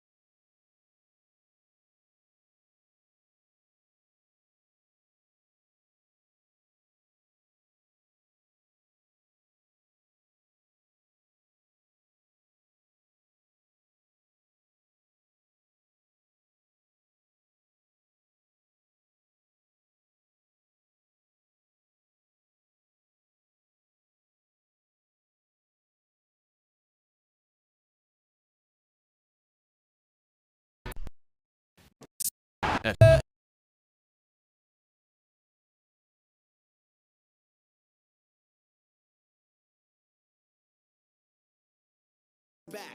Get ready for 7 days of non-stop action at the 52nd BVI Spring Regatta and Sailing Festival, happening March 31st to April 6th at Nanny Key.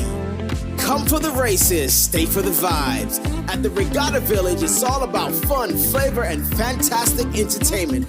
Enjoy local food, ice-cold drinks, and high-energy performances by DJ Wiz, the 3Gs, and Final Phase. Catch the Makajumbis, explore local art, and dance the night away under the stars. Whether you sail or you just love a good old party, this is where you need to be. So mark your calendars, March 31st to April 2nd at Nanny Key. BVI Spring Regatta, baby, 2025.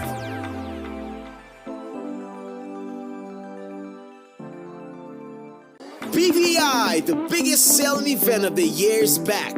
Get ready for 7 days of non-stop action at the 52nd BVI Spring Regatta and Sailing Festival, happening March 31st to April 6th at Nanny Key. Come for the races, stay for the vibes. At the Regatta Village, it's all about fun, flavor, and fantastic entertainment.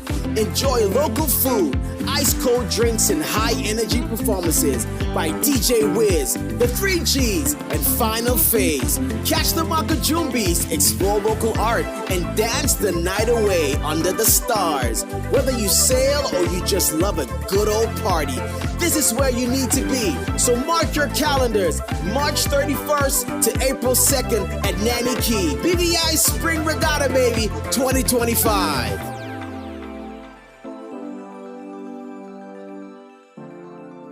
Business slow, cash flow down, hosting an upcoming event? We can help. Advertise with 284 Media and take your business or event to the next level by enhancing your present marketing and messaging strategies. Allow our team of experts to create a personalized ad that sets your business apart from all the rest. This could be your business or event. So, what are you waiting for? Contact our marketing team at 284media at cctbvi.com. Advertising with us works. Is business slow, cash flow down, hosting an upcoming event? We can help. Advertise with 284 Media and take your business or event to the next level by enhancing your present marketing and messaging strategies.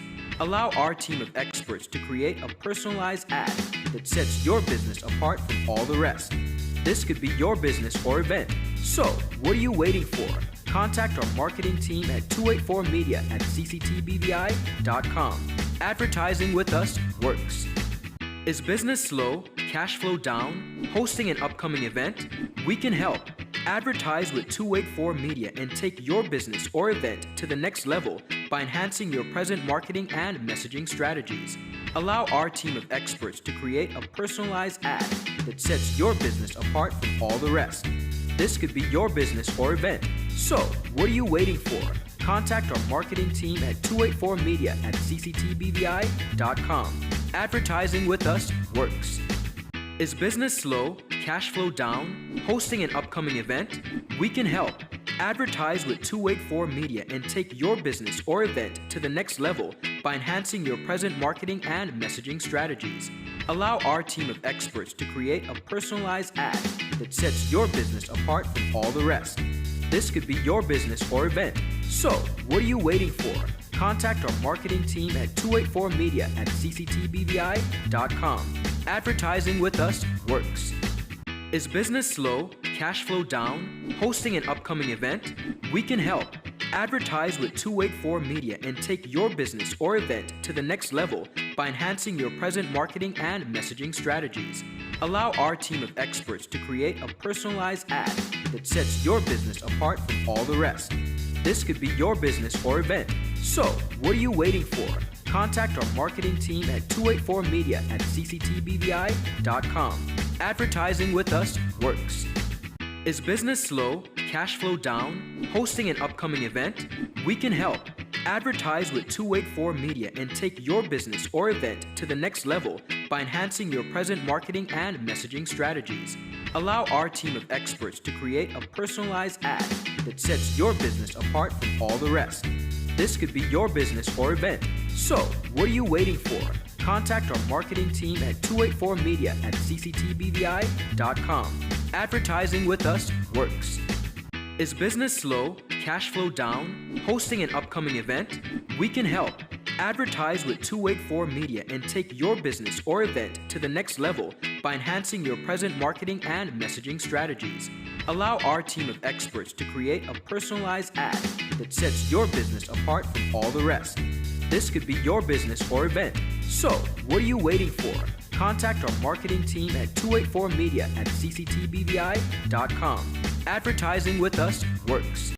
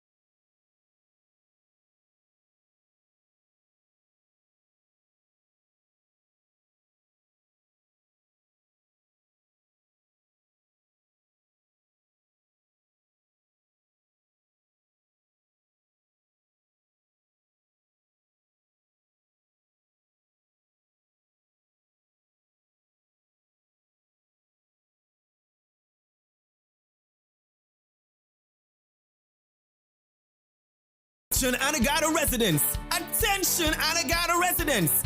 CCT is coming to you! That's right!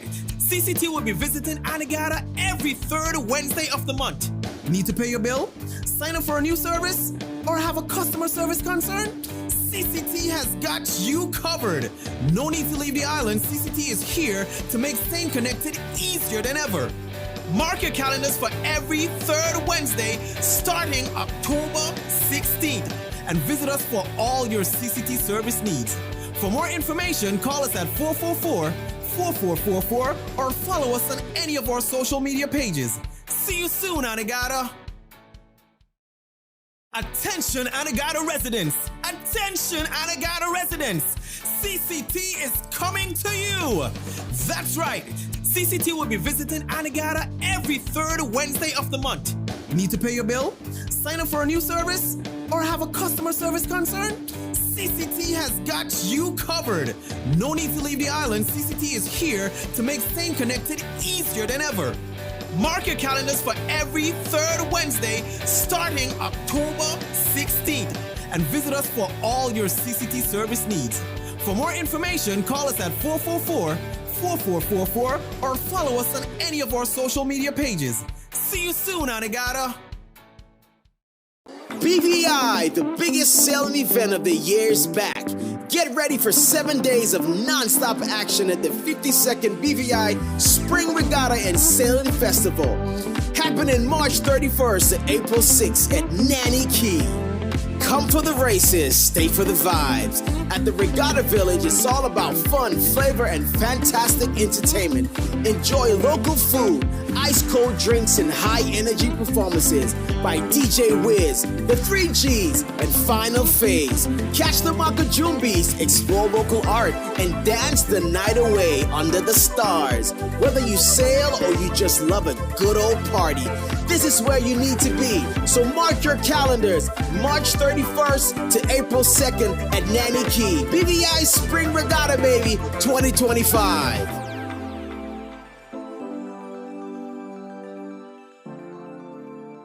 BVI, the biggest sailing event of the year, is back.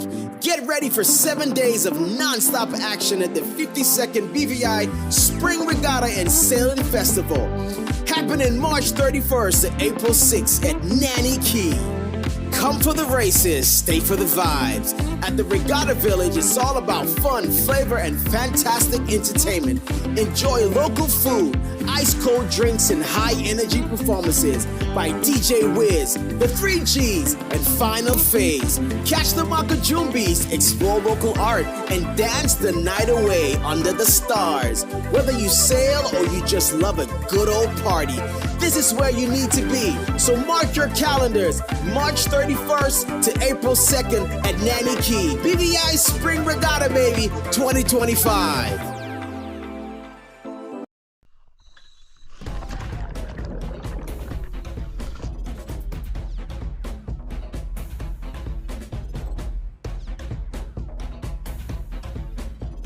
Today, I am doing coral treatments with Beyond the Reef.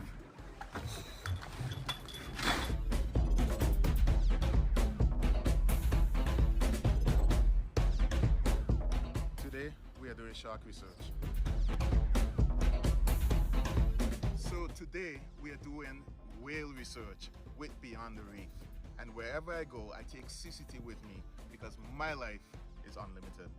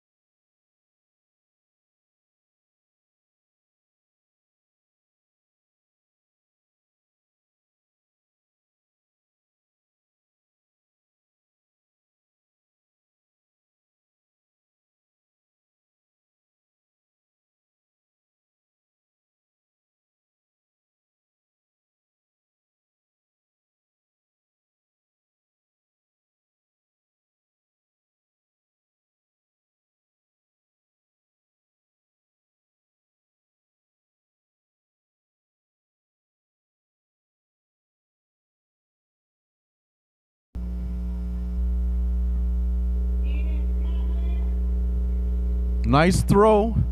Got some distance out there. See the school. Got the white flag.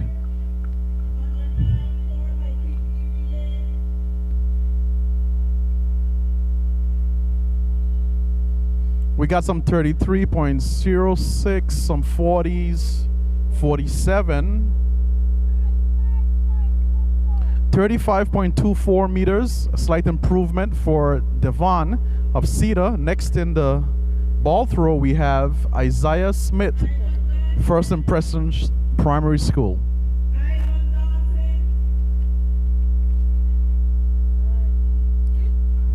Fair throw, white flag for First Impressions. Pulled a foul on the first throw. Got a fair throw on attempt number 2.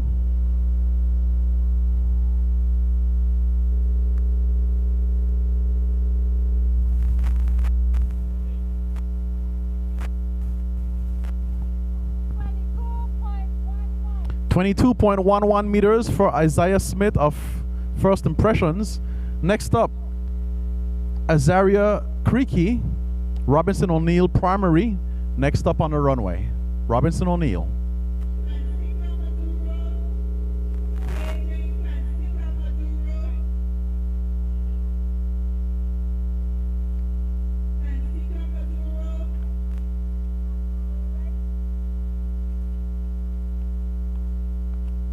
Robinson O'Neill putting that ball out there. Grabbed a foul on the first throw, pulls a white flag on the second throw. The tape is being pulled. He's going to get a fair mark on attempt number 2 in the ball throw event.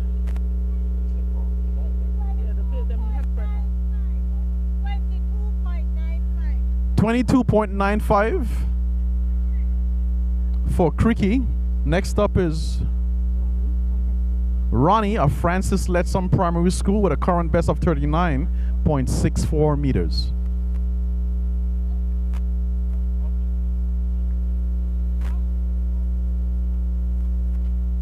Big throw for Ronnie Francis Letsom, putting it out there, white flag, fair throw. We're going to have to pull the tape just slightly to get that measurement. But that was Ronnie.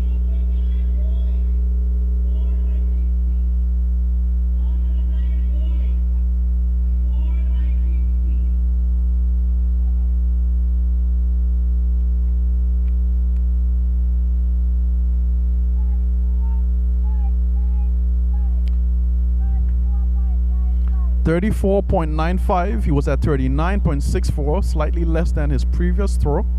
But next time we have Ethan Jones of Seventh-day Adventist, has a current best of 14.08 meters.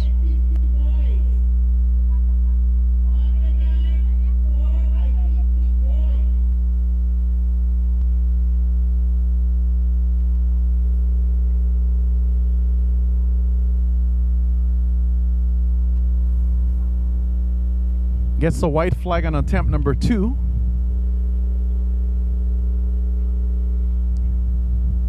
That was Ethan Jones. Has a current best of 14.08. He's trying to improve upon that with attempt number 2 in the ball throw event.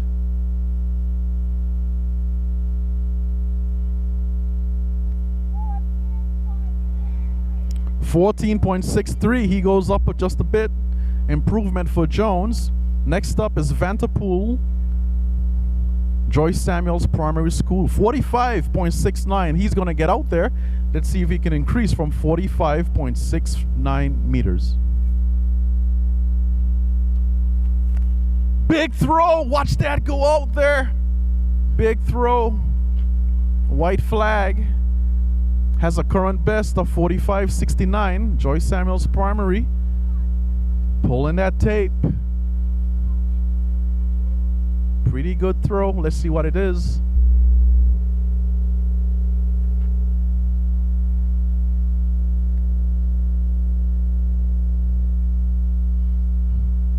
.45.69.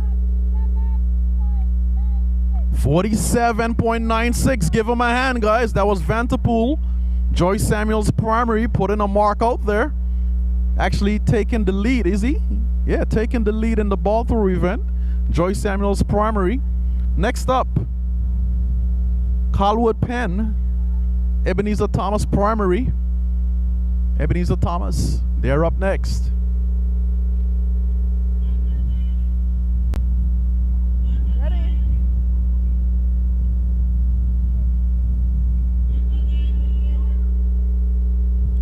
Keeps it within the sector. Ebenezer Thomas Primary. That was Colwood trying to improve from 30.04 meters.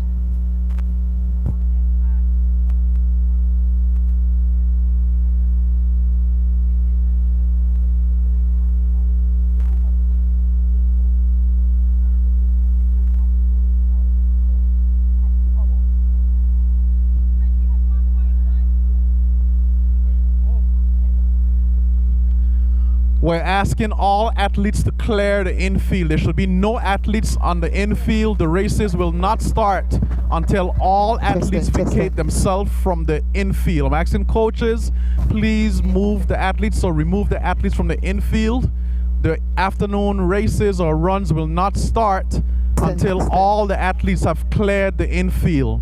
Coaches, teachers, volunteers, we're asking you to help us to have everyone vacate themselves from the infield. All athletes not currently running, please vacate the infield.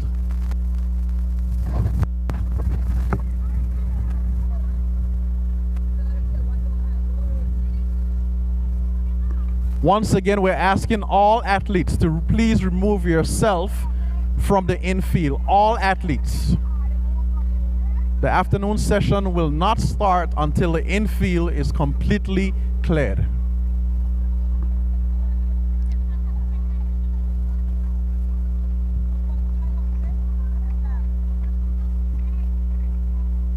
The yellow flag up down there.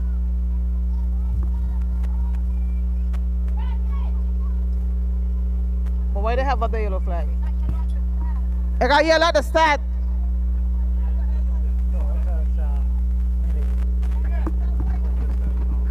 But I got yellow down there. 4x50 relay. Ebenezer Thomas, lane 2. First Impressions, lane 3.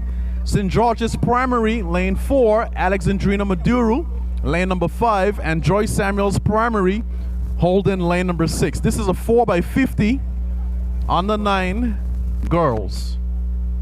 They're going to start at the 200-meter mark, and they're going to finish at the finish line. It's a 4x50, 4 athletes, 50 meters on the 9 girls.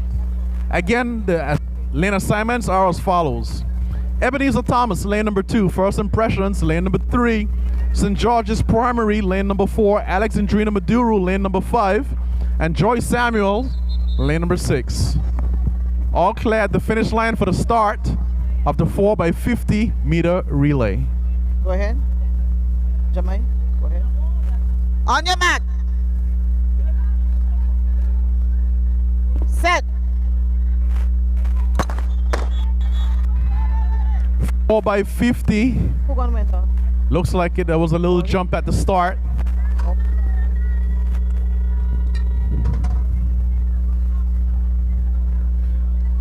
It's going to be a restart for the 4x50 meter. Each athlete, 4 athletes running 50 meters. And we're going to give them all the encouragement we can possibly give them as they make their way to the finish line. Ebenezer Thomas, First Impressions, St. George's Primary, Alexandrina Maduro, Joyce Samuel, they're all in the mix, fighting for that top spot, 4x50. Next running event on the track.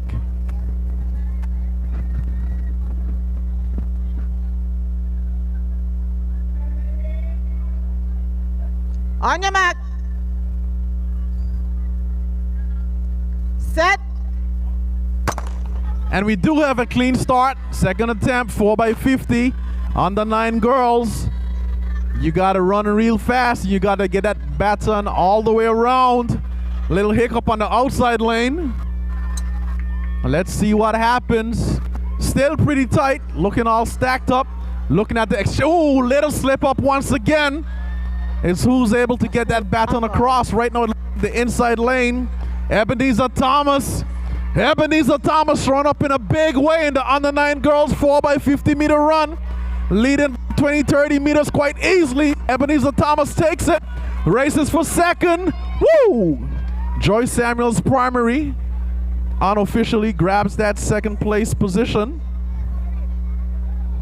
Give them a hand, guys. Give them a hand. Ebenezer Thomas doing it big on the 9 girls 4x50 meter relay.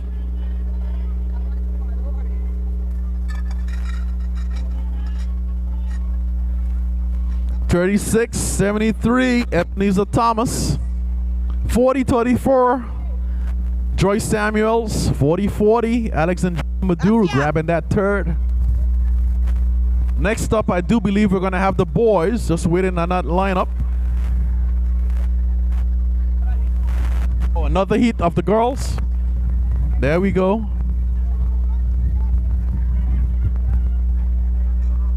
Four by 50 girls. This is heat number 2. Your lane number 1 athletes will represent Leonora Delville.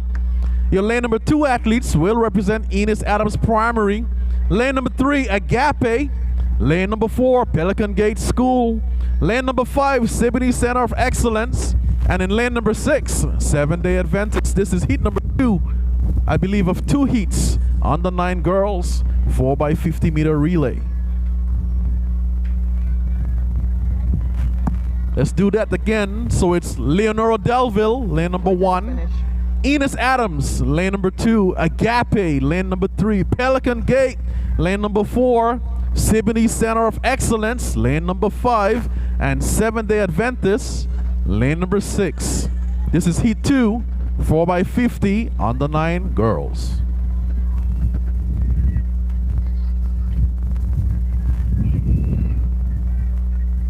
Just saw heat 1 a few minutes ago. Some of the fastest on the 9 athletes that I've ever seen. We're gonna see more again in a minute or two.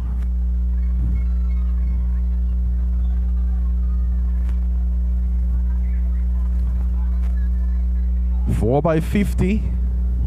The track is, if you're hearing my voice, this is the place you want to be. It's the 2025 Inter-Primary School Athletics Championships. It's come a long way. I remember when this was just a 1-day event. It's now a 2-day event, and it's a championships. On your mark. Guns up. Silence at the start. Stand up, stand up.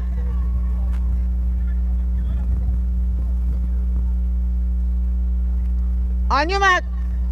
Guns up. Set. And they're off.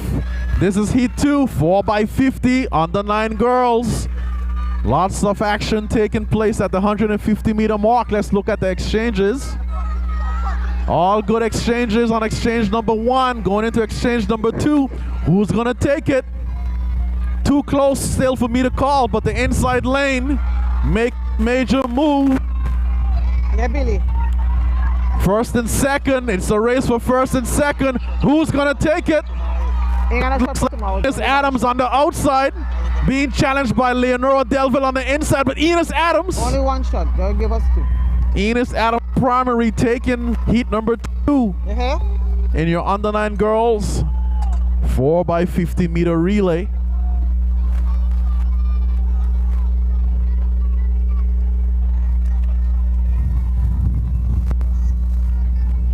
Paul, those were pretty good exchanges. Paul on the ball.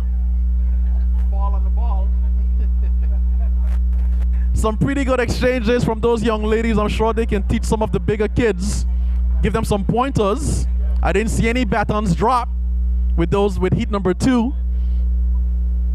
But this is where it starts. This is where they learn from. It only gets better thereafter. But I like the enthusiasm that these girls are bringing to the line. You can see that they are ready to run. Definitely no shame in their game. They came to run and they came to compete, and they're competing at their highest level possible right here at the A.O. Shirley Recreational Grounds at the 2025 Inter-Primary School Athletics Championships.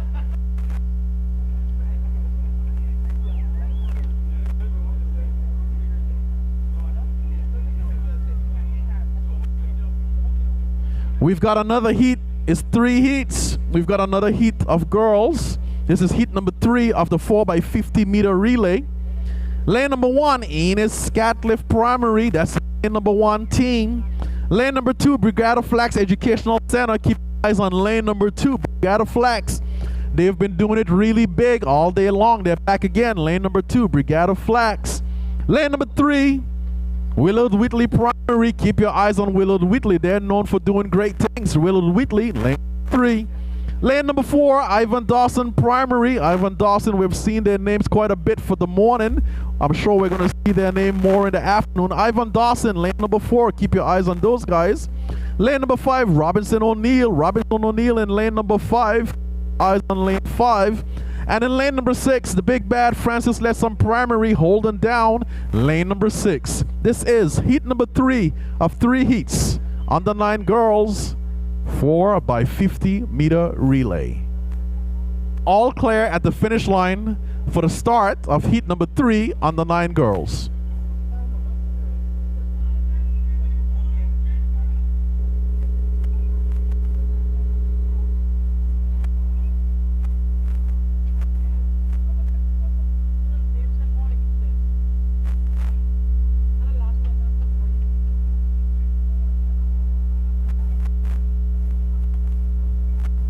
Silence at the start.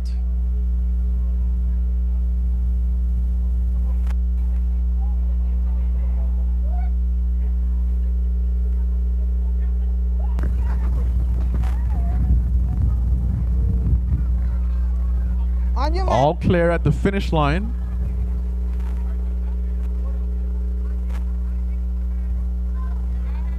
Enos Scatliff, Gada Flax, Willard Whitley, Ivan Dawson, Robinson O'Neill, Francis Letson.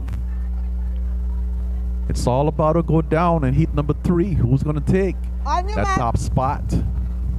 Silence at the start. And they're off. Heat number 3 of 3 heats. Out on top, Francis Letson taking it out very fast. All good exchanges on exchange number 1. Francis Letson out on top, having a slight lead, but let's see what happens with exchange number 2. Exchange number 2 looks clean as well. These girls are rolling, man. Exchange number 3, and Francis Letson maintains that lead. In outside lane, Francis Letson running so fast her number came off, but Francis Letson, lane number 6. I think I saw that young lady earlier today running the 60 meters. She came back with vengeance in the 4x50, doing it big. We got to keep our eyes on that young lady, bringing in that anchor leg. Francis Letson, 36.53, taking that top spot. Grabbing second was Enos Scatliff Primary, 38.60. And grabbing third, Willard Whitley Primary School, 38.90. That was heat number 3 of 3 heats. Under 9 girls, 4x50 meter relay.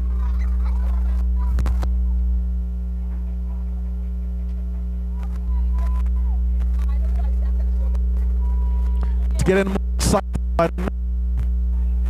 Under 9 girls, 4x50 meter relay.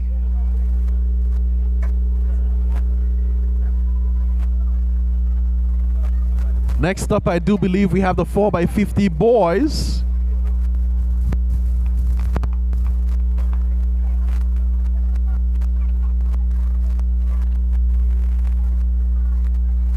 Again, if you're hearing my voice, this is the 2025 Inter-Primary School Athletics Championships. It's all up for grabs. You want to race in the finals, you got to make a pretty good showing in the prelims. Guaranteeing your spot. It's a championship. We're going to be back again on Friday, I do believe, where it's all going to be settled. 4x50, next running event. Boys.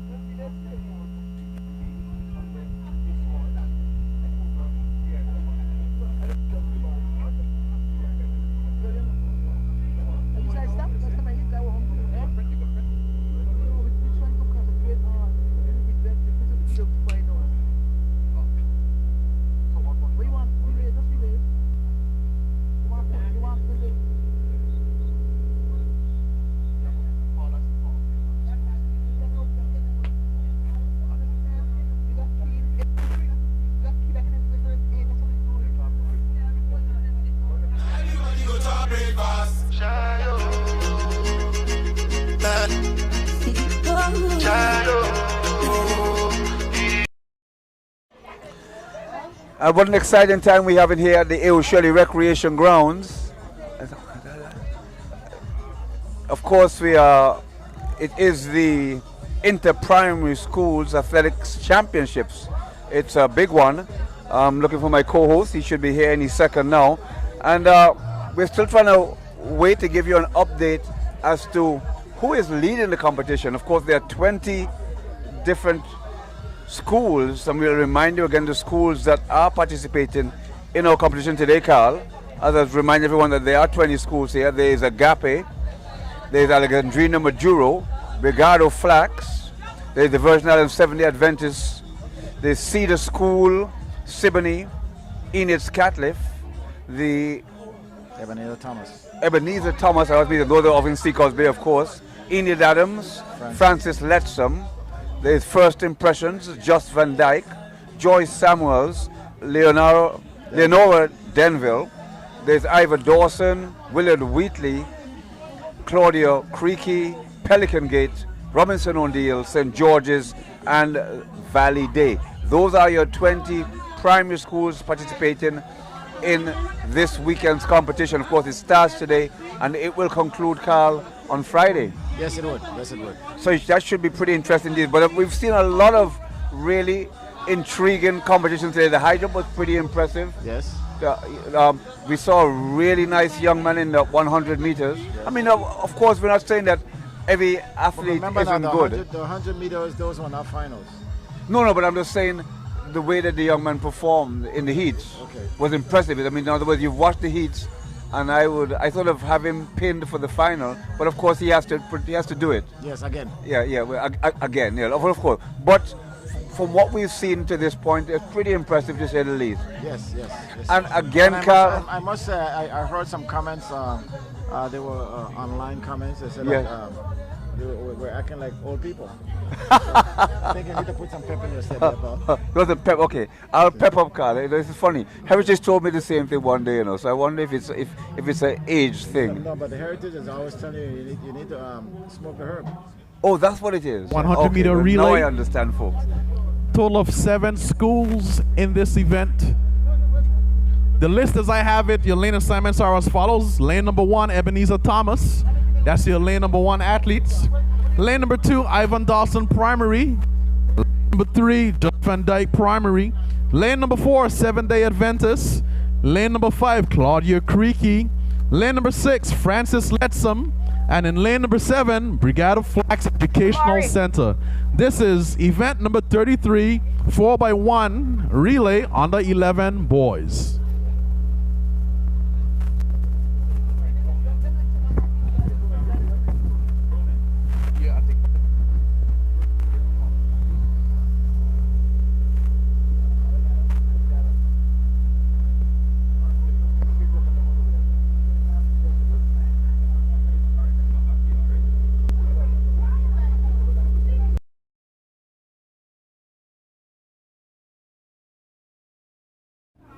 Yes, Carl, you were making a point very quickly there. What were you saying? I forgot. I'm getting old timers now. Yes, it must be an age thing. But as I was saying, impressive performances overall. Some really spectacular performances from 1 or 2 persons.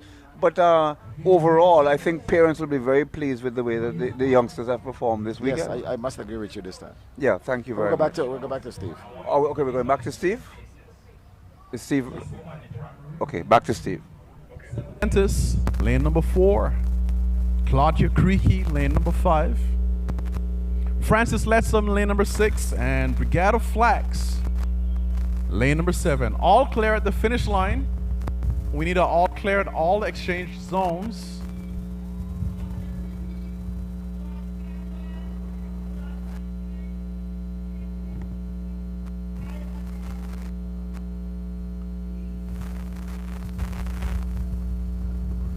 Can we get an all clear in exchange zone number 1? Can we get a white flag on exchange? We got a white flag. Exchange zone number 2. Exchange zone number 2. Can we get a flag?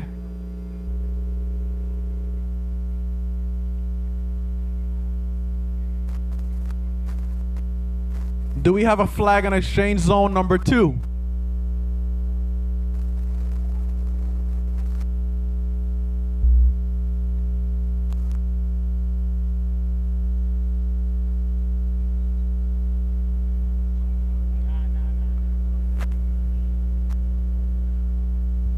Can we get a flag on exchange zone number 2?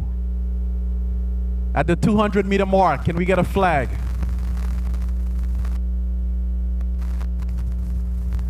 All clear on 2. Can we get a flag on 3? All clear. Miss Starter, the athletes are under your command. Under 11 boys, 4x1 relay. On your mark.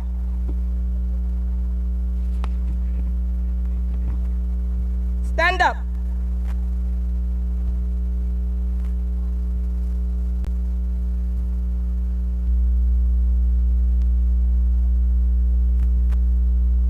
Getting some instructions from the assistant starters.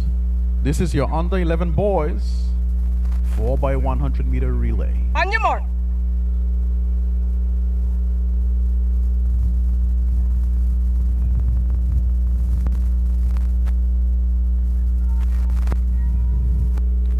Up once again. This is where they learn, this is where they grow. 2025 Inter-Primary Athletics Championships being held right here at the A.O. Shirley Recreation Grounds. On your mark.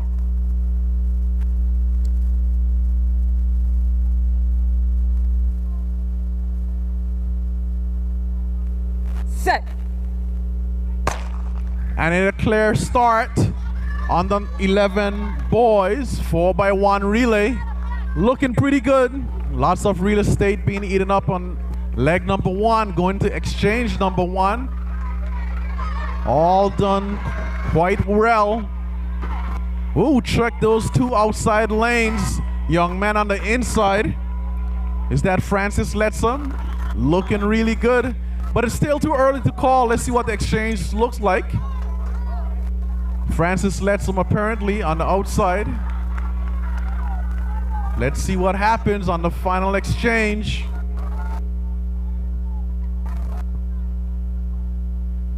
Pretty smooth exchange. Let's see what happens. Francis Letson. Francis Letson doing it big. Cheer him on, guys. Bring him through. Francis Letson bringing it through. Lane number 6. Lane number 4. Just Van Dyke grabbing that second. Bring them all through, guys. 7-day Adventist. That's the second time for the day I've done that. 7-day Adventist grabbing that second. Guys on the sideline keeping me in check.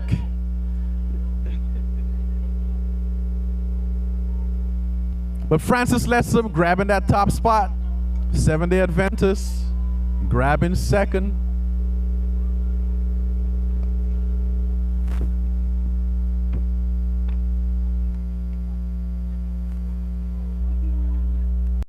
All right, Carl, there we have it. St. George's. That's interesting. Yes, it is. And Francis Letson in second. And But I thought it was the opposite way around a while ago. So did I, but I see St. George's won that one in 1 minute point 28. And Francis Letson second in 103. Second and third were very close. But that was pretty interesting race indeed. These races are getting more and more interesting as the time goes on. These are the... So these are standings right now? Well, the old standings. old We're waiting for the updated standings. The officials said that they're still working on the latest standings, but we are seeing Francis Letson was leading at that point. Right. But well, I wouldn't say they still won't be leading, but certainly wouldn't be with 111 points. Of course not. Called it out a little while back. But Brigada Flax haven't been doing badly at all. Yes, but I would expect that in the older age groups. That Brigada Flax would do better. Yes. Right. So now, as you can see now, they're trying to make accommodations for Brigada Flax and Claudia Creaky to get their races in before, because remember they have to catch a boat to go to the islands. So again, let's explain it to the viewing audience that they've made some changes in the. So once this is finished, they go back to the regular 4x50s. They'll go back and to continue. So, folks, if you're just checking in with us, we're just making some changes right now, minor changes, so some of the athletes can catch a boat this evening to go back to their respective homes on the different islands. In particular, Claudia Creeky. Yeah, Anegada and Virgin Gorda. And Virgin Gorda. And Anegada and Virgin Gorda. Yes, Anegada and Virgin Gorda. So what about Just Van Dyke? I guess they have their own. And Just Van Dyke. Yes, okay. yes. So all but three. Just Van Dyke boat leaves a little later. So so they can stay a little longer. Yes. All right, right. And well. So if folks are just checking in, remember it's Inter-Island Primary School Championships. It is the Inter-Island Primary Championships. We're on the big island of Tortola, the British Virgin Islands. We're on the main island. On the first day, of course, we bring you live coverage. First of 2 days. First of 2 days, we bring you live coverage. For those of you on the outsides, on social media, on the web, we want to welcome you guys. Earlier, we had a lot of events. The 300s was going for the under 13s until the under 11s. Then we had the 80 meters, the 60 meters, the 80 meters, the 100 meters. We had the high jump and the ball show on the first day. All those are going on. Right now we're in the afternoon session where we are doing the... well, the sprint, all the sprints are on the afternoon session, plus the relays. Right. So we're doing we've had a lunch break and we're back right now with the finals of 60 meters, 80 meters, and 100 meters, both boys and girls. And right now we're into the relays. We have the 4x50 qualifiers and the 4x100 qualifiers.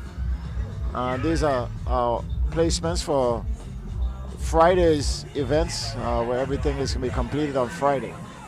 Yeah, without a doubt, and it's been a very competitive first day, Carl. I've really enjoyed the races, and I keep on having to reiterate the professionalism of the event. Yes. I've really enjoyed being here and not having to wait for 15-20 minutes for the next race. Yes.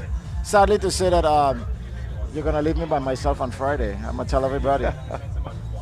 Well, we love you, Carl, anyway. You're like a son, so whatever you say, you get away with it. I think my back is broad enough to take the licks. I've been doing it for years now. I'm surprised I haven't heard from grandfather for... yeah, well, Russell must be quite busy today because he must be, yes. This is his bread and butter. Oh, yeah. For those of you who don't know, ringing off the phone. Ralston lives for these events. Has always. I think Ralston and Mr. Potter and Dag are three of a kind. But I'll be honest with you, their too. Whole This life is the age group that I enjoy coaching because with this age group they're willing to learn. And do you know I do not enjoy coaching this age group? Yes, I could imagine. No, I mean you have to be true to yourself. And I've never done a very good job. You know why I like coaching this age group? Because you can see the progression. If they're serious about it, you can see when they start to progress, how they feel about themselves. And I agree. Yeah. When they get a little too hard, like the trees that don't bend, it's kind of difficult. You know? Yes. You're fighting a losing battle. And I just have never had the patience to work with the younger athletes to get them to that point where they're that good. But when they get to a certain age, I'm okay to train with them. Well, I'll tell you, I'd say from 13 plus, I'm okay. I've been dealing with kids from age 4 for a long time because remember I used to run the school buses. I just about to say not only that, but you've been doing this youth. Yes, after the race, we can talk a bit about that. Over to Steve.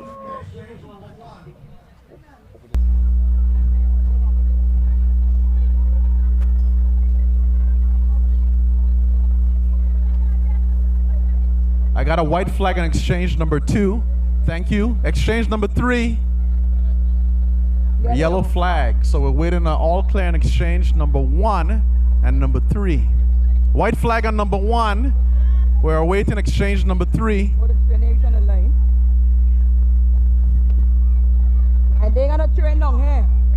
Let's call those schools once again. Robinson O'Neill, lane number 1. Ebenezer Thomas, lane number 2.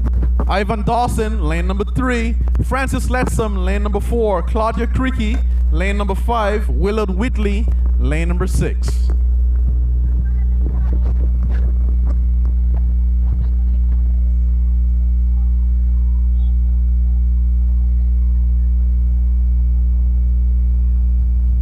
Claudia Creaky, lane number 5. Willard Whitley, lane number 6.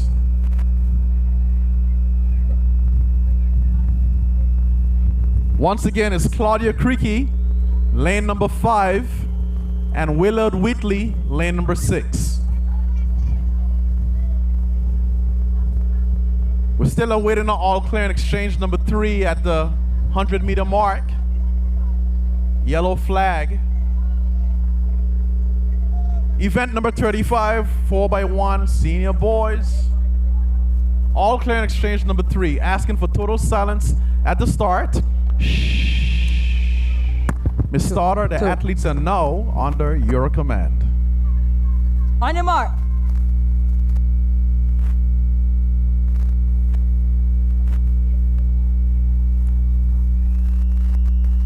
Set. Stand up, stand up. Yellow. First exchange, there's a yellow flag up.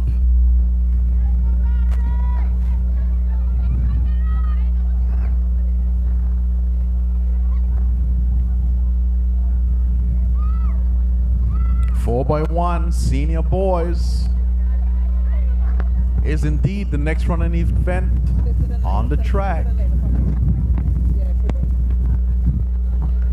Yellow flag, exchange number 1. Lane assignments once again. Lane number 1, Robinson O'Neill. Lane number 2, Ebenezer Thomas.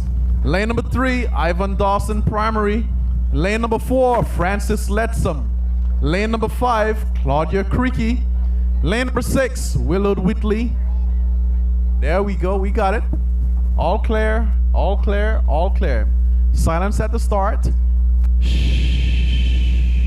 On your mark.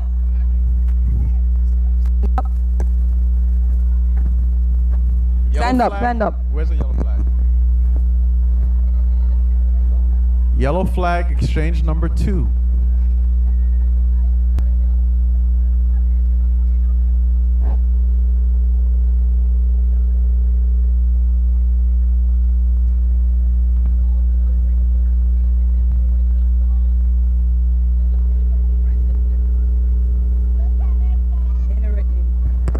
So let's do this one more time. Lane assignments. Robinson O'Neill, lane number 1. Ebenezer Thomas, lane number 2.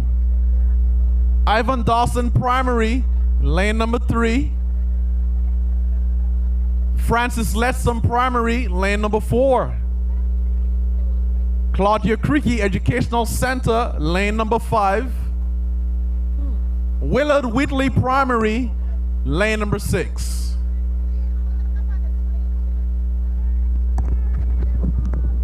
Is that a white flag? White flag on all the sectors. Silence at the start. Miss Starter, the athletes are now once again under your command. On your mark.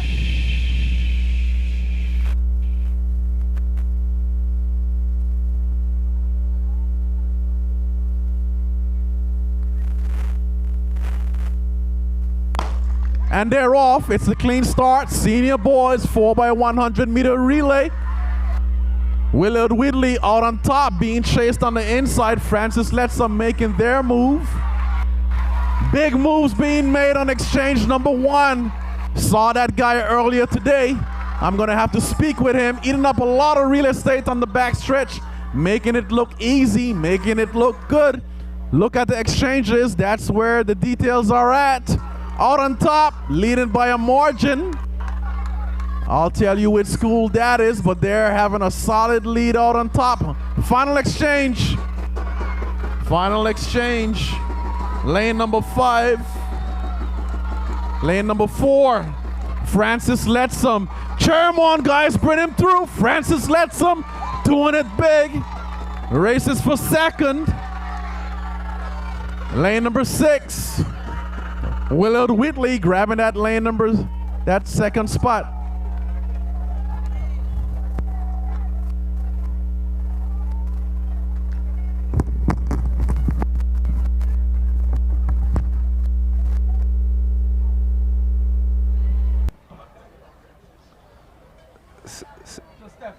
Carl, Paul. Francis Letsom was, very exciting. to say impressive is an understatement. I think they were just spectacular. And I told you they were coached by the best. You did told me that there's somebody that you know that coaches them. It isn't you. They are part of the Sprint Tech. And who do you coach for? Top Notch. I actually coach for everybody. Oh, well, there you go. There you go. So actually, I realize that. I'm a team player. I coach for everybody. And this is what we want: team play. But I'm working with this group right now. Oh, you're working with this group right now. Right. Okay. Whenever you need me to come by you, and then I come by you. Well, I was hoping to ask you just that I could get some. Remember now, you're leaving, so you're leaving some of the kids behind. Sorry, so you're leaving some of your kids behind. So I think I may have to. Well, I'm not leaving the kids that I'm leaving behind are up in the field feeding. Okay. Yes. I didn't realize you had. I have kids, yes. Okay. But we eat those kids. Oh, you eat them? Yes. Oh, okay. With good water. Oh, okay. But the children I'm leaving behind, you can look at those. Yes. But the kids. But like again, Paul, as I'm telling you earlier, when a child comes out here to train, you can see the difference in the way they run compared to the rest of the children that's competing. It's sometimes you have a one-off where you have a child that's exceptionally good, but if that child has to go through rounds, that's where the problem occurs, because they might be good for the first race, but the second and third race they wouldn't have any legs. It's chalk and cheese, the difference between the two, Carl. What I want to highlight for parents is to ensure that in the process of these children training that they aren't overworked. I've always believed that, and this is where I want to bring you in, Carl, I've always believed that there should be a program in place whereby children learn to use all of their motor skills. So from a very young age, they should not just be doing track and field, they should be playing multiple sports where they develop their motor skills. When they get to the point where their motor skills, let's use the word perfected, although I hate that word, when they have improved on their motor skills, that's a better word. Yes, it is. When they've improved on their motor skills, that is when they can begin to specialize. But I hate to see when a child at 7 or 8 years of age specializes in track and field. I don't support that. But not only that, but what I think the problem that we face is because we have parents who are athletes. So if their sports was softball, their kids following softball and that's all they do. Or if you're a track, your kids following track, that's all you do. If your kids are basketball, what needs to happen is these kids need to be able to move from sport to sport in order for the different mechanics in order to be developed.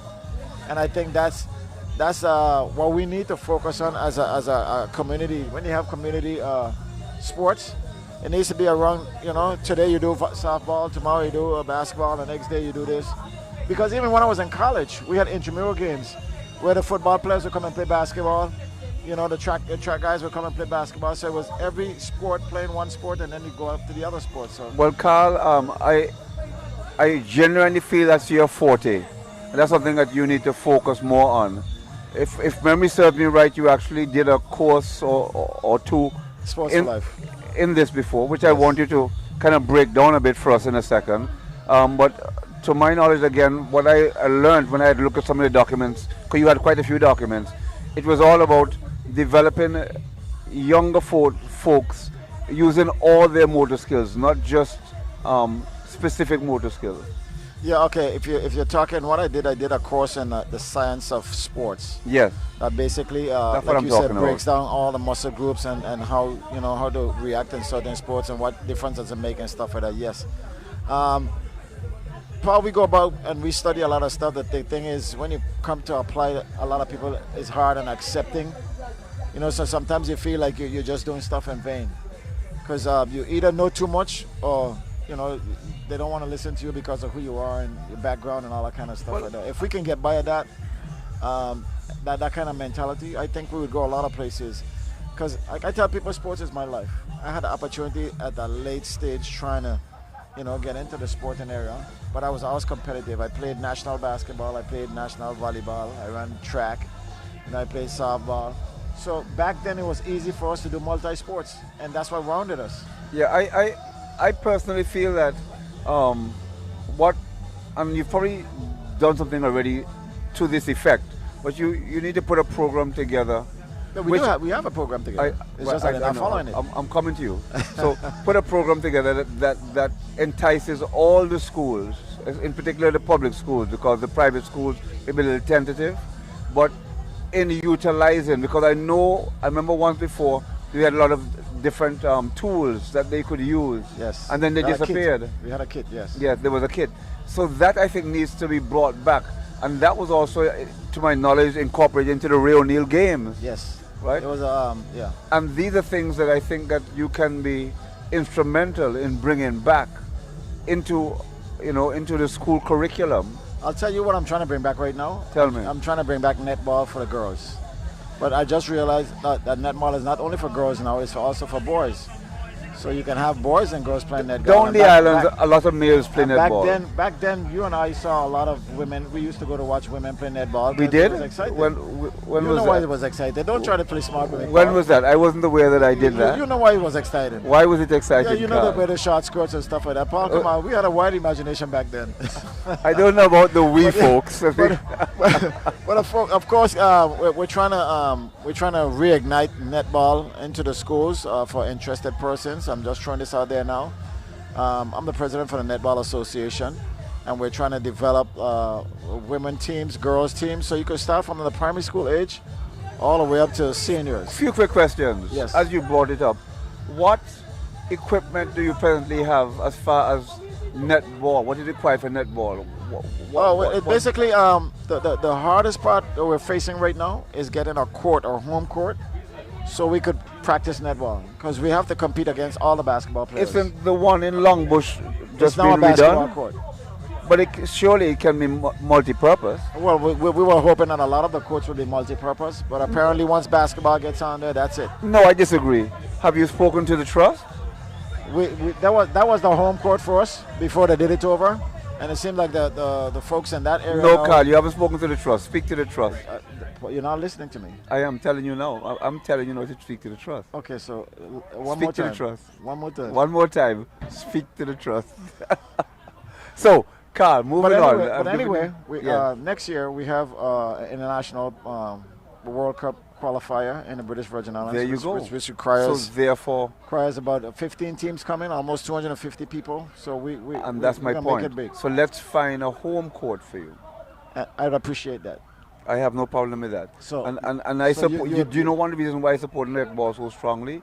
Because it is one of the few sports that is geared towards the development of the young female. Yes. Outside of track and field. Yes. And and it also teaches all the mechanics. It's similar to basketball. Exactly. Right. So in other words, for a young female who doesn't want to do track, this is an alternative. Yes. And fruitful. I appreciate that comment. Yes. No, it is true. I'm being. But it's also a Caribbean sport, and if we're part of the Caribbean, yes, because guess what? America now has adopted netball and trying to get it into the colleges. They did a manual, so they're having competition. America's adopted cricket as well. Of course. I mean, they've adopted all. So if America doing it and you can get a scholarship to go to school, why not take it on? Well, we're back to track and field. Not necessarily because America is doing it, but I get the point that you're making, and I agree with you. We're back to track and field. Yes. Back to Steve. As I have it is as follows. Lane number 1, Brigade of Flags Educational Center. That's your lane number 1 team. Lane number 2, Symphony Center of Excellence. That's your lane number 2 athletes. Lane number 3, Enid Scatliff Primary, lane number 3. Lane number 4, Willard Whitley Primary. Lane number 5, St. George's Primary. Lane number 6, Alexandrina Maduro. Lane number 7, Leonora Delville. And lane number 8, Ivan Dawson Primary. This is your under 9 boys 4x50 meter relay. We saw the girls a few short minutes ago. We're going to see the boys, under 9 boys, fighting for that top spot in the relay events. Brigade of Flags, are you in the house? Let me hear you say, yeah. yeah, I hear you. Sip Center, are you guys in the house? Enid Scatliff, lane 3, are you guys in the house? I hear you guys. Willard Whitley, let me hear you say, yeah. St. George's Primary, are you guys in the house? Alexandrina Maduro Primary, if you're in the house, let me hear you say, yeah. Leonora Delville, lane 7, are you guys in the house? Let me hear you say, yeah. And Ivan Dawson Primary, lane number 8. I know you guys are definitely in the house. Let me hear you say, yeah. Ivan Dawson Primary pulls that lane number 8. You get the right person on leg number 1, you get that advantage right out the blocks. You get that advantage and you hold it. Under 9 boys, 4x50 meter relay is indeed the next running event on the track. If you blink, you'll miss it. Get your cameras out. These guys have some of the best exchanges that I've ever seen, and I've been around a while.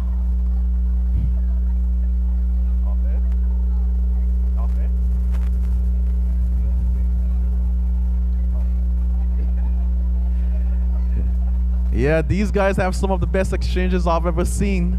I'm gonna go back later on this evening and hit the replay button.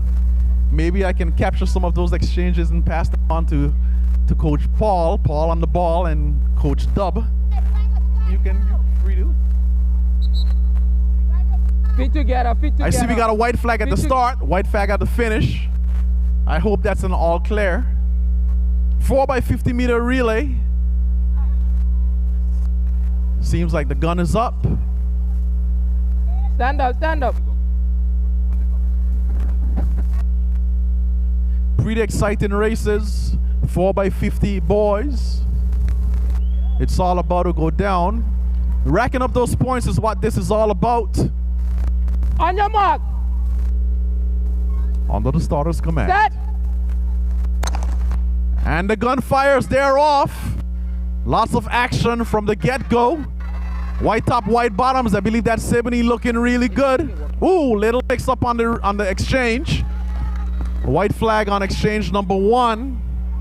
Too close for me to call, but keep your eyes on what's happening with the exchanges. Going into exchange number 3, this is where all the actions takes place. Look at that inside. Ooh, little exchange on those.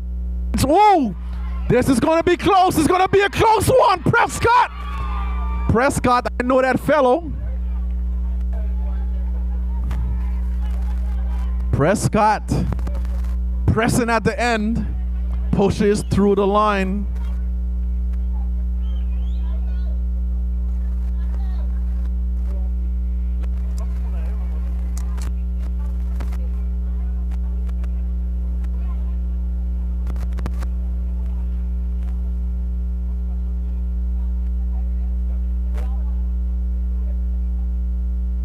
That was Prescott pressing at the end. Yeah.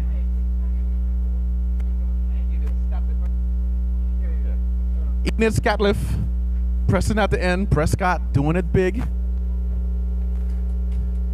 Standing here alongside my colleague Paul on the ball. Hewlett, he's been holding down the TV screens, leaving me on the mic. But Paul, what have you seen so far for the afternoon? Is it not exciting to look at and to watch?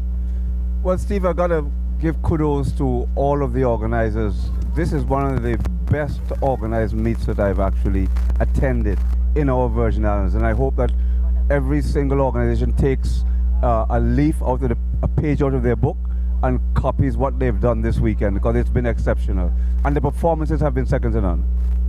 Well, you got to give it up to the athletes, Paul. They came out. You know, I like the fact that they're competitive, they're ready to run. I like the fact that they're not camera shy. They're not afraid to come and tell you their names and what they're running and what place they got. That says a lot for the growth of BV Athletics, doesn't it? It shows that we're growing as a people, and the youngsters are developing to the point where they're not afraid of the media anymore, and they're happy to give their names and to speak. And of course, Steve, you're a nice guy, so they like talking to you. Well, Paul, I'm only following in your footsteps. You know, you've done this many times over, but I will agree with you. You know, the tents are all out, so lots of shade in the sunlight. Lots of food on the sidelines. I see a lot of water and drinks, refreshments for the athletes.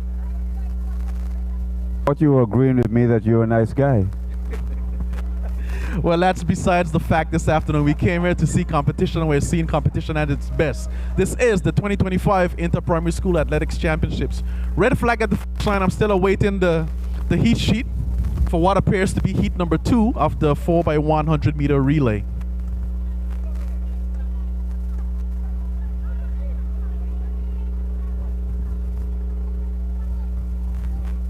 Joy Samuels doing it big in the ball throw. Give it up for Chris Vanterpool.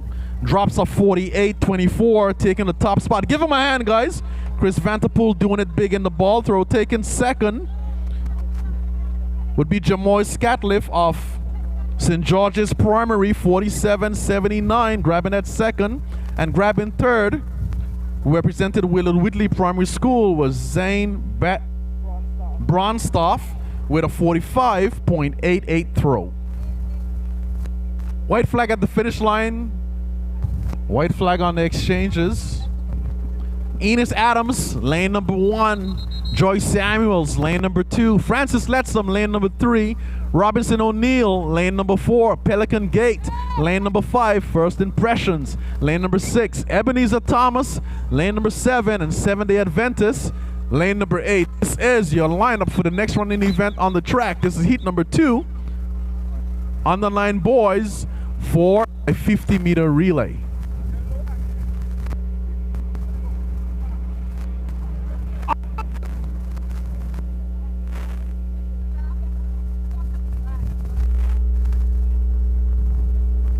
Set.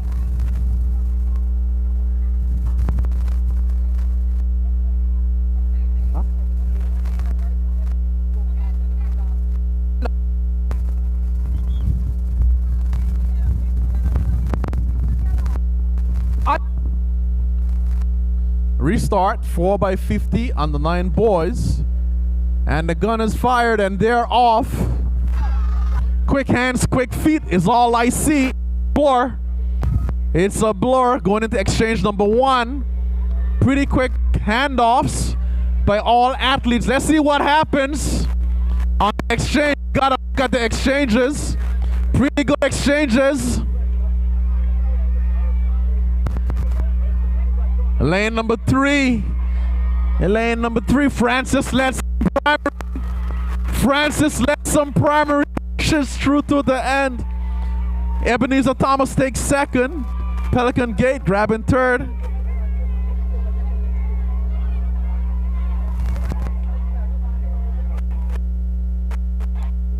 Francis Letsom Primary, 35.43. Give it up for Francis Letsom Primary, grabbing the top spot.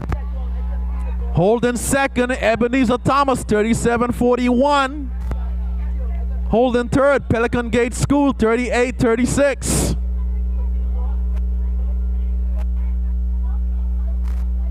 Four by 50 is where all the action is at. Some of the best sprinting that you'll ever see in your lifetime just took place in that 4x50 meter relay. I wonder if Paul ever ran that fast as a youngster. Paul, I think these guys are having lots of fun. The excitement is at an all-time high. We have a pretty big crowd in the stadium seating, Paul. That shows that there's quite a bit of support for this event. The parents came out, the teachers are out, the physical education teachers are out, the officials are out, the athletes are out. Paul, there's just about everyone on the island is here at the A.O. Shirley Recreation Grounds with us this afternoon. What do you see? Well, it's funny enough, I made the comment earlier on with my co-host here, Carl, that these annual championships are equivalent to the boys and girls champs in Jamaica. Not at the same level, obviously, but as far as the interest in the territory is concerned, this is the event that pulls the largest crowd every year, and we've seen it yet again. So kudos to everyone who's here today, and I hope they're enjoying what they're seeing.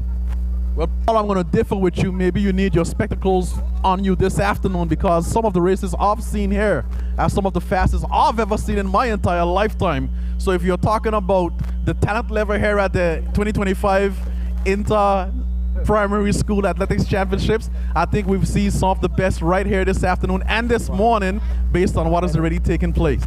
No, I wasn't referring to the talent that we've seen today. I was referring to boys and girls champs in Jamaica, which is pretty hot stuff. But certainly we are showing that we have the ability to aspire to and to achieve greatness. And certainly some of the events we've seen today are 1.45 meters in the high. He could place at any meet in any Caribbean island in the high jump. So certainly we've seen high quality. Paul, that's all good things for the grassroots and the growth of athletics in the Virgin Islands. Persons like you and I and many others would have benefited from coming through this very same system. You compete at the primary school level, you compete at the high school level. We know that the Crifter Games is right on our shoulders. That's coming up in just a few. And you know what? You don't just wake up and be a champion. You got to go through that process. And this is part of that process. Well, ironically, I was actually thinking the same thing, that Steve, you and I, obviously I started from the 70s, you probably from the 80s. But we went through the same process where we developed and grew and were able to compete at higher and higher levels. And we can see, Steve, from the time when you and I competed to present day, the difference and the progression. And that's good to see that we're going places and the young, for instance, in my day, we never thought about, we didn't think it was practical for us to compete against some of the bigger islands. They were just too good for us. Now today, we're shoulder to shoulder with these guys, and we're beating them. The Karen McMartins and thereabouts. That's definitely true, Paul. One of the things I've looked around, I've looked at you spoke about yesteryear, but one of the things I've looked at specifically today is the technological advances that we have. We have 284 Media in the house, and they've brought the whole gamut of cameras, and I mean, there's so many things, I don't even know what they are. The Rams, yeah, those guys have stepped there. They're definitely doing it on the high side. I see gadgets and gadgets, that's what I call it. And we have government, of course, there in the house with electronic timing. We have the jumbo screen on the far side of the track. We have, Paul, I'm lost for words with some technology out here with us this afternoon.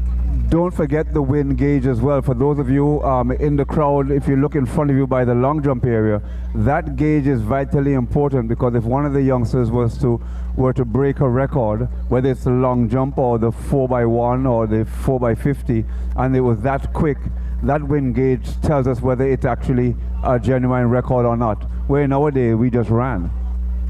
One of the things I've bragged about for the entire morning and afternoon session is the quality of officials and the training that the officials have gone through and went through, and the qualifications that they do have. And you're correct in your statement in stating, whatever's done here is going to be accepted and recognized internationally, because we are certainly doing it right. Steve, I have to second you with that. I mean, we don't always see eye to eye with every official, but I feel that certainly comparatively today to 5 or 6 years ago, certainly 20 years ago, there's no comparison with the level of officiating. We're getting better and better. Paul, we got some young ladies on the track. I'm going to get the lineup and we'll get back on the mic once they're finished.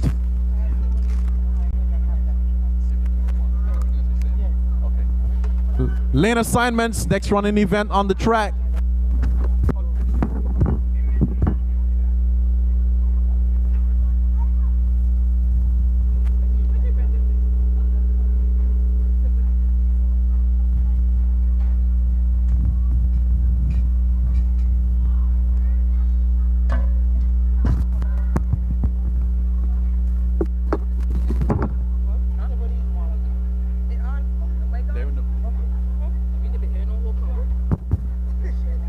Lane assignments, next running event, Sebony School. They're in lane number 1. Leonora Delville, that's your lane number 2 team.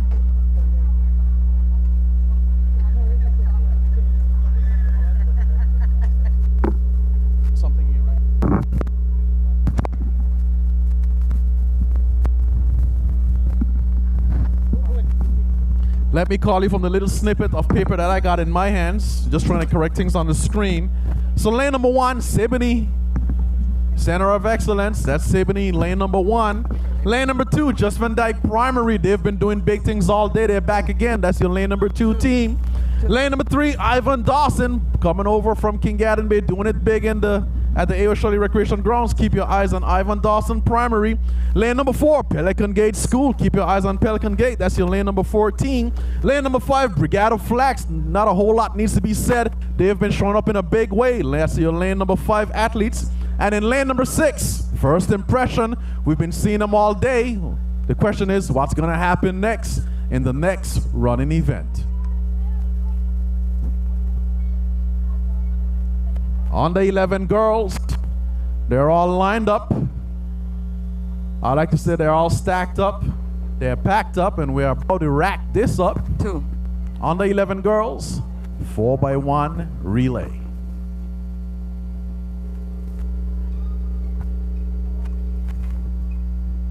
Exchange number 1, I see a white flag. Exchange number 2, white flag. Okay, good. Exchange number 3, white flag. All clear. Asking for total silence at the start. Shh. On your mark.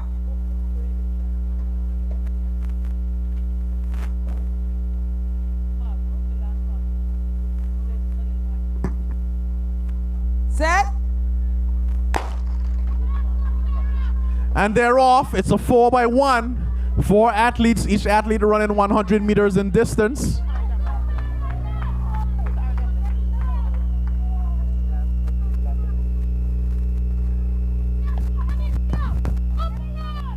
Keep your eyes on the exchanges that all the action takes place.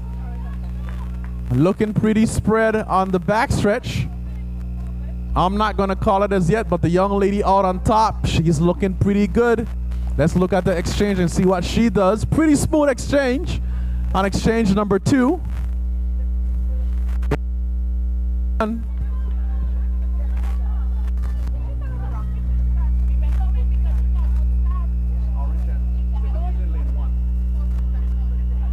And there on the home stretch, cheer them on, guys. Bring them through. Bring them through. Cheer her on, guys. She's looking really good. Cheer her on. Bring her through. Quick hands, quick feet, pushing through to the end. Cheer her on, guys.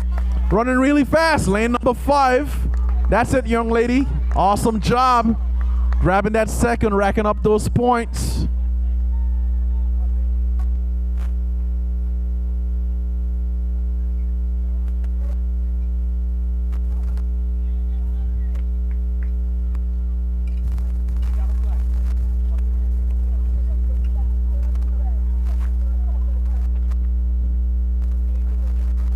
Brigada Flax doing it big. Jiz Marie bringing in that anchor leg, showing her talents.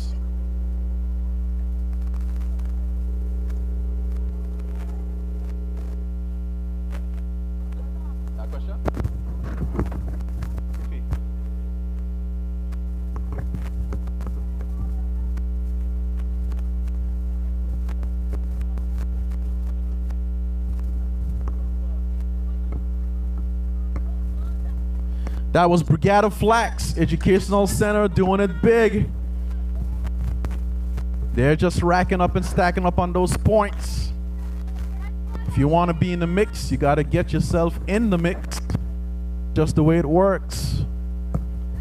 Next set of girls on the track. I'm awaiting that start list. I'll let you guys know what's about to take place.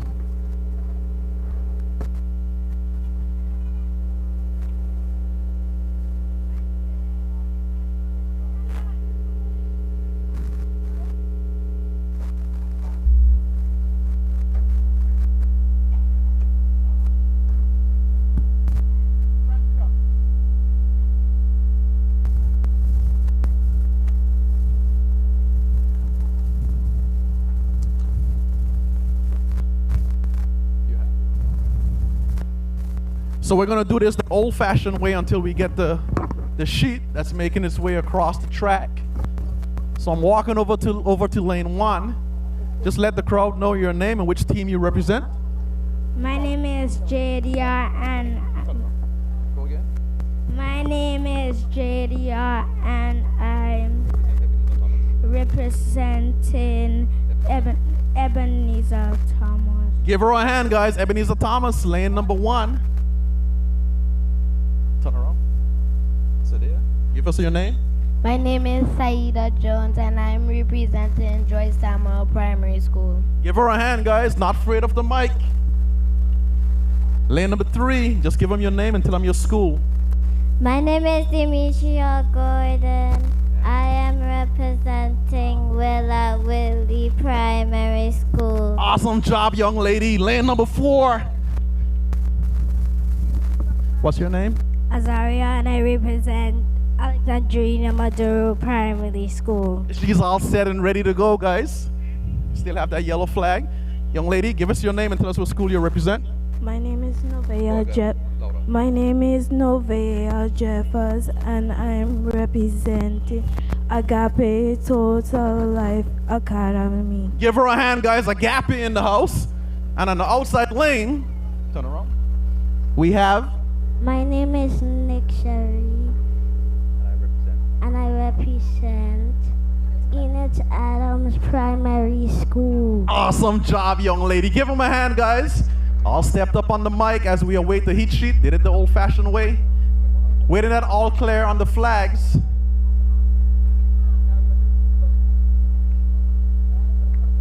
All clear in exchange number 1. Exchange number 2. Is that a white flag? Yep. White flag. There we go. All clear. Miss Starter, the athletes are under your command. Silence at the start.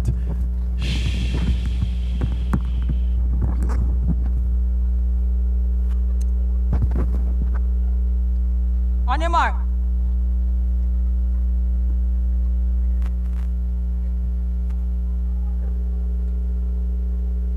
Set. And they're off. 4x1 relay. Who's gonna take it? That's left to be seen. Pretty close at the start. Young lady on the outside. Ebenezer Thomas on the inside, making a big move. Ebenezer Thomas, keep your eyes on Ebenezer on the inside. I don't know what the remaining females look like, but young lady on the outside and Ebenezer on the inside looking pretty good. Still too early to call it. You gotta look at the exchanges and see what happens. Woo! Ebenezer is pushing on the inside.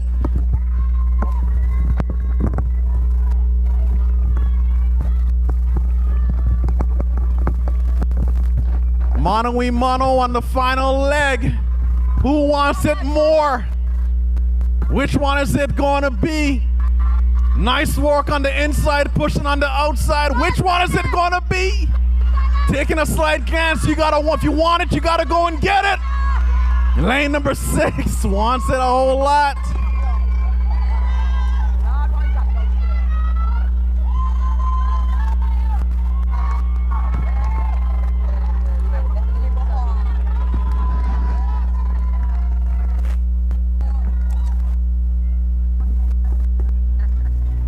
That was all Azana Smart.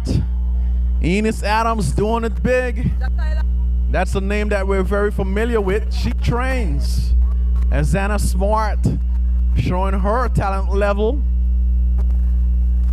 Last leg of the 4x1, Azana Smart. Enos Adams. If you're looking for action, you're in the right place. You're going to get all the action that you're looking for. Enos Adams showing you what they're made of. Didn't hesitate a bit to fight at the end. Enos Adams doing it big. You know, that's one of the benefits. Where's Paul on the ball? That's one of the benefits of coming on out, joining one of the clubs, getting that experience, getting that training, getting that speed work in. She didn't look as if she hesitated in any way, shape, or form when she realized that the young lady was ahead of her. She just held on to the basics, quick hands, quick feet, stay focused, and ran through the line. Well, Steve, one of the things that I noticed was that the team that won, they actually took the time out to observe each individual athlete and how they're going to run the race. So the other team might have been more competitive if they had different athletes running for different legs. That team that won, the coach, whoever the coach is, actually took the time out to see exactly wanted to run each leg. Yeah, pretty nice setup. You know, Ebenezer was out on top very early, looking really aggressive. For a minute, I thought they had it. You know, I can't say that on the mic, but for a minute, I thought that they had it. Exchanges looked pretty smooth, but when they got on that last leg, Azana, you know, she's got that experience, and she used it to the max to make sure that she grabbed that W at the end. Yeah, Ebenezer Thomas lost in the first 2 legs, not the last 2 legs. That's where they actually lost it. And so, therefore, the matchup at the end, what they thought it was going to be. And sometimes that's the way it is. Some faster you, but I felt that the race, if they had done a little more shuffling, it would have been tighter again. Well, you know, as the old saying goes, it's not over until it's over. We've got much more events to witness. I see some new girls are lining up on the track. Let me get the heat sheet on that. And Paul, we'll be back again giving us a synopsis as to what transpires in what I assume is heat number 2. Right.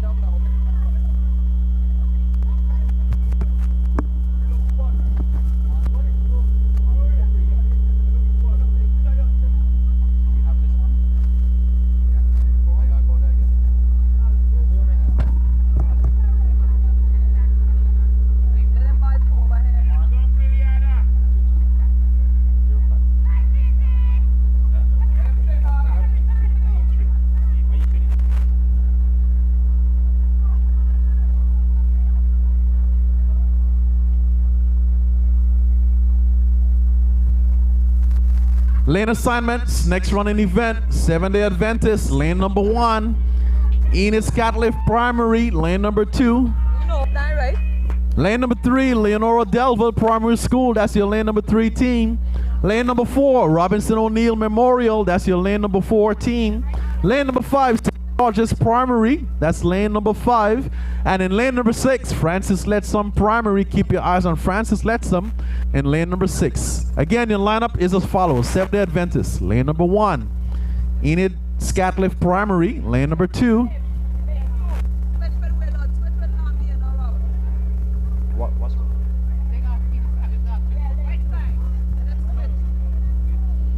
7th-day Adventist, lane number 1. Enid Scatliff Primary, lane number 2. Leonora Delville, lane number 3. Robinson O'Neill Primary, lane number 4. St. George's Primary, lane number 5. And Francis Letsom Primary, lane number 6. All clear at the start. All clear in exchange zone number 1. All clear in exchange zone number 2 and exchange zone number 3. Silence at the start. Miss Starter, the athletes are once again under your command. On your mark. Stand.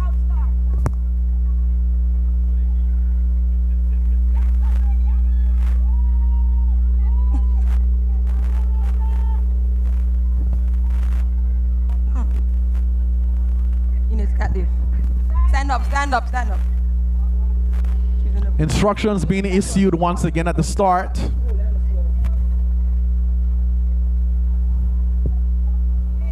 So a few pointers trying to get things right, giving them a fair chance to do it right, as we normally would right here at the 2025 Inner Primary School Athletics Championships. On your mark.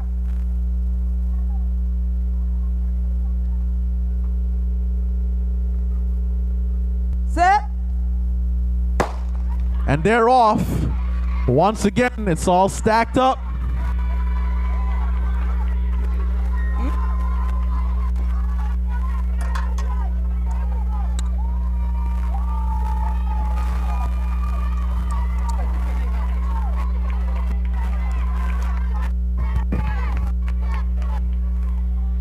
All right, I got the heat sheet back on the screen.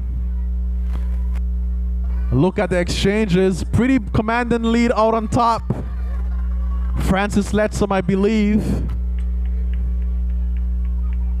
Just cheer them on, guys. Bring them home. Bring them through is what they say. Francis Letsom out on top, making that final exchange. Cheer her on, guys. Francis Letsom doing it big. We've seen a lot of that young lady running so fast her number came off. Taking it in lane number 6, Francis Letsom. Grabbing that second, lane number 5, St. George's. Grabbing that third, lane number 1, 7-day Adventist. Francis Letsom once again showing their talents.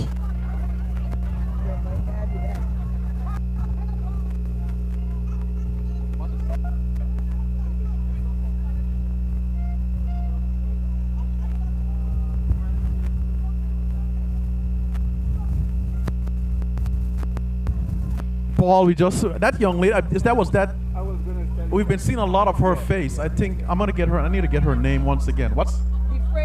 De Freitas. We see her in the development meets with the association. She's showing her talents here at Interprimary. I think she's one of those names that we're going to have to get used to seeing and hearing as the days, months, and weeks rolls along. Yes, I've been observing her for a little while now, and of course you interviewed her, and then we actually interviewed her afterwards as well.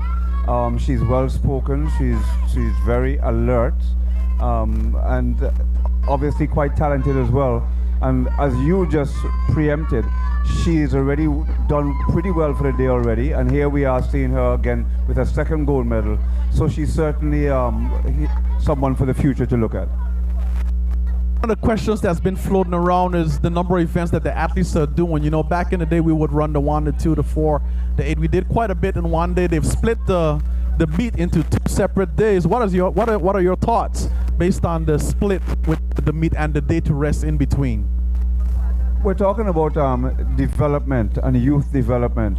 And when you're talking about youth development, the more rest you can get, the better. It's more time consuming, it's harder for the adults. But for the athletes and the youngsters, it's much better for them. That extra day makes such a big difference. If you think about it, the workload is pretty heavy, Steve. And to ask them to come back the following day, and again, remember, we're seeing a lot of the same athletes running again. So you're going to double up their workload, literally triple it up if we're going to make them run one day after the other, at that level. Personally, I want to believe the test of time has brought us to this. We've done it in a day. We've packed it up in a day. We've done it in 2 days, and now we're doing with 2 days with a rest in the middle, which makes perfect sense. I think the direction that the Inter-Primary School Athletic Championships is going is moving in the right direction. I see the white flag is up, so let me get the next event going. We'll get back on the mic in just a few.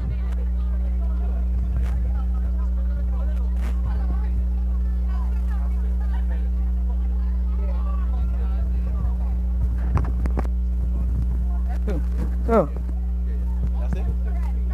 Stop, those on the stage.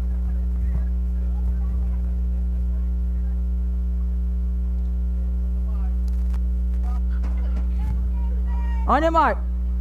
Guns up. The athletes are under the starter's command.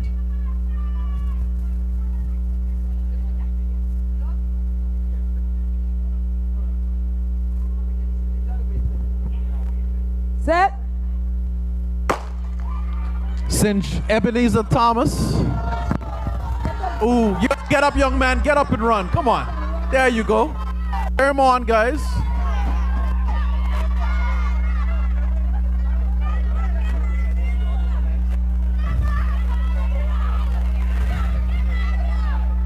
St. George's on the inside. Robinson O'Neill, Enos Adams, Simony Center, Joyce Samuels, Alexandrina Maduro, Willard Whitley, and Leonora Delville. It's going to be a race for first, guys. 2 teams out there battling it out at the 150-meter mark. Let's see what the exchange looks like. Robinson O'Neill. Who wants it more? More. That's the question to be answered. Robinson O'Neill taking it in. Enos Adams. Enos Adams bringing it in. Enos Adams doing it big.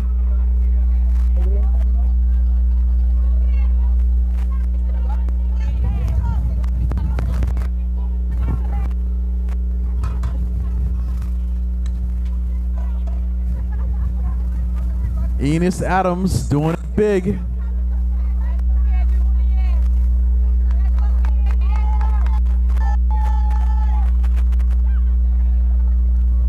Steve, I just wanted to attention. If you notice, as soon as one race is finished, the officials have the next race on the track and ready to go.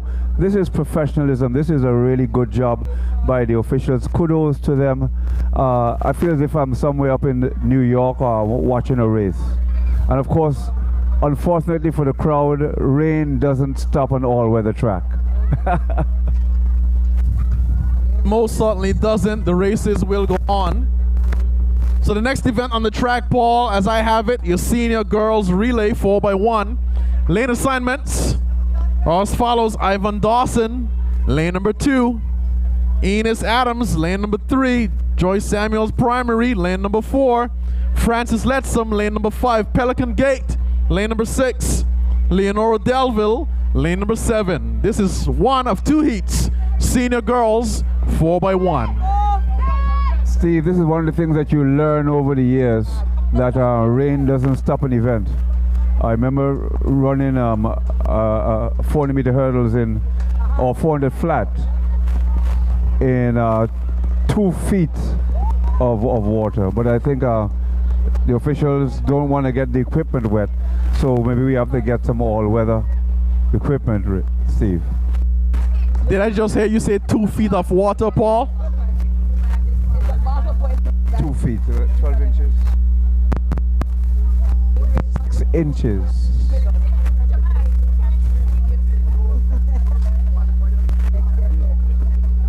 Help me out, Steve. You are the architect.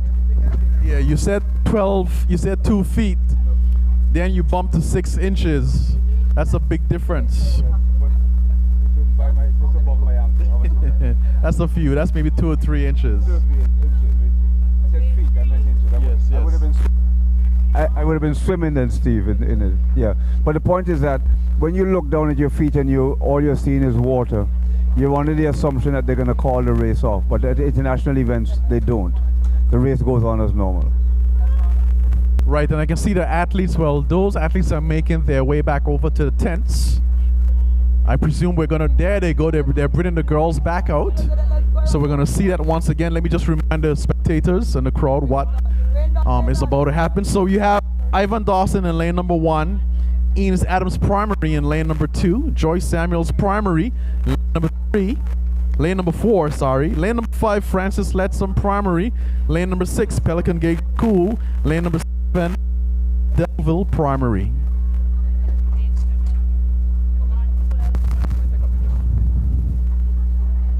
You can actually smell the water coming off of the grass on the track. As an athlete, that's quite a refreshing smell. All that adds to the ambience of the event. So the starters are getting ready to go again. And like you said, on and on, where the track rain doesn't stop the proceedings for very long. Should be an interesting one. This is a final, of course. The white flag, Steve. Let's see if we got a white flag all around. Looking around, there's still a yellow flag up. Yellow flag.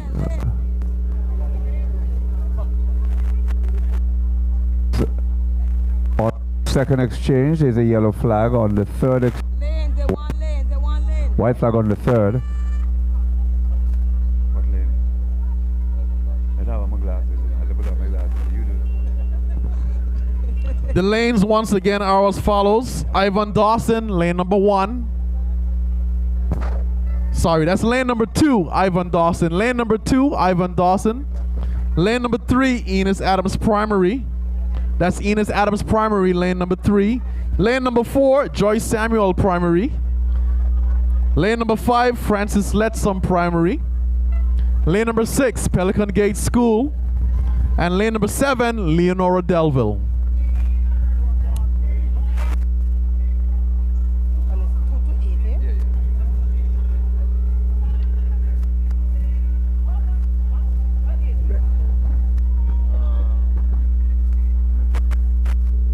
If you listen on the far side, you can actually.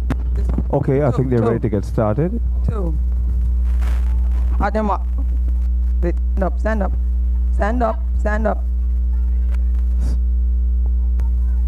On your mark.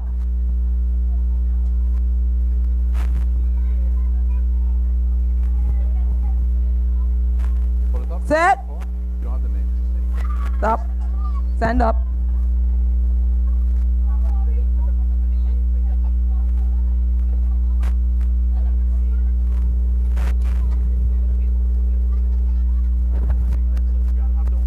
On your mark.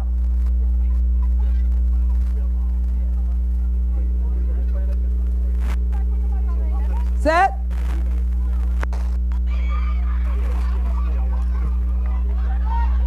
And they're off.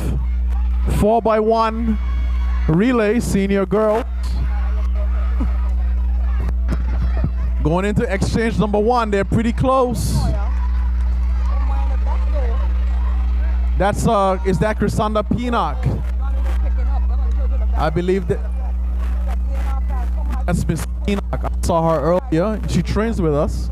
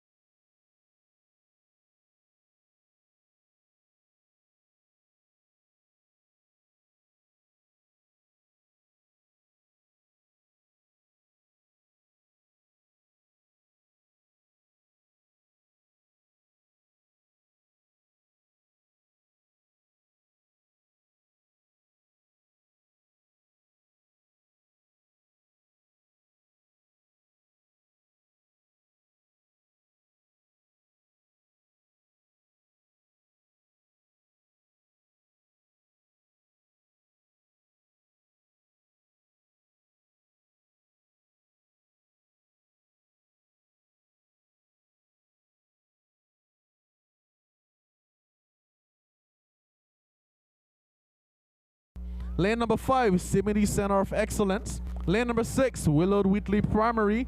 Lane number 7, Robinson O'Neill. And in lane number 8, St. George's Primary. This is your lineup for heat number 2 of 2 heats. Senior girls 4x100 meter relay.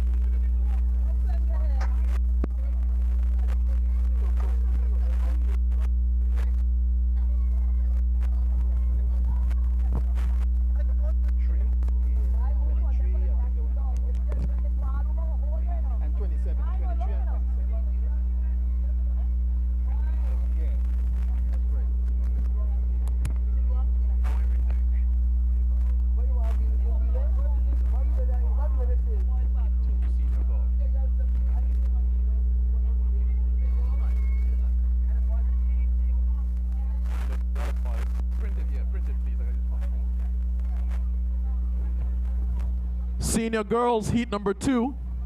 Again, your lane assignments are as follows. Alexandrina Madu Primary.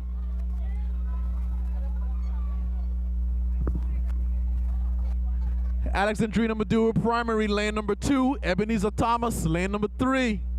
Brigada Flax, lane number 4. Simity Center of Excellence, lane number 5. Willard Whitley, lane number 6. Robinson O'Neill, lane number 7. And St. George's Primary, lane number 8. This is the second of 2 heats. Senior girls, 4x1.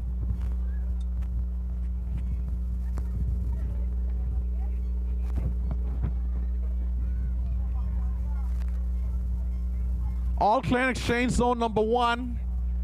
Zone number 2, yellow flag. On exchange zone number 3.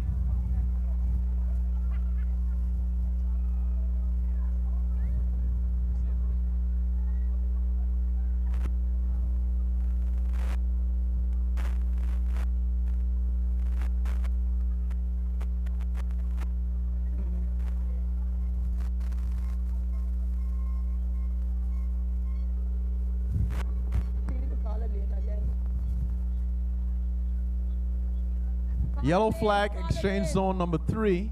Lane assignment. Call him again.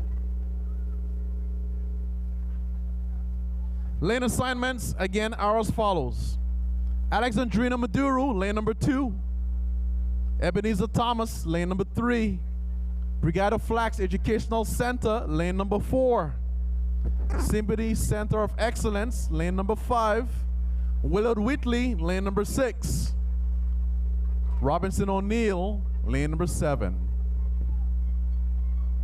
This is heat number 2 of 2 heats. Senior girls, 4x1. All clear, and all clear. Miss Starter, the athletes are once again under your command. Two. On your mark.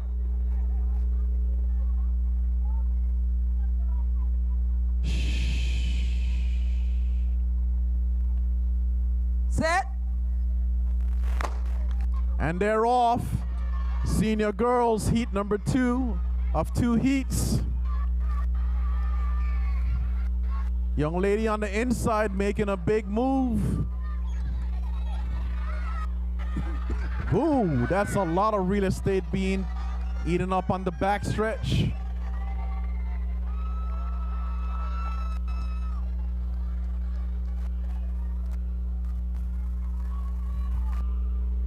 A little hiccup on the exchange, but still a commanding lead.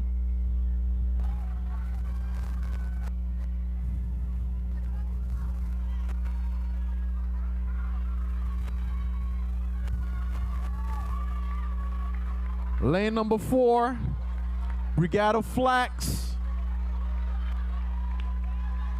Give her a hand, guys. Doing it big, lane number 4. Fighting for that second place spot. Ooh, lane number 8. St. George is showing up in a big way.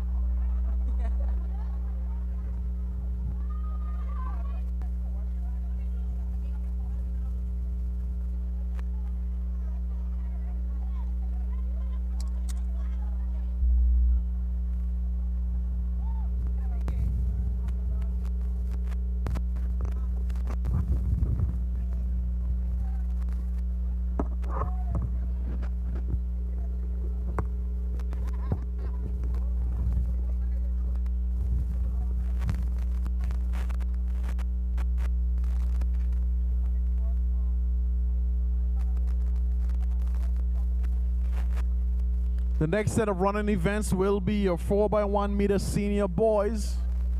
We have 2 heats of your senior boys 4x100 meter relay.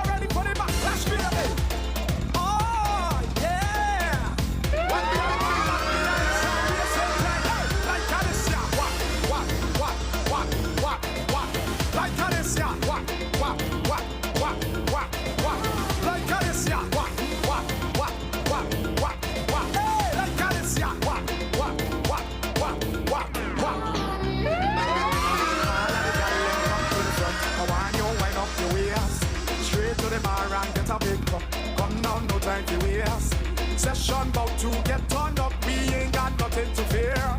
So everybody put your cups in out here. We bet it tonight, so that way, why don't carry on, why don't carry on.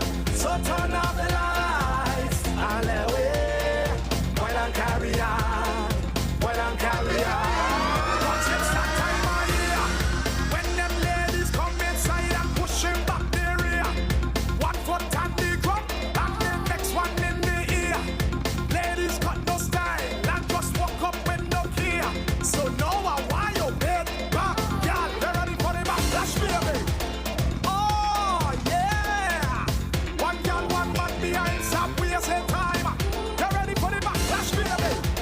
Oh yeah, 1 girl, 1 man behind, stop wasting time. Like And we're back again here at the AO Shelley Recreation Grounds. Of course, it is the pre-primary, inter-primary, sorry, athletics championships. And I have here with me, he holds so many hats, but I want us to give you the hat of the president of the BVI Athletic Association now. And first of all, Steve, just tell us from your perspective, what has it been like as a president being able to come to an event like this and see the fruits of your athletes? That's a loaded question, Paul. I don't know where to start, but the truth is, I mean, there's nothing more than gratification as far as what you can feel just looking at what's been taking place out here. The athletes are out here in numbers. Yes. That's always a good indication in Always. relation to growth. You see from the youngest athletes to the older athletes, they're all eager to compete. I think that's a matter of being prepared for what you're being asked to do. Correct. So that speaks well about the growth of our grassroots program and our training program and our clubs. Many of the athletes, of course, they're out there in the afternoons and they train, and they're fully aware as to what the benefits are in athletics. Some of these very same athletes we've seen them compete at our under 13 and under 15 age group championships. We see them at our development meets. Yes. Some of them have aspirations to represent the BVI at the Carifta Games. And you know, this is what it's about. It's about growth, and if we're not speaking about growth, then we really shouldn't be having a conversation. That is where it all starts. And inter-primary school sports, as we would call it back in our day, it's now the inter-primary school athletic championships. I think that speaks of growth as well. Yes. So we're definitely moving in the right direction. Yes. And you mentioned grassroots. That triggered for me straight away.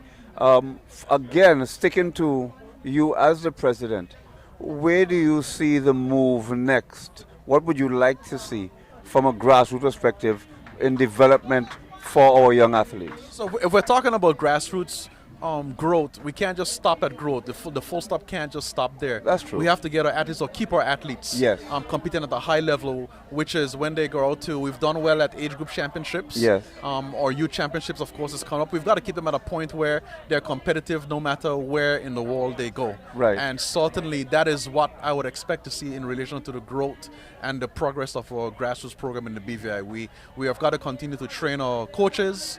so that they can deliver training programs and regimens that are effective and efficient in relation to taking our athletes from the titles that they were to competitive athletes in their junior years, to competitive athletes in their teenage years, and then transferring them to the senior years when they would compete like the Karen McMasters and the Chantel Malones. So it's got to be a transition from the lowest level to the highest level. There can't be gaps in between, and that's what we're about, and that's certainly what I would like to continue to see. Well, in Steve, greater numbers, of course. I would love to ask you more questions, but we're just about to get started in another race. I'll be back. We'll continue this conversation. Thank you. All right.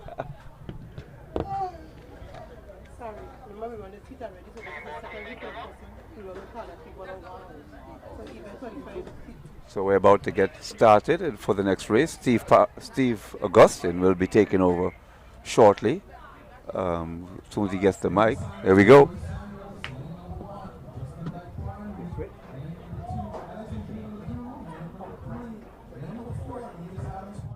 Lane number 5, Brigada Flax Educational Center. Lane number 6, Leonora Delville Primary. Lane number 7, Liberty Center of Excellence. 2. And in lane number 8, I've got a note, St. George's Primary. This is heat number 2 of 2 heats. Senior boys, 4x1. White flag on exchange zone number 1, white flag on exchange zone number 2, white flag on exchange zone number 3. Asking for total silence at the start. Ms. Starter, the athletes are once again under your command. 2. 2. 2. 2. 2.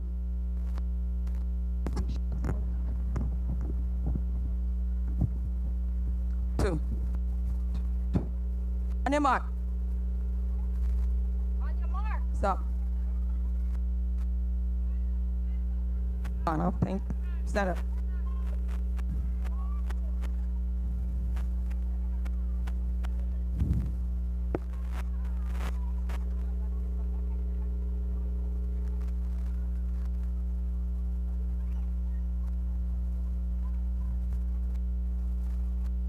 On your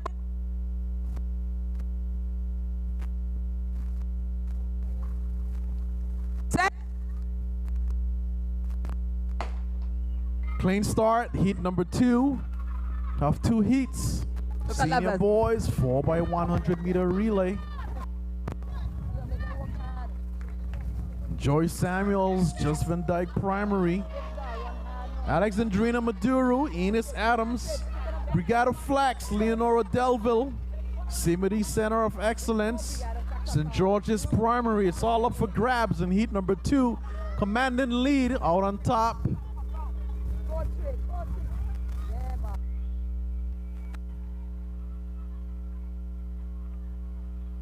Cheer them on, guys. Bring them through. Final exchange. Looking really good. Lane number 5. Brigada Flax. That's a name that we've been calling quite often. You go, guy. Push it through. Lane number 5 grabs it. Enos Adams Primary grabs second. Brigada Flax in the house. Brigada Flax taking no hostages, just taking it from line to line, doing it big. Brigada Flax, if you're in the house, let me hear you say, yeah, yeah. Brigada Flax, they've been showing up in a big way all day. Brigada Flax doing it big. Lots of fans in the crowd for Brigada Flax. It's a name you've got to remember for the 2025 Inter-Primary School Athletic Championships. Brigada Flax, once again, doing it big, taking heat number 2 of 2 heats. Senior boys, 4x100 meter relay.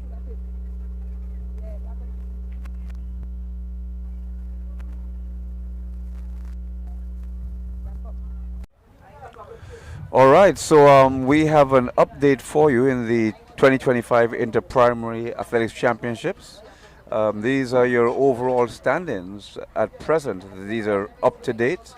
In first place presently is Francis Letson Primary School with 127 points. Second is the Enos Adams. They have 114. Third is Brigada Flax with 88. Willard Wheatley is in fourth place with 77 points, and they are actually tied with Ebenezer Thomas on the same 77 points. In sixth place is Joyce Samuel with 59 points. And then in sixth place we have St. George's School with 51 points. And just 1 point behind them with 50 points is Robinson O'Neill Memorial. Those are your top 8 places. Ninth place is Seventh-day Adventist. The Seventh-day Adventist School have 43 points. In 10th place, Alexandrina Maduro, and they have 41 points. Claudia Creaky, they have 36 points. Leonora Delville have 34 points. Siboney, they have 33. So again, it's very close. Siboney, in fact, Siboney and Pelican Gate actually both have 33 points. Ivan Dawson, they have 24. Agape with 23. Just Van Dyke, 22. Valley Day with 13. Enid Scatliff have 8. First Impressions have 7. And Cedar have 1 point. So just to remind you, the leaders, Francis Letsom, 127 points. Those are your leaders. Francis Letsom, 127. Second place, Enos Adams Primary with 114. And in third place, Brigada Flax with 88. In case you're still trying to do the maths on it, just to remind you that Willard Wheatley is in fourth, but they're 10 points behind. In fact, they're 11 points behind with 77 points. So it's 88 for Brigado, 114 for Enos Adams, and Francis Letsom comfortably in the lead with 127 points. Those are your standings at present for, and actually I have here with me Steve. Steve, pretty interesting. We just got the latest standing positions. I just got that myself. Right. Looking at it, I can see Francis Letsom, a name that we've called quite often, taking that lead at 127 points. I'm not sure how much you've discussed this. Right. 114 for Enos Adams Primary School, holding second.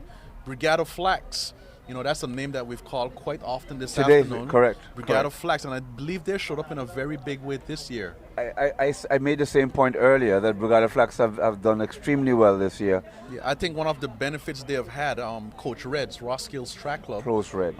He's over there and he's all about business. He's been pushing and without a doubt. pushing those kids. I and agree. You can see the benefit of what he's been doing at Roskilde's Track Club.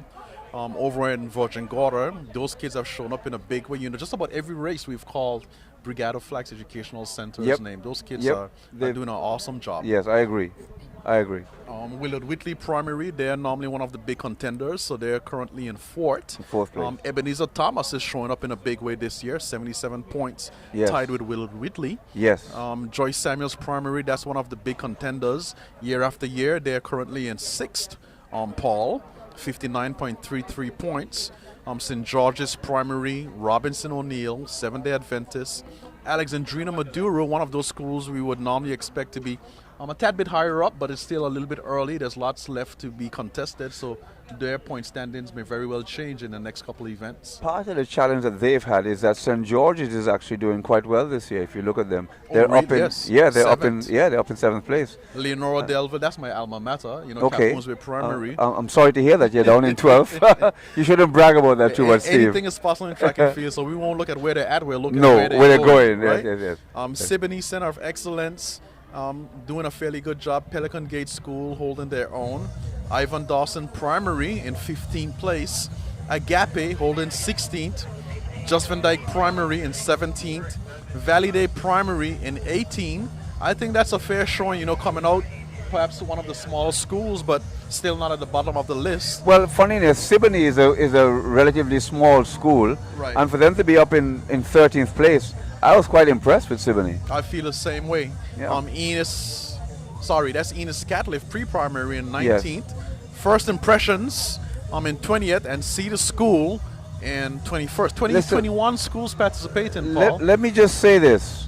Enid Scatliff, you have to understand these are pre-primary students. Not primary, pre-primary. And they are actually beating 2 schools. Right. Says a lot. It does say a lot. Must be doing really well in the events that they are contesting. Without a doubt. So the fact that they've beaten 2 schools, I think, kudos to Enid Scatliff. And that actually stems back from the days with Valerie Welch and now the new principal that they have. But, you know, like we were saying before, you benefit and you gain from the work previously done. And then you carry it on. You know, I don't know if you've spoken about it before, but one of the things that I think has taken effect, you know, with Altus Catliff no longer being in existence of the school that it was, we've had a fair spread of those athletes. Yes. In other schools, to say the least. And Francis Letsom now at 127 points, with Enos Adams following at 114 points. Yes. I don't think they can rest on their laurels and say that they are 100% comfortable. It's still close.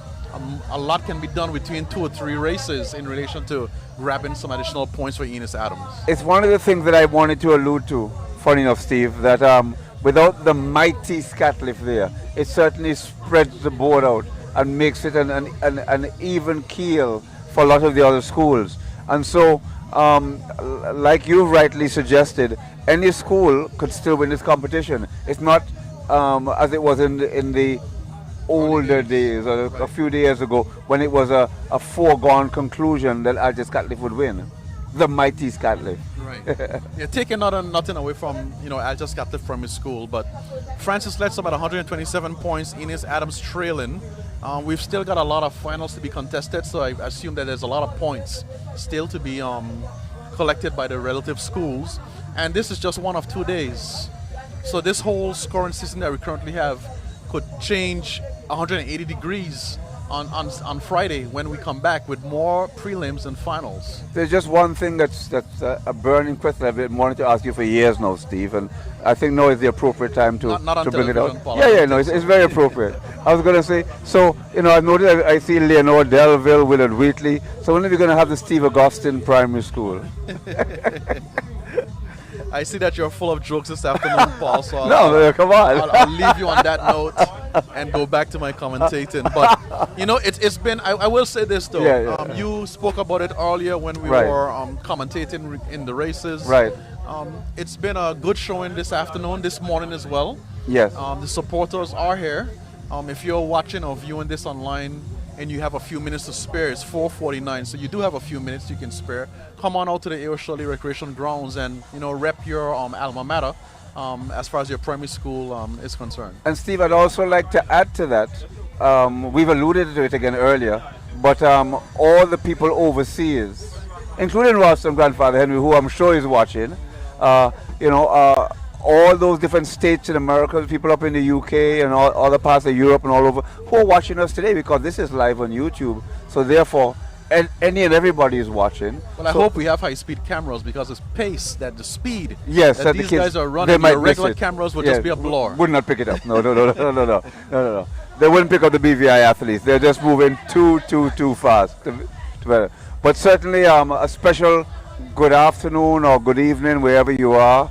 And we certainly appreciate you guys taking the time out to log in and to watch the inter-primary sports here in the beautiful Virgin Islands. Paul, I believe we have some finals about to start, so I'm going off again and I'll be Steve, back to appreciate you. more with you. Thank you very much. Thank you. Good. All right, back to studio.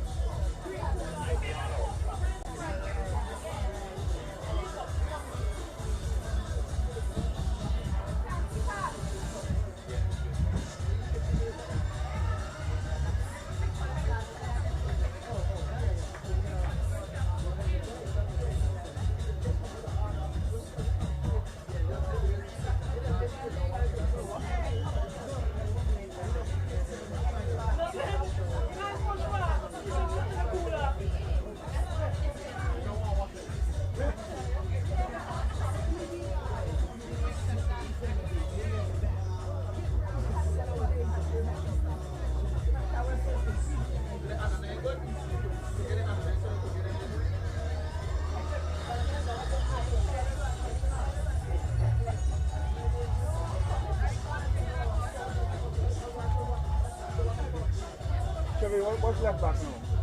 Just the...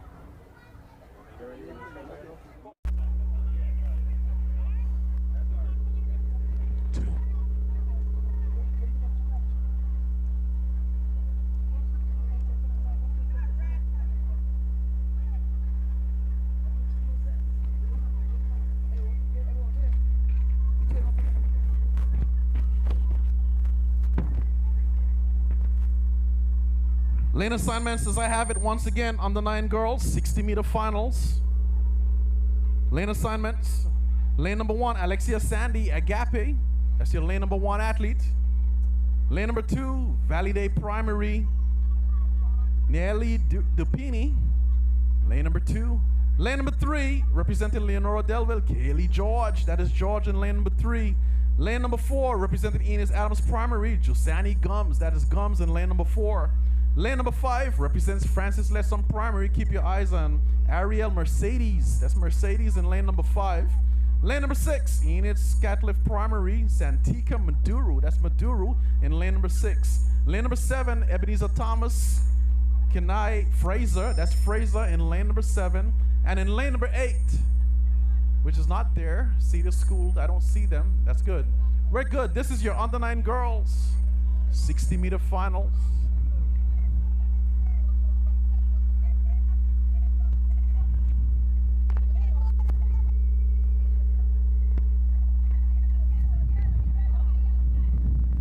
So it's Sandy, lane number 1. Dupini, lane number 2. George, lane number 3. Gums, lane number 4. Mercedes, lane number 5. Maduro, lane number 6. Fraser, lane number 7. This is your under 9 girls 60-meter final.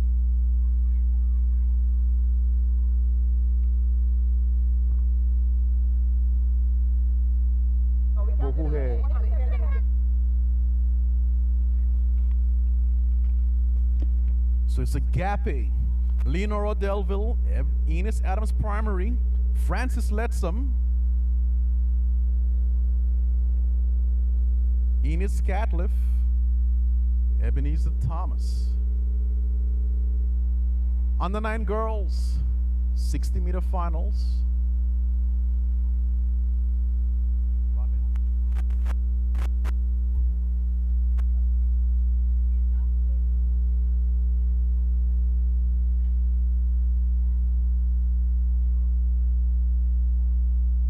Let's get those names again. Alexia Sandy of Agape. That's your lane number 1 athlete. Comes in with a 1097. Lane number 3, Validate Primary.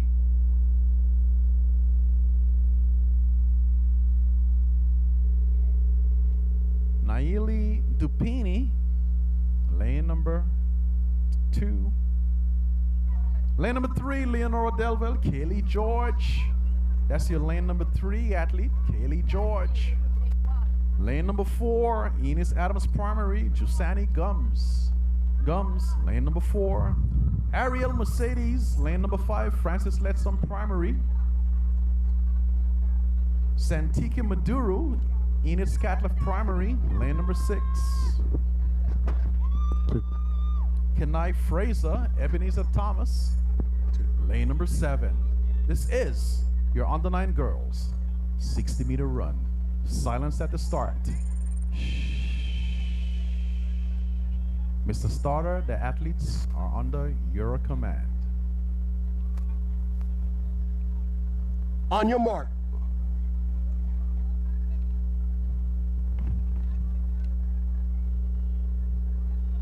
Set. And they're off. On the line, girls, 60-meter final.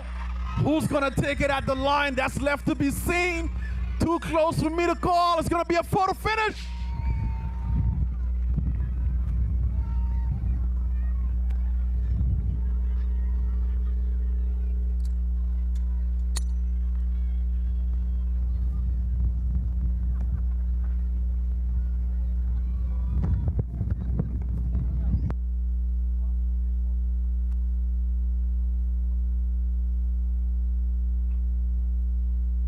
Standing at the finish line with Janace. Is it Janace Gums? Give me your name.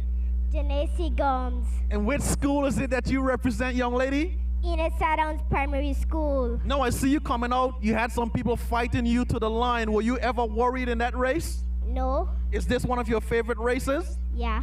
Are you going to run any more races at Inter-Primary School Championships? No. No? Listen, which school is it that you represent? Enos Adams. Give her a hand, guys. Jadacy Gums doing it big on the line, girls. Next event on the track, on the 9 boys. Oh, that's his papa? Hey!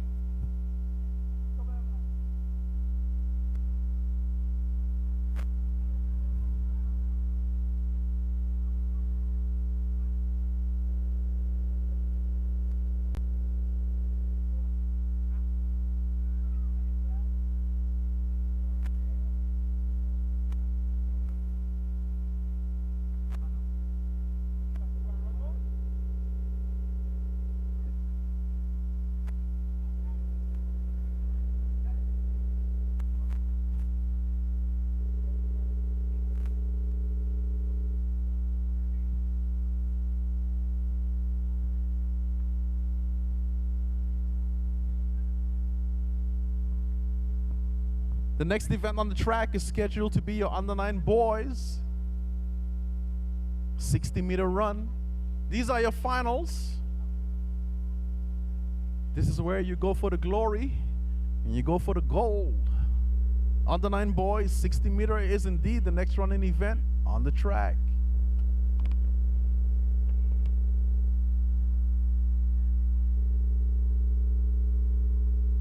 Just to give you an indication as to what to expect as they make their way to the start line, I've got the lineup. We're going to see Kaleem Frank of Willard Whitley. He's going to be in lane number 1. Sakari Frank. We got 2 Franks. Kaleem Frank, Willard Whitley, and Sakari Frank, St. George's Primary, lane number 2. Lane number 3 of Agape, Corrence Rodaway. That's your lane number 3 athlete. Lane number 4, Enos Scatliff Primary, Erlon Prescott. Name that we're getting used to, Prescott. Lane number 4. Lane number 5, Francis Letsom, Tamari Barnes. Mr. Barnes is in lane number 5. Lane number 6, Brigada Flax, Kyle Barker, Call that name before, he's back again. Lane number 7, Joyce Samuels Primary. Giverny Henriquez, lane number 7. And in lane number 8, Mateo George, Enos Adams Primary. We got the guys on the line. It's about to go down. Lane assignments, once again, Killeen Frank, lane number 1, Willard Whitley Primary. Sakari Frank, lane number 2, St. George's Primary. Corrence Rodaway, Agape, lane number 3, Erland Prescott, Enid Scatliff Primary, lane number 4. Tamari Barnes, Francis Letson, lane number 5. Kyle Barker, Brigada Flax Educational Center, lane number 6. Giverny Henriquez, lane number 7. And in lane number 8, Mateo George, Enos Adams Primary. Asking for total silence at the start. Shh. Mr. Starter, the athletes are under your command. On your mark.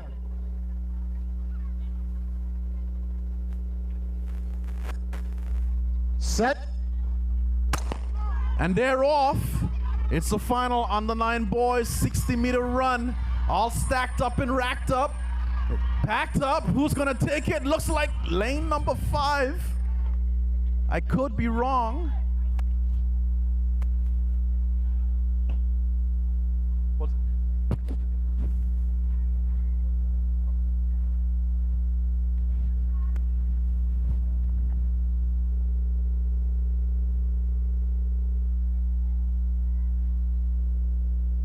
Standing here at the finish line with Mr. Tamari Barnes. Is that your correct name? Yes. And which school do you attend, Tamari? Francis Letson.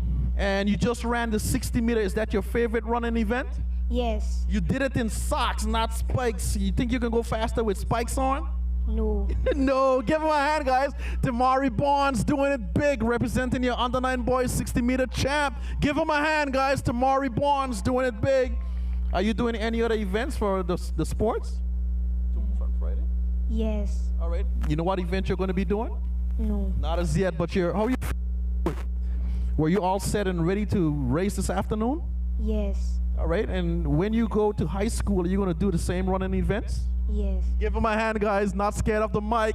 Tamari Barnes doing it big.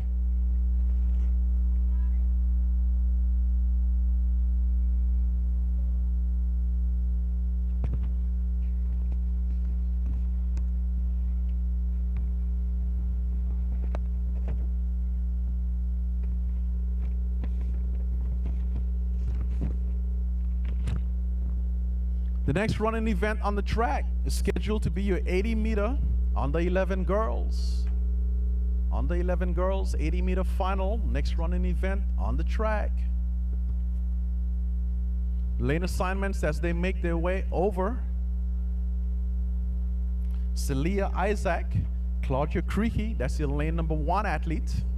Lane number 2, Odia Letsam, Willard Whitley Primary. Lane number 3, Azana Smart, Enos Adams Primary. Oh, okay.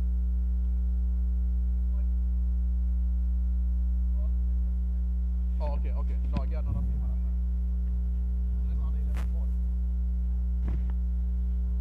Let's correct that a bit. So it's going to be your under 11 boys 80-meter final. Lane assignments, Kijani DeCastro, Joyce Samuels Primary, that's your lane number 1 athlete. Lane number 2, Josiah Leslie, Ebenezer Thomas, lane number 2. Lane number 3, Francis Lesson Primary, Jonathan Gordon. Lane number 4, Enos Adams Primary, Kilon Douglas.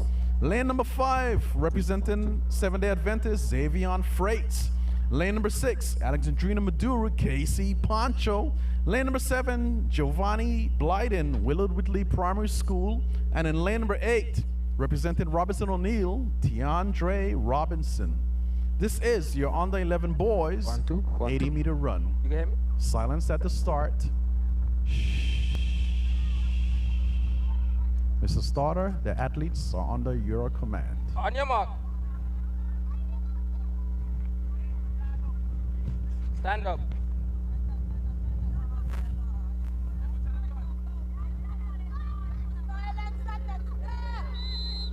Silence at the start. On your mark.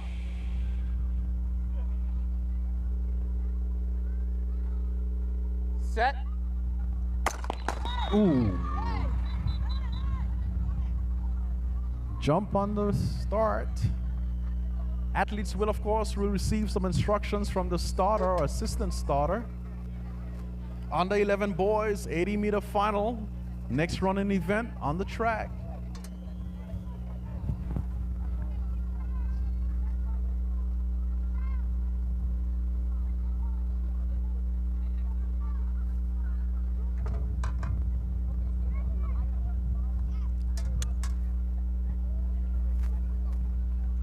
Castro, lane number 1. Leslie, lane number 2. Gordon, lane number 3.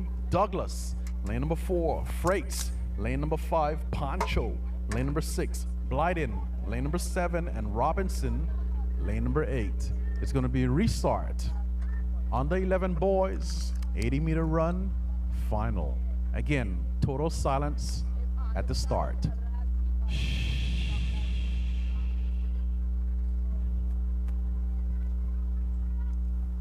On your mark.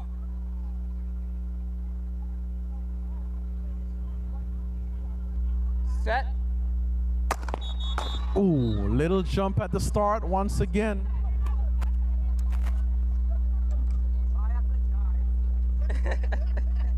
These guys are all fired up. They're ready to go. Lots of tension in the air. It's all going to be settled. Who's going to take the W on the 11 boys 80-meter run?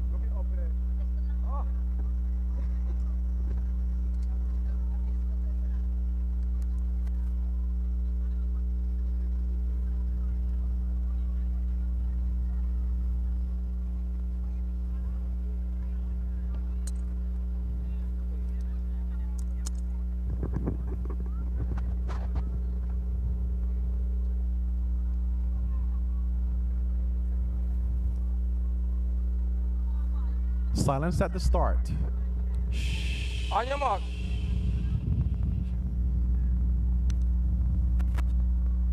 Set. And it's a clean start on the 11 boys 80-meter run. Who's gonna take it at the line? Douglas looking really good out on top. I know that young fellow, lane number 4. Kelon Douglas. Enos Adams Primary.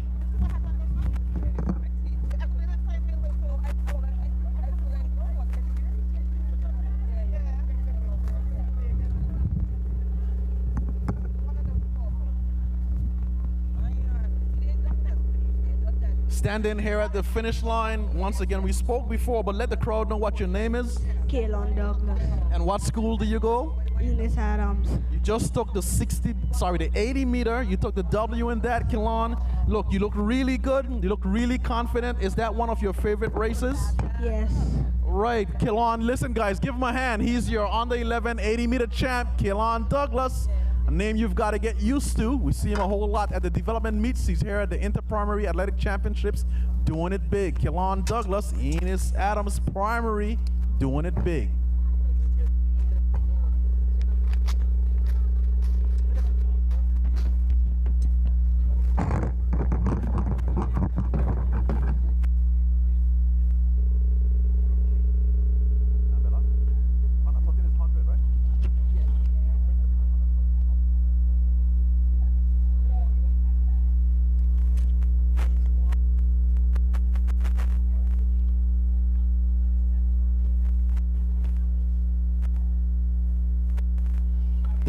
Event is going to be your under 13 girls 100-meter run.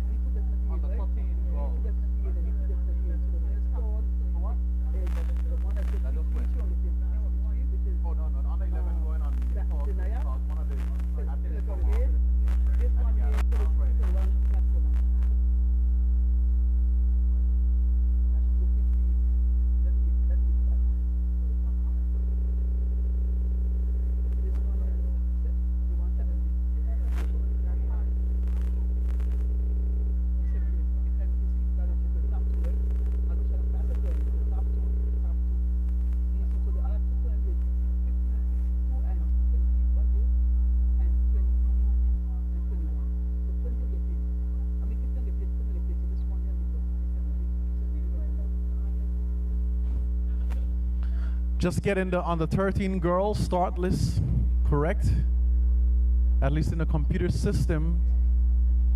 So they're busy at it. Under the tent, they're just trying to get the names right for the next running event, which is your under 13 girls.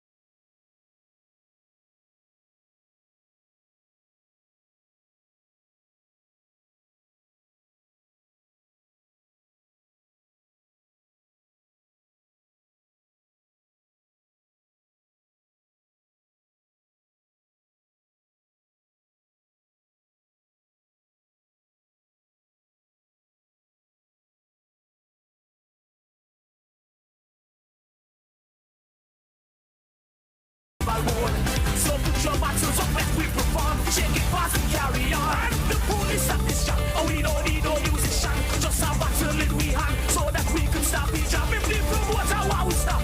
This one ya never flop. This one ya blazing hot. Showtime. Shake the battle, shake. Shake the battle, shake. Shake the battle, shake. Shake the battle, shake. Shake the battle, shake. Shake the battle, shake. Shake the battle, shake. Shake the battle, shake. Shake the battle. Yeah. My troops just turned into an army, my boy. Understand the massive, major Rex, Muggle Troop Beats. Do your thing, treasures, I see you too. Party time is now. Let's go celebrate. Talking about freedom from slavery, I say emancipate. Ancestors did it just for we, so make we educate. All youths about the festival, no need to segregate.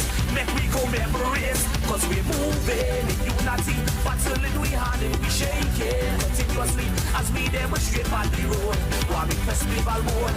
So put your battles up, make we perform. Shake it fast and carry on. The police at this job. Oh, we don't need no musician. Just a battling we hand so that we can stop each other. If the promoter why we stop. This one ya never flop. This one ya blazing hot. Showtime. Shake the battle, shake. Shake the battle, shake. Shake the battle, shake. Shake the battle, shake. Shake the battle, shake. Shake the battle, shake. Shake the battle, shake. Shake the battle, shake. Shake the battle. Okay, this one's for the real shakers like me. Boy, come back. Bring the whole of the West massive. Lowest yet, hot up Scott. East massive. Women massive. There. Right now it's kind of late. What you want to do? Shake. Right now it's kind of late. What you want to do? Shake. Them so anxious.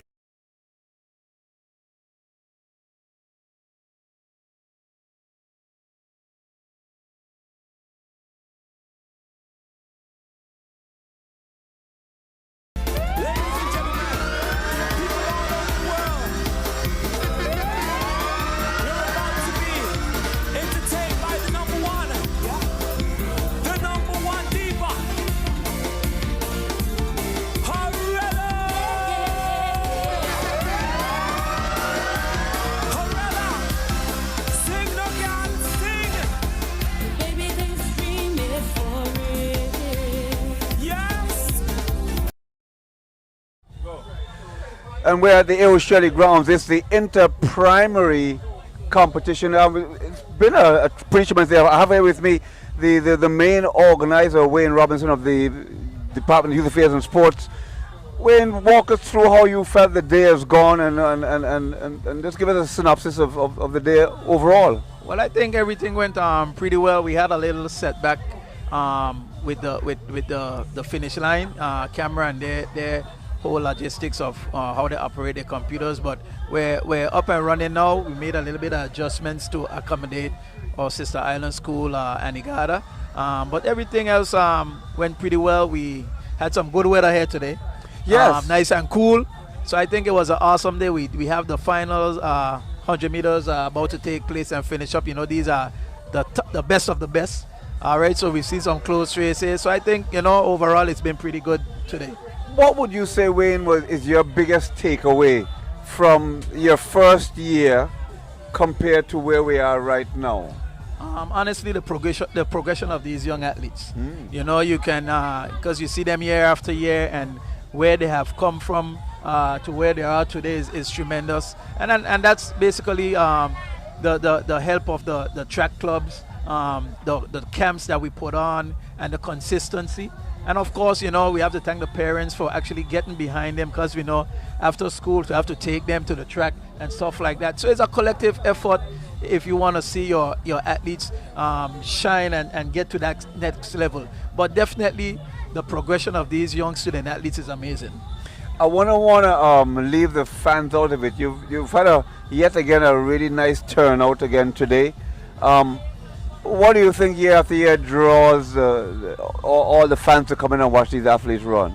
Well, I think, to be honest, I think the media.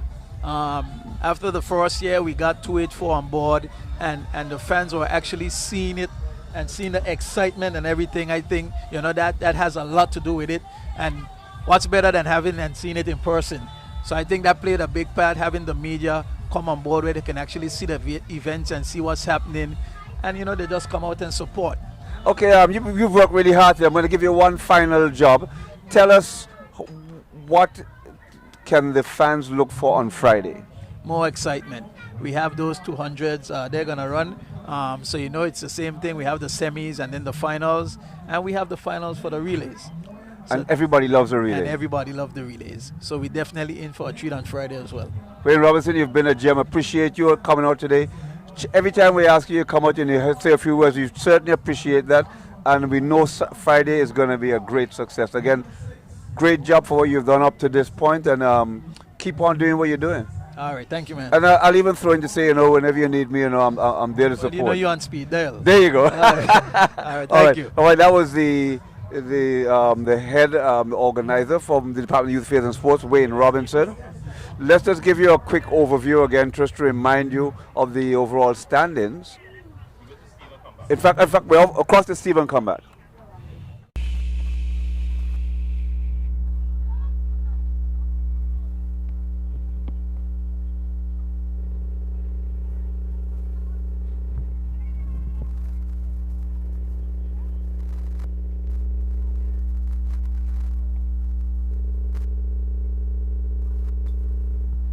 On your mark.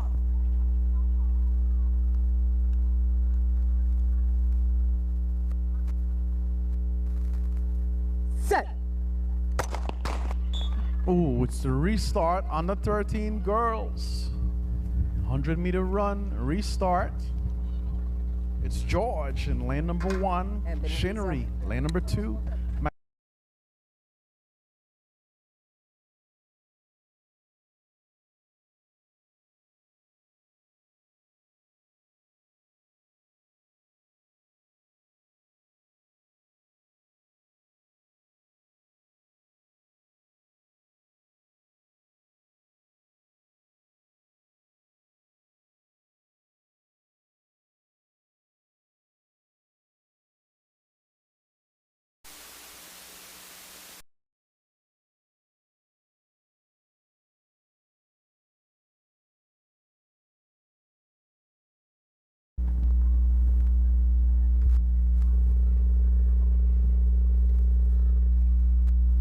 On your mark.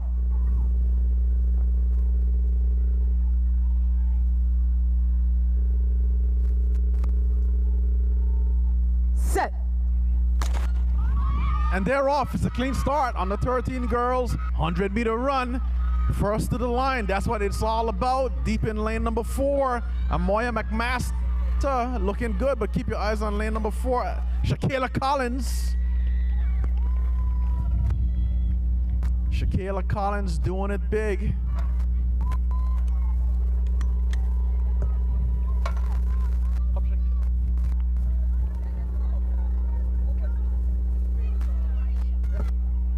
Shakayla Collins standing at the finish line doing the high five. Shakayla, you just came up there. It was a was it a pretty tough event for you? No. It was pretty easy? Yes. This is one of your favorite running events? Yes. Which school is it that you represent?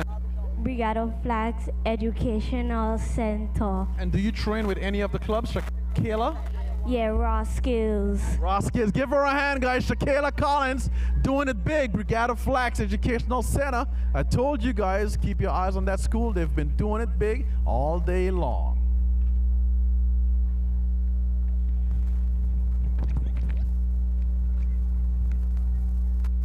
Next event on the track, on the 13 boys, 100-meter run. Lane assignments as I have it is as follows.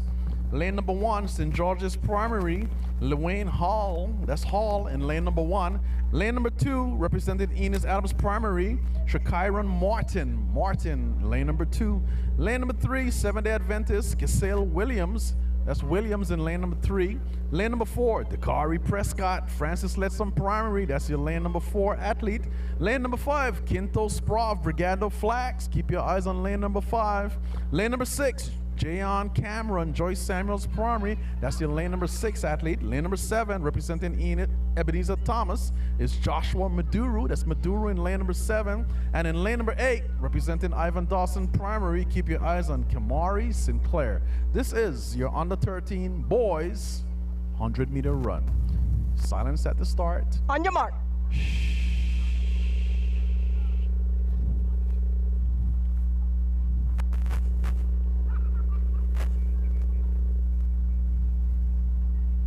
Set. It's the jump that took place. These guys are trying to win. It gets a little bit nerve-wracking, I guarantee you guys. Standing on the sideline, that's a lot easier than being on the track in the blocks.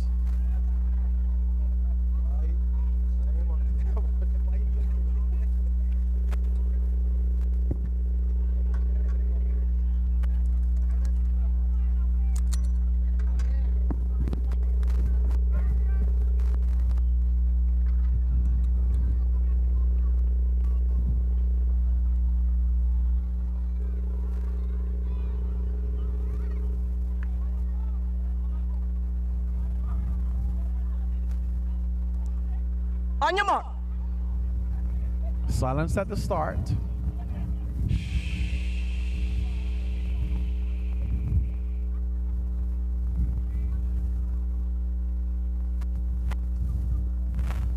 Set.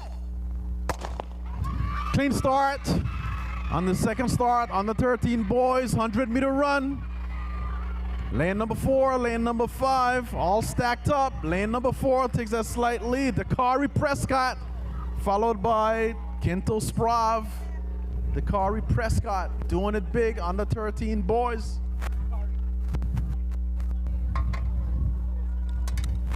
What? Standing at the finish line, give the crowd your name. My name is Dakari Prescott. And which school do you represent, Dakari? Francis Letson Primary School. You just took the big W, the big win in the under 13 boys 100-meter run. Were you ever worried at all in that race? No. Is this one of your favorite races? Yes. Are you going to be doing more events for the inter-primary school championships? Yes. All right, give him a hand, guys. Come on, guys, we can do better than that. Dakari Prescott doing it big. Representing Francis Letson Primary.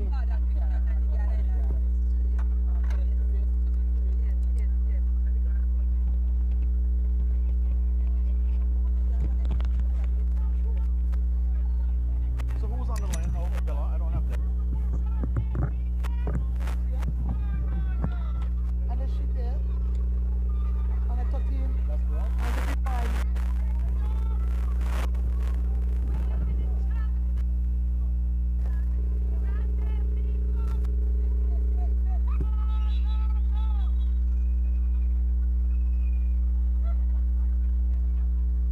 On your mark.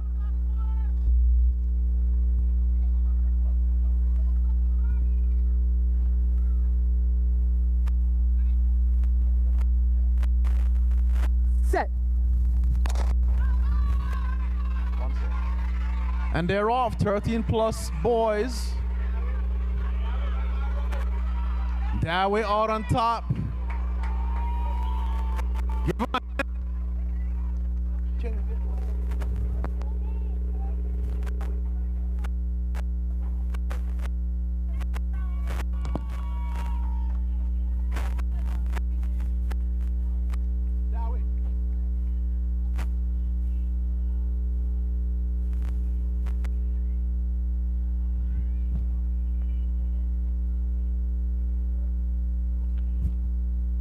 Standing at the finish line with, give the crowd your name. Kimori Dawe. All right, and what school do you attend, Kimori?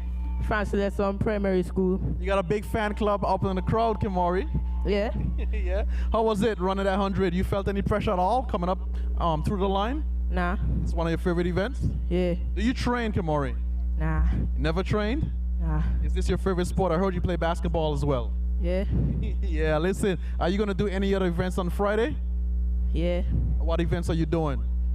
I don't know. Whatever comes up. Yeah. Give them a round of applause, guys. That way, doing it big. Representing 13 plus boys, 100-meter run.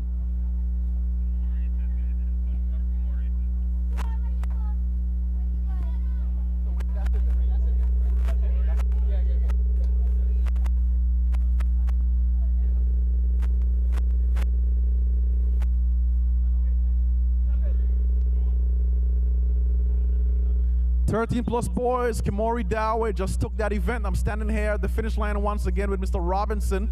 Robinson, I do believe that's the final event of the day, at least until Friday. Let us know what we can expect to see on Friday. Yeah, well, Friday, it's going to be the same energy. You know, we do have a lot of exciting events coming. We have the 200. That's going to be the semis and finals as well. And, you know, we have the 4x100 meters finals as well. So we do have a number of events on Friday. It's going to be the same energy. Hopefully we get the same weather and, you know, come out and have some fun. I think Brother Robinson, just looking at the finals, there's lots of athletes that really stood out. Dawe, of course, a few other young ladies. I did some recruiting while I was here on the sideline. You know, I had to do that. We've got to get these youngsters into the club so that they can represent us regionally and internationally in the future. But you stand on the sideline.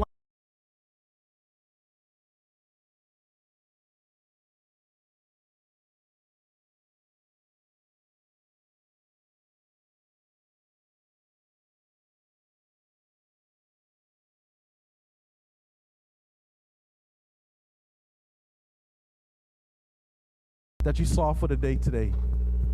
Well, you know, one of the things that impressed me here today, Steve, is basically the progression of these young student athletes. You know, we have seen them over and over for the past couple of years. You know, they start from grade 2 up to grade 6. And the progression and where they are today, it shows that the work that they put in into the track clubs and the camps and, you know, everything else, it's paying off. So that's definitely the most exciting part for me. But overall, you know, it was good energy, good competition, good fun, good clean fun. We had good weather, and everything seemed pretty well here today. Just to make sure we're absolutely clear, the event starts on what time on Friday and expected to end at what time on Friday? Well, definitely Friday, we want to start our first event at 10. You know, Anegada, they arrive at around 9:30, so we just want to, you know, get them here and, you know, comfortable, get them a little time to warm up. And so 10 o'clock, we want to be kicking off, and hopefully we get through before. Listen, I'm sure you want to reach the crowd the very same thing. Safe travels back at home and safe travels back to the track on Friday at 10 o'clock. This is where all the action is going down. The 2025 Inter-Primary School Athletics Championships. Come on back. Let's see how it goes down on Friday here at the A.O. Shawty Recreation Grounds. Yes, definitely. So I want to just extend a big thank you for all the fans that came out here today. Big thanks to the officials and everyone that made it here possible. We do want to wish you guys a safe trip back home and see you back here on Friday. And before we sign off, the scores of the day, where can we go online if there's any place we can go and find it? Where can we find those scores? Well, once the scores are generated, we'll have it on our DYSA page. We'll extend the scores to the principals. They can have it on their page as well. We're definitely going to send it. We're getting messages from Dean all the way from in Jamaica. So definitely his page would display the points as well. So it's going to be a number of platforms that we can get the points. And just to ensure that everyone knows, the meet today was streamed on what platform? That's 284 Media. Definitely have a big shout out to them. And while we're doing shout out, let's end on this note. The sponsors, just give us a run through of those sponsors once again.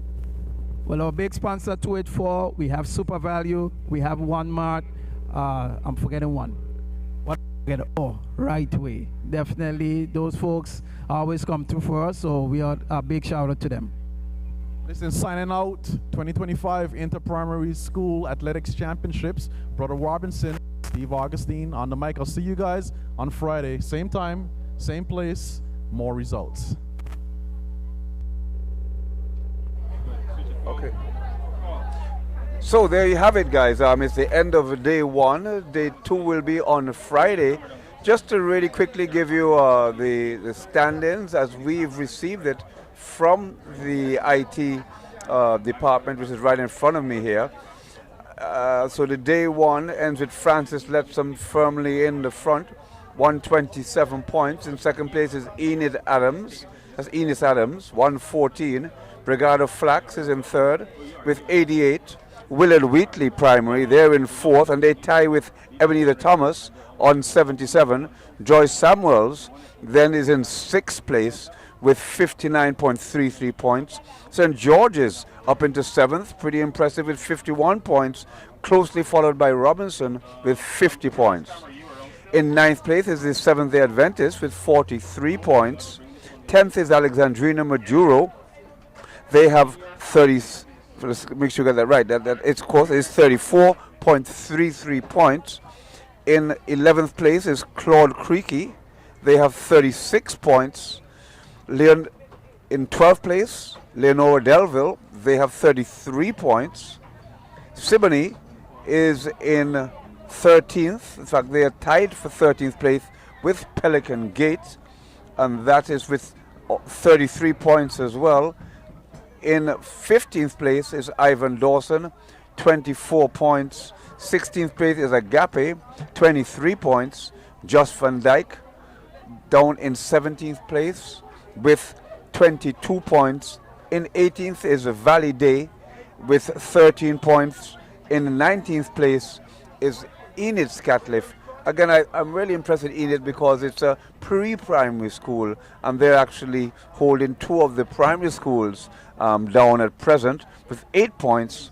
In 19th place is First Impressions. They have 7 points, and presently holding up the rear is Cedar School with 1 point. That is your present standing as it is right here at the Eosheli Recreation Grounds in the Inter Pre-Primary School Championships. Just to remind one and all, again, after this event, our next big event with CCT will be the 21st and the 22nd of June. That's the Patrick Harrigan Relays. So again, to remind you, put that date in your calendar. 21st to the 22nd of June will be the Patrick Harrigan Relays. But from me until Friday, have a wonderful day, and I hope you enjoyed the Inter-Primary Athletics Championships right here at the Eosheli Recreation Grounds. Until Friday, bye for now.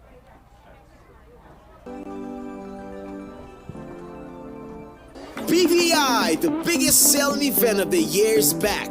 Get ready for 7 days of non-stop action at the 52nd BVI Spring Regatta and Sailing Festival, happening March 31st to April 6th at Nanny Key. Come for the races, stay for the vibes. At the Regatta Village, it's all about fun, flavor, and fantastic entertainment. Enjoy local food, ice-cold drinks, and high-energy performances by DJ Wiz, the 3Gs, and Final Phase. Catch the Makajumbis, explore local art, and dance the night away under the stars. Whether you sail or you just love a good old party, this is where you need to be. So mark your calendars, March 31st to April 2nd at Nanny Key. BVI Spring Regatta, baby, 2025.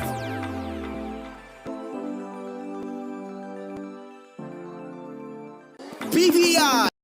Is business slow? Cash flow down? Hosting an upcoming event? We can help. Advertise with 284 Media and take your business or event to the next level by enhancing your present marketing and messaging strategies. Allow our team of experts to create a personalized ad that sets your business apart from all the rest. This could be your business or event. So, what are you waiting for? Contact our marketing team at 284media@cctbvi.com. Advertising with us works. Attention Anegada residents! Attention Anegada residents! CCT is coming to you! That's right! CCT will be visiting Anegada every third Wednesday of the month. Need to pay your bill? Sign up for a new service? Or have a customer service concern? CCT has got you covered.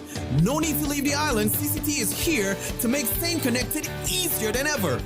Mark your calendars for every third Wednesday starting October 16th and visit us for all your CCT service needs. For more information, call us at 444-4444 or follow us on any of our social media pages. See you soon, Anegada! Attention, Anegada!